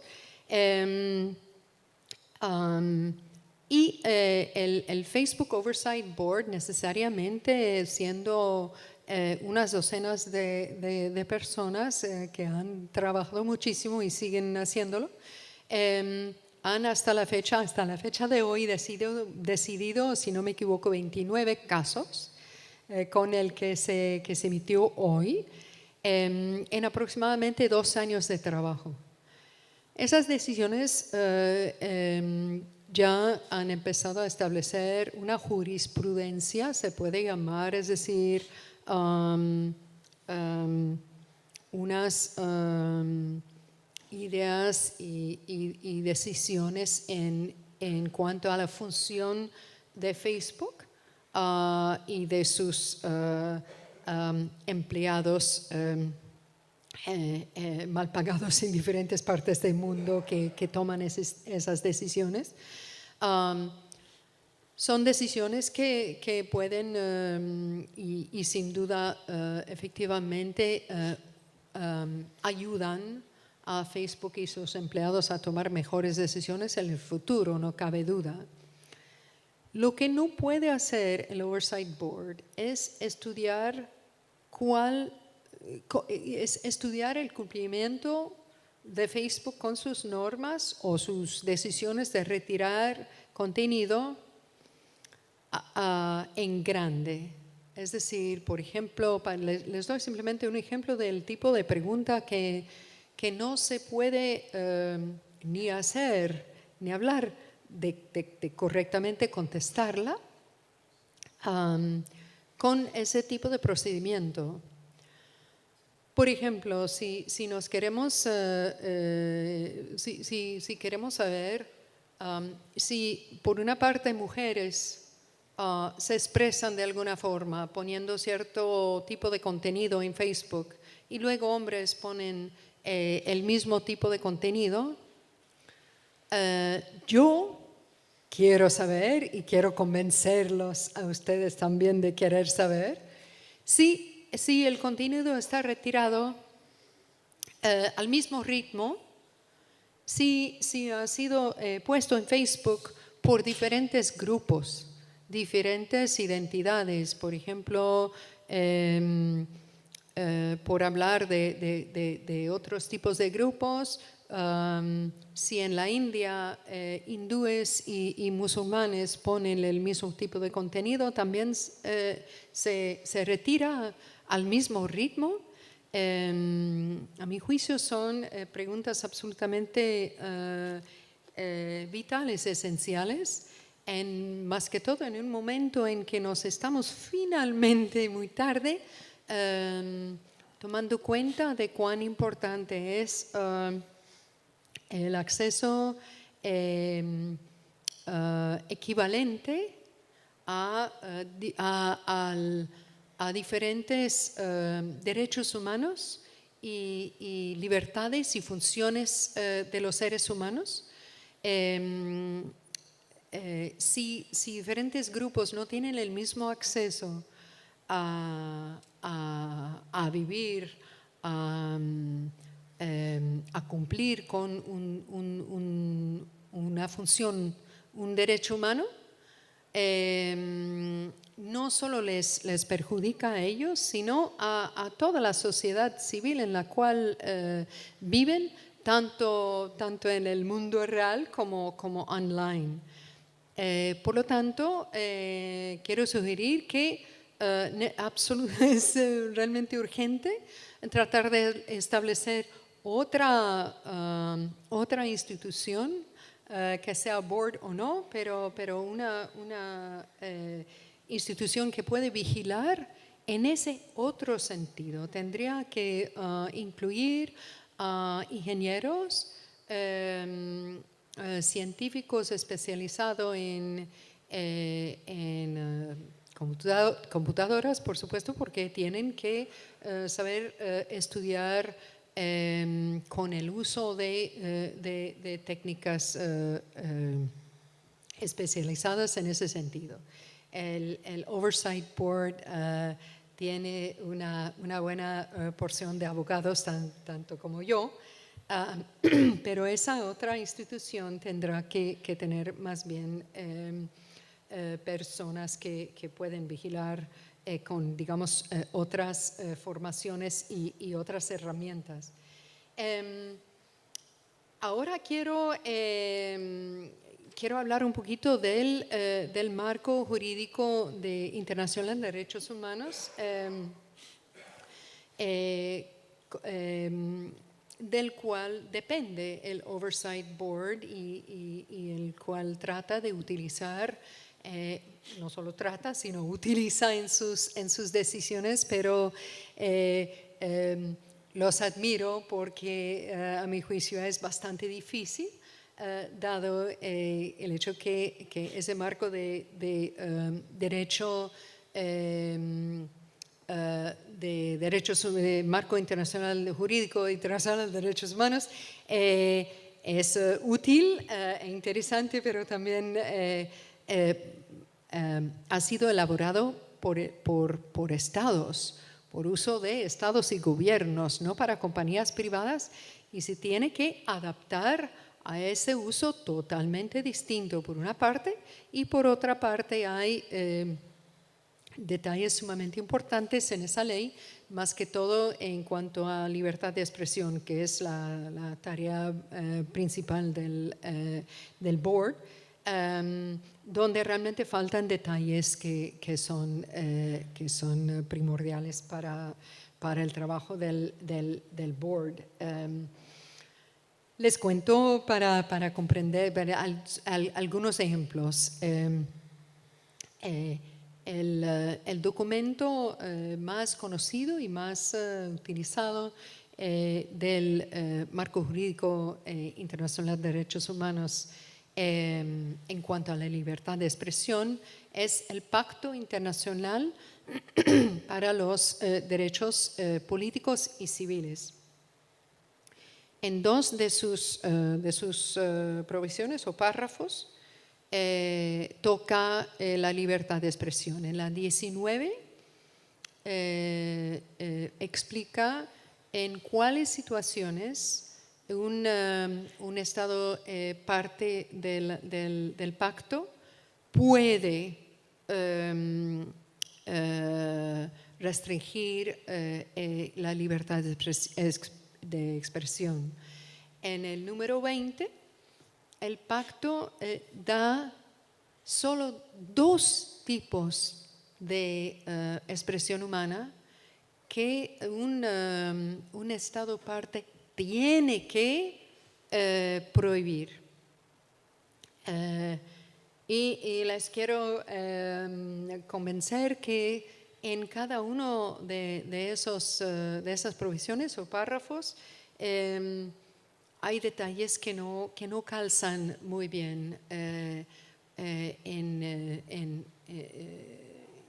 digamos, para la función que está ejerciendo el Oversight Board. En la 19, donde el pacto describe las situaciones en las cuales un Estado parte puede restringir a la libertad de expresión,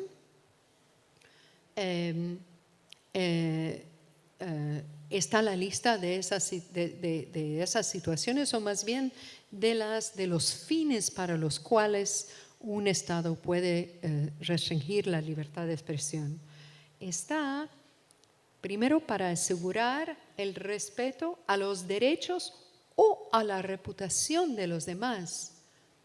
Fíjense, no estamos hablando de genocidio ni de pornografía de los niños. O sea, si yo les hubiera pedido que me hagan la lista, dudo que me hubieran sugerido el daño a la reputación de los demás, porque se puede dañar la reputación de otra persona bastante fácilmente diciendo algo que a lo mejor no sería ni prohibido por la ley de muchos países, ni por las normas, los reglamentos de Facebook.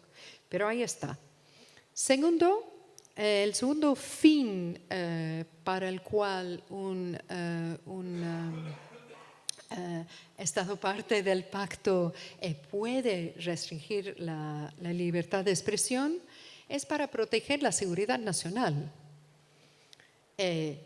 Pues por eso publiqué un texto que se llama Pero Facebook no es un país, porque Facebook no tiene seguridad nacional, ni, les quiero convencer, ni debe de estar tomando decisiones para proteger la seguridad nacional de algún país. No, una compañía privada no debe de ejercer ese tipo de función. El cuarto fin es para proteger el orden público, y luego está la salud, para proteger la salud pública o la moral pública. Rápidamente, para no tomar demasiado tiempo, pienso que se puede defender la idea de que una compañía privada con tanto poder a gobernar el discurso privado y público como Facebook debe de pensar en orden público. Es más, lo está haciendo todos los días. Y quizás en ciertas situaciones no suficiente. Por ejemplo, el desastre que pasó el 6 de enero en Washington, muy cerca de mi casa, se podía anticipar por mucho contenido online que se podía muy fácilmente leer, no necesariamente en Facebook, pero en otras plataformas.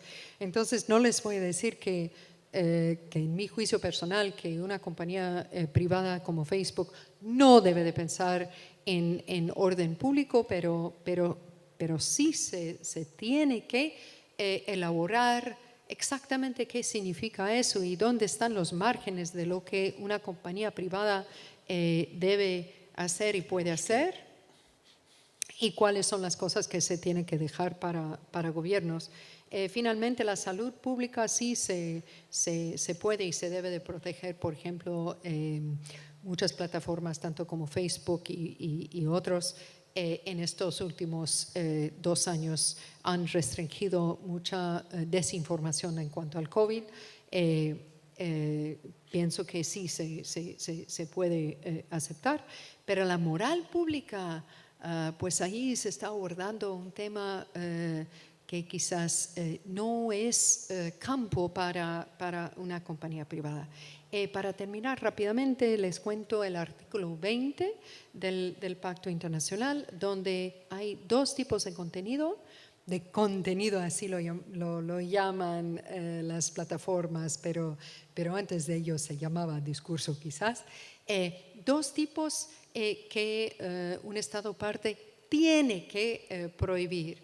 El primero, que quizás les va a sorprender, es toda propaganda en favor de la guerra.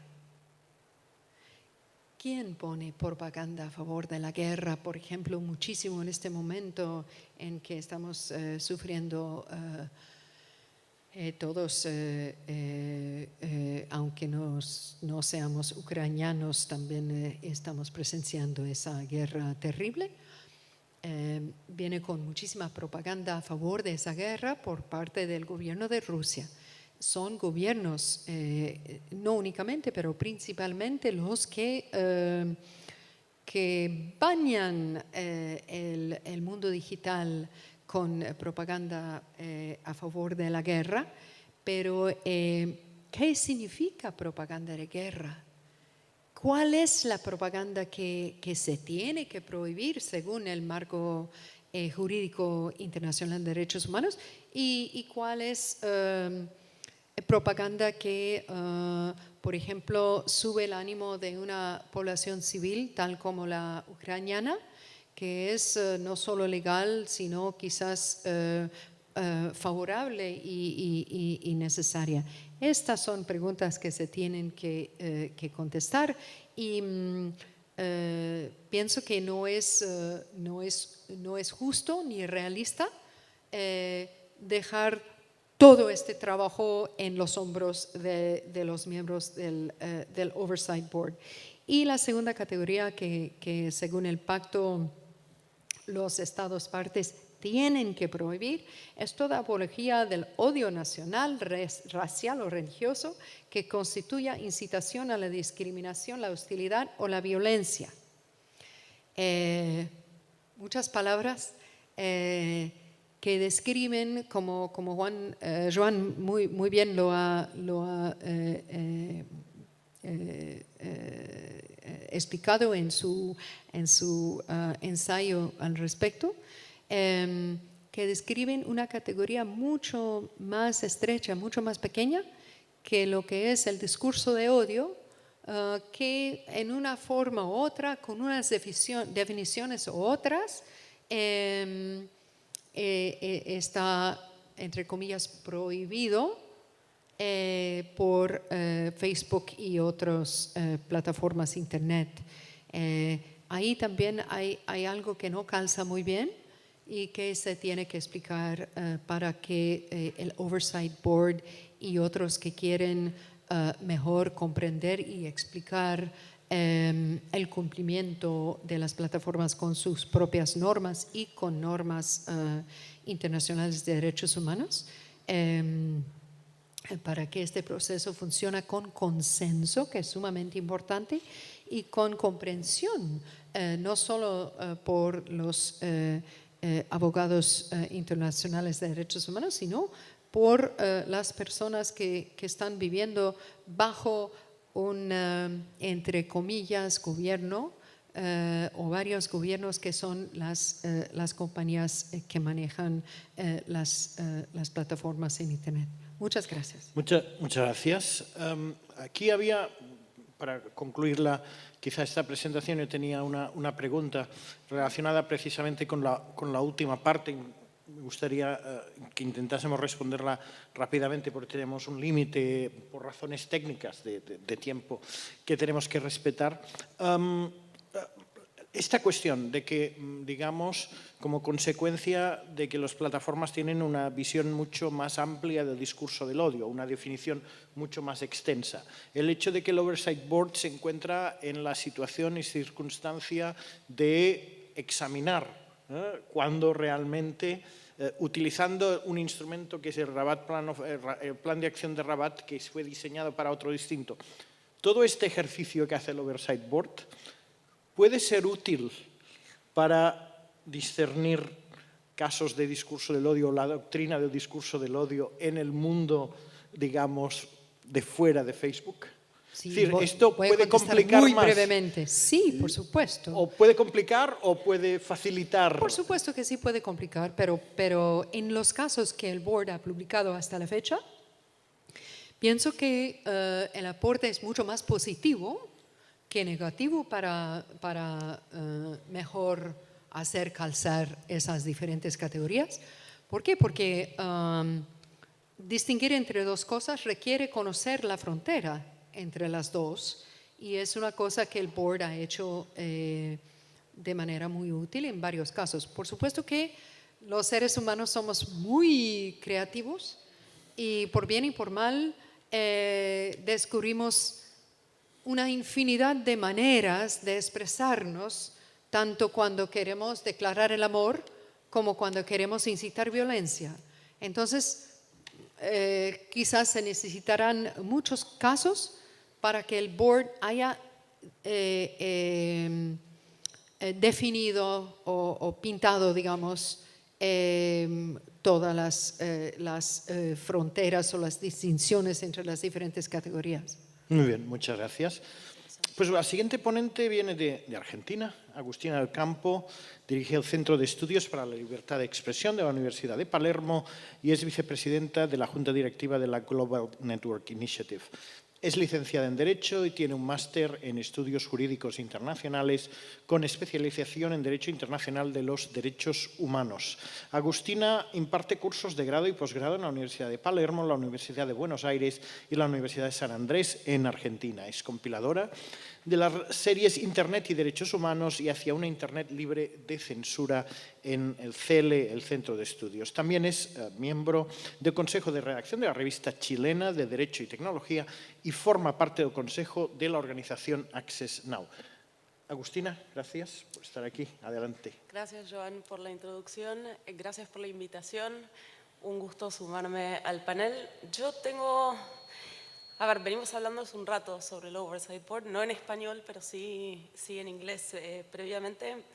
A mí me gustaría hacer 4 puntos. Uno primero, que me parece que ayuda a enmarcar la conversación sobre el Oversight Board y ayuda también a enmarcar el paper de Joan, que también describe qué pasó, qué resolvió este organismo a lo largo de los últimos 2 años y cómo logró generar toda una línea de trabajo mucho más amparada en el derecho internacional de los derechos humanos y particularmente en principios de libertad de expresión que en los otros aspectos a los que está llamado a mirar. O sea, el Oversight Board, como muestra el paper de Joan, mira los términos y condiciones de servicio de Facebook a la luz o al contraste de los estándares de derechos humanos.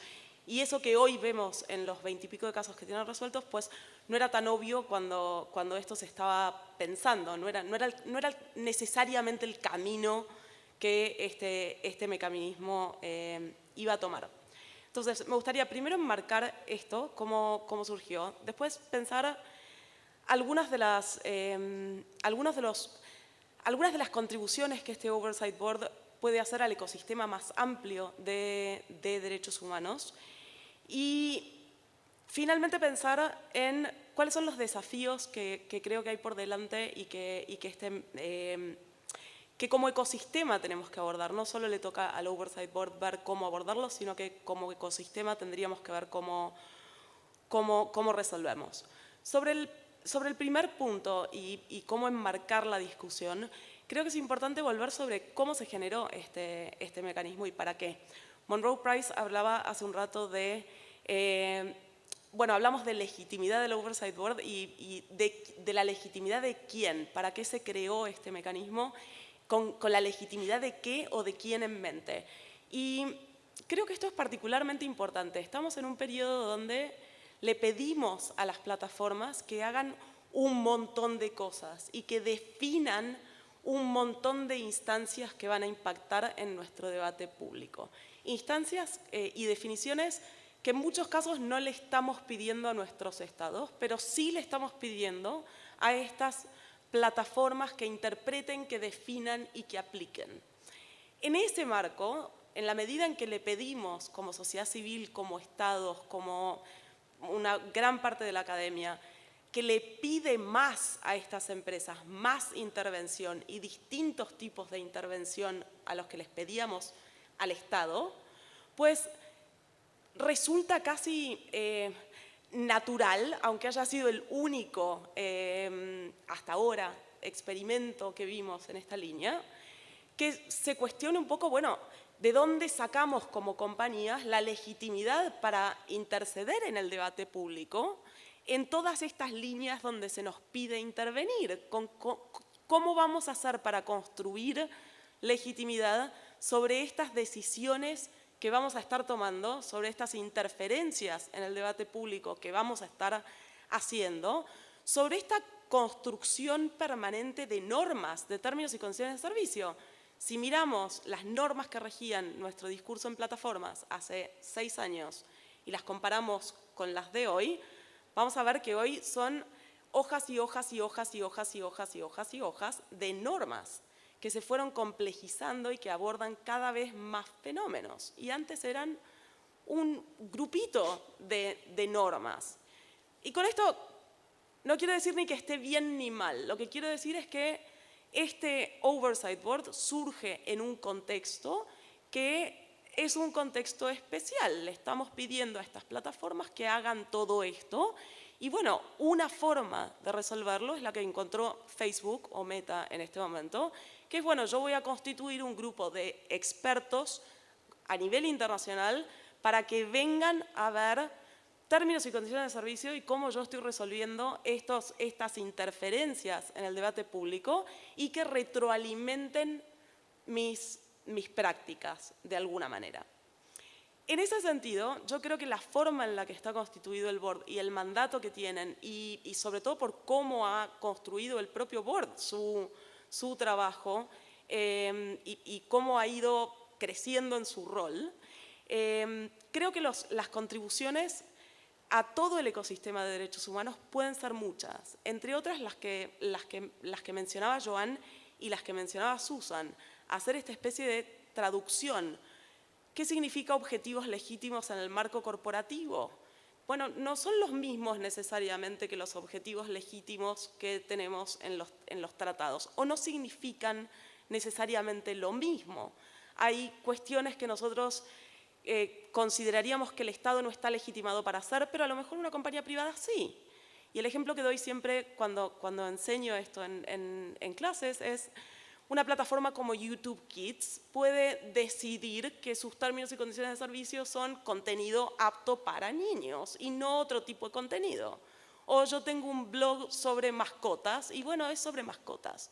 No es sobre viajes alrededor del mundo, no es sobre otras cosas, es sobre mascotas, no es sobre plantas. Entonces yo puedo moderar ese tipo de discurso. Bueno, el Estado no puede entrar a hacer, no tendría un objetivo legítimo para hacer eso. Ahora, un actor privado, sí. Bueno, ¿cuáles son los bordes de ese objetivo legítimo? ¿Cómo estas macroplataformas que tienen un rol fundamental en nuestros debates públicos deberían estar interpretando estos bordes de términos que en derechos humanos conocemos muy bien, pero que cuando los aplicamos al marco de compañías, pues no conocemos tanto. ¿Qué significa legalidad en el marco corporativo? O necesidad para ese... Bueno, en ese sentido creo que el Oversight Board está haciendo un trabajo importante, interpretando qué significan esos términos para una compañía, para Facebook, que no es menor, es una compañía gigantesca y es una de las que más poder tiene sobre los debates públicos de un montón de lugares. Entonces, en ese sentido, creo que la contribución no es menor.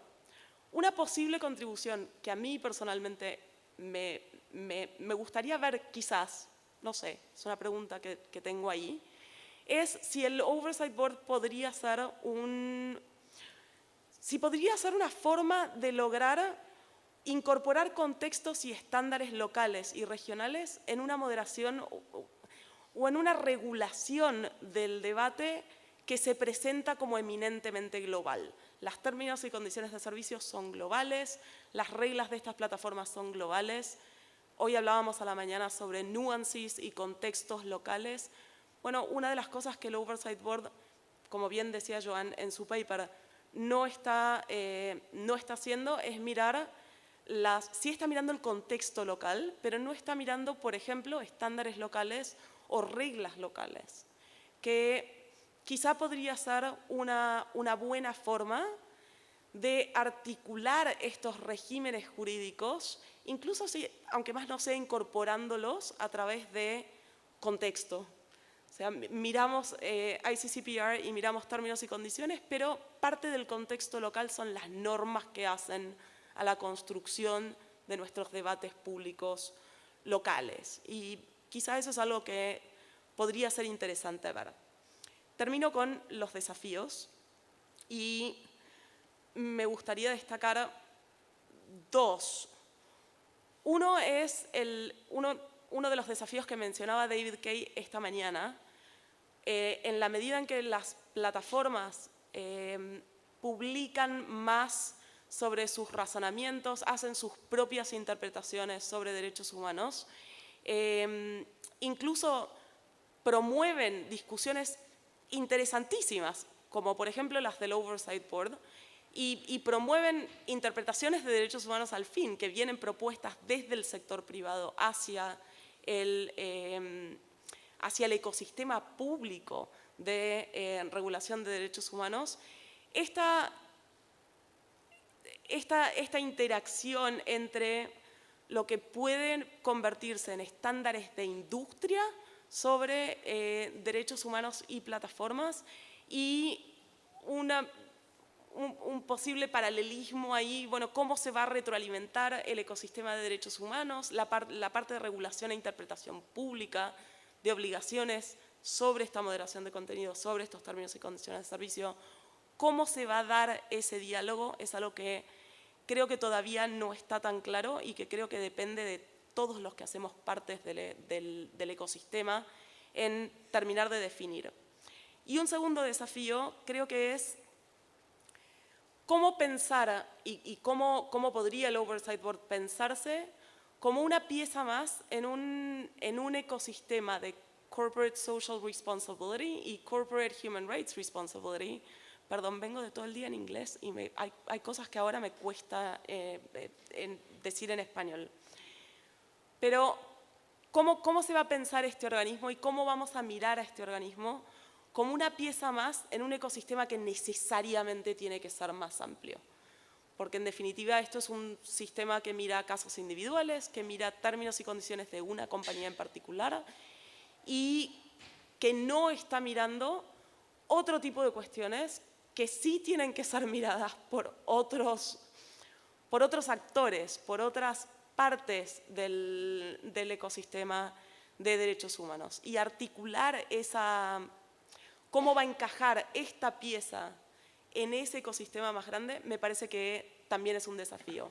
En el panel anterior hablaban, por ejemplo, de cómo se va a insertar el Oversight Board en esta nueva obligación que establece la DSA de generar instancias de due process y demás. Bueno, esa es una, pero como esas creo que van a surgir y proliferar desafíos en ese sentido. Bueno, ¿cómo encajamos esta pieza en el rompecabezas más grande? Sobre todo a medida que ese rompecabezas se va agrandando. O sea, empezó siendo un rompecabezas chiquitito y vamos viendo que va construyendo. Gracias. Muchas gracias. Muchas gracias. Una pregunta rápida. En América Latina hay una interesante contribución jurisprudencial a la cuestión de la responsabilidad de los intermediarios, en Argentina, por ejemplo. Hay ya algunos proyectos, algunos de los cuales legislativos, algunos de los cuales afortunadamente fallidos en México, por ejemplo, pero está la discusión en estos momentos en Chile. La pregunta es, ¿tú crees que del mismo modo que con la DSA, aunque con matices, es posible que a la vista de la DSA podamos ver en el futuro próximo una incorporación de la obligación de tener este tipo de instancias en propuestas legislativas en la región, o, digamos, es una cuestión que desde el punto de vista de los modelos regionales habría que dejar a la iniciativa de las propias plataformas sin forzarla desde un punto de vista legal, por así decirlo? Yo creo que hay una presión muy grande por parte de diversos actores en la región, por lo menos en la región latinoamericana, para que las plataformas garanticen alguna instancia de debido proceso. Y en ese sentido, si pensamos al Oversight Board como una instancia de debido proceso, pues es posible que aparezcan iniciativas legislativas, no que obliguen a crear un Oversight Board, pero sí, de nuevo, que obliguen a generar garantías de debido proceso. ¿Qué es lo que creo que no hay? Y uno de los puntos que trataba de hacer esta mañana, ¿no? en el panel que hablaba de regulación. Creo que la DSA muestra un camino y algún set de alternativas, pero creo que todavía, por lo menos en nuestra región, no hay un consenso sobre cómo ese debido proceso debería verse. Cómo entra ¿de cuántas revisiones estamos hablando? ¿De qué tipo de independencia e imparcialidad podríamos pedirle a una plataforma en su debido proceso al momento de revisar decisiones de moderación? Entonces, si estamos pensando el oversight como un mecanismo de debido proceso built-in, construido dentro de Facebook, me parece que sí podemos ver iniciativas legislativas que vayan en esa dirección. Pero también podría, en esa categoría también entran las propuestas de la DSA sobre resolución alternativa de conflictos.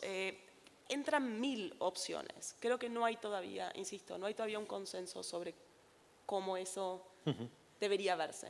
Muy bien, muchas gracias. En todo caso, yo creo que habrá que seguir los procesos, las iniciativas legislativas que van a ir surgiendo seguro en la región, porque además hay nuevos gobiernos que en estos momentos están tomando posesión en algunos países y por lo tanto pueden también traer algunas iniciativas en ese sentido.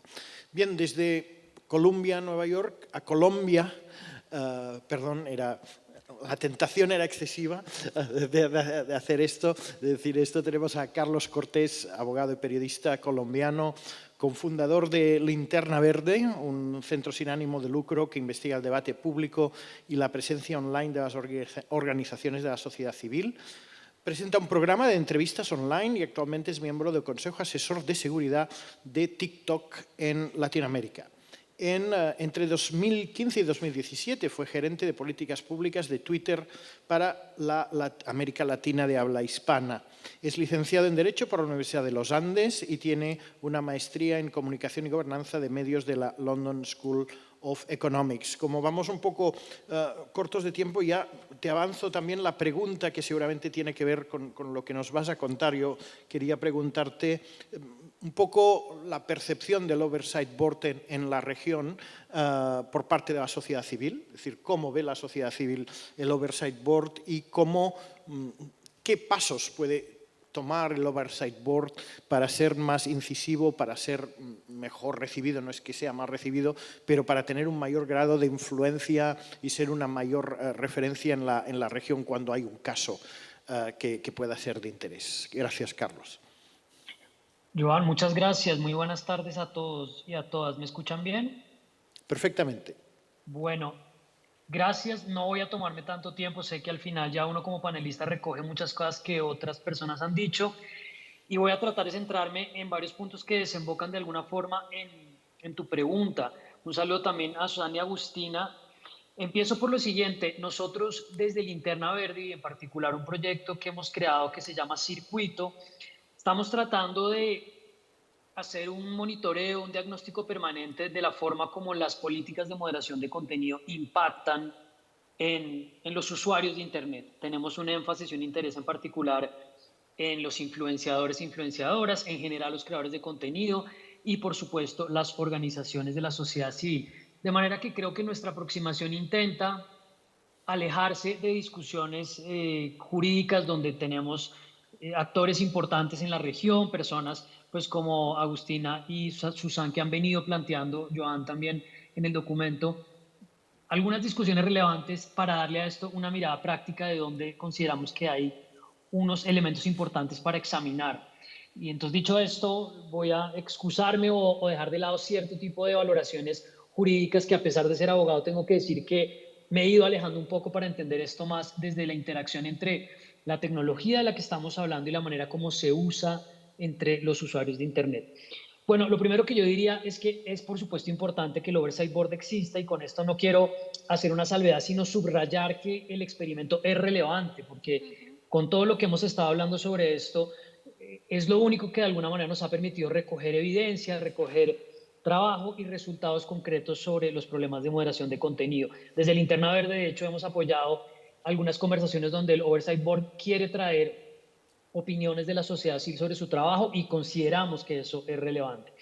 Dicho eso, en 2019, cuando se estaban recogiendo los comentarios desde Facebook para estructurar el Oversight Board, dijimos algunas cosas que yo creo que no solo siguen siendo vigentes, sino que se conectan con lo que plantea Joan en el documento, que es en esencia problemas o características que estaban presentes desde cómo se estaba pensando en términos, y lo podría simplificar, en escala, en consistencia y en debido proceso.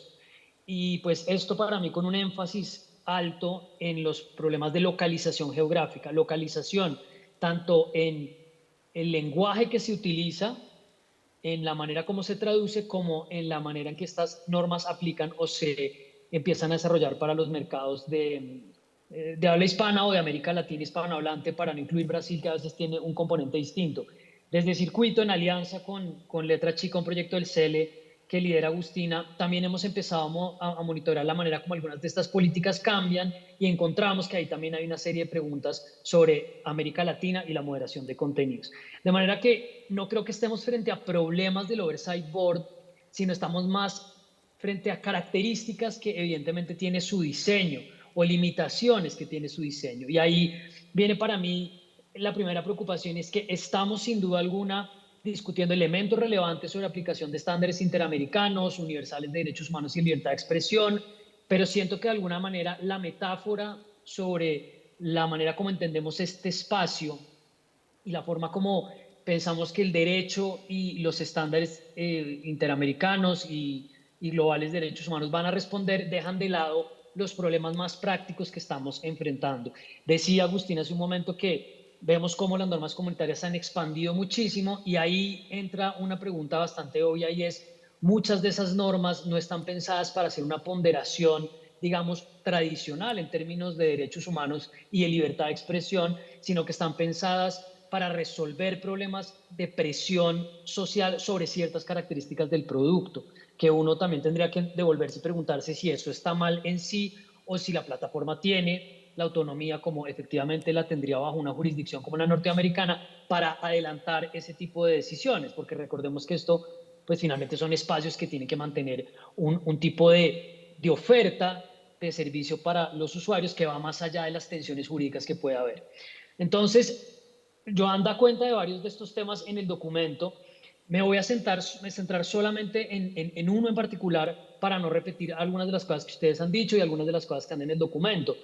Y es la relación que existe entre los avances de producto y los esquemas de moderación de contenido. Porque entonces ahí no estamos hablando simplemente de una limitación en términos de hasta dónde puede llegar el Oversight Board, cómo esas decisiones bajan, voy a conectar eso al final, sino que estamos haciéndonos una pregunta todavía más complicada y es de qué manera las decisiones de moderación de contenido y las revisiones o las instancias de supervisión, como el Oversight Board, están pudiendo responder a los desarrollos de producto de Meta, que además tienen una gran presión de innovación propia de un mercado competido.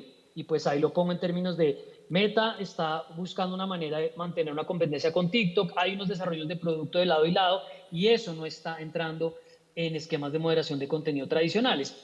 Según Adam Mosseri, que es el director de Instagram, él planteaba hace un tiempo en una entrevista que la mayoría de contenido que diariamente se está subiendo en esa red social son historias, no son posts del feed tradicional. Lo mismo podríamos decir en el caso de los Reels, lo mismo podríamos decir si hablamos de otra plataforma más allá de Meta, como pueden ser los Spaces en Twitter. Entonces, es apenas lógico que va a haber una presión grande de productos que se empiezan a lanzar, que además en las discusiones internas de desarrollo de producto de las plataformas esto es común, y es que no se tiene en cuenta el elemento de seguridad y confianza, sino en etapas finales del diseño del producto, pero que a la hora de moderación pues no se está teniendo en cuenta. Entonces, si estamos diciendo la mayor parte del contenido que en este momento se está publicando en Meta y particularmente en Instagram no hace parte de lo que está mirando el Oversight Board, pues finalmente no estamos empezando a mirar los problemas que en últimas son los esenciales de una plataforma, y es los contenidos que finalmente están promoviendo los usuarios o el tipo de publicaciones que están haciendo. O con un elemento adicional, supongamos que ya entraríamos a mirar las publicaciones efímeras de las historias.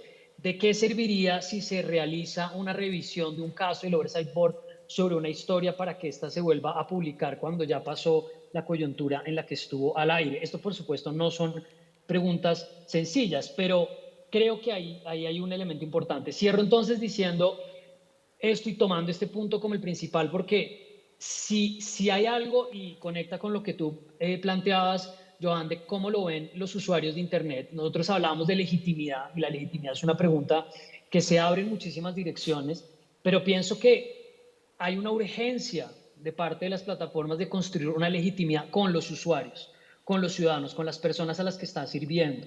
Y ahí el Oversight Board está haciendo un trabajo muy importante que no está bajando, de nuevo por el mismo diseño del proceso, a las estructuras inferiores de moderación de contenidos. Es evidente, y lo plantea el documento, que ciertas cosas como la valoración del contexto no se pueden aplicar en modelos de moderación que son propios de un call center, eso es absolutamente claro, pero adicionalmente estamos teniendo unas barreras apenas obvias y digamos unas barreras que niegan completamente el servicio en países de América Latina, como es la posibilidad de apelar. No hay manera de apelar si tú no tienes un número de caso. Nosotros enfrentamos esto en el día a día que miramos desde circuito.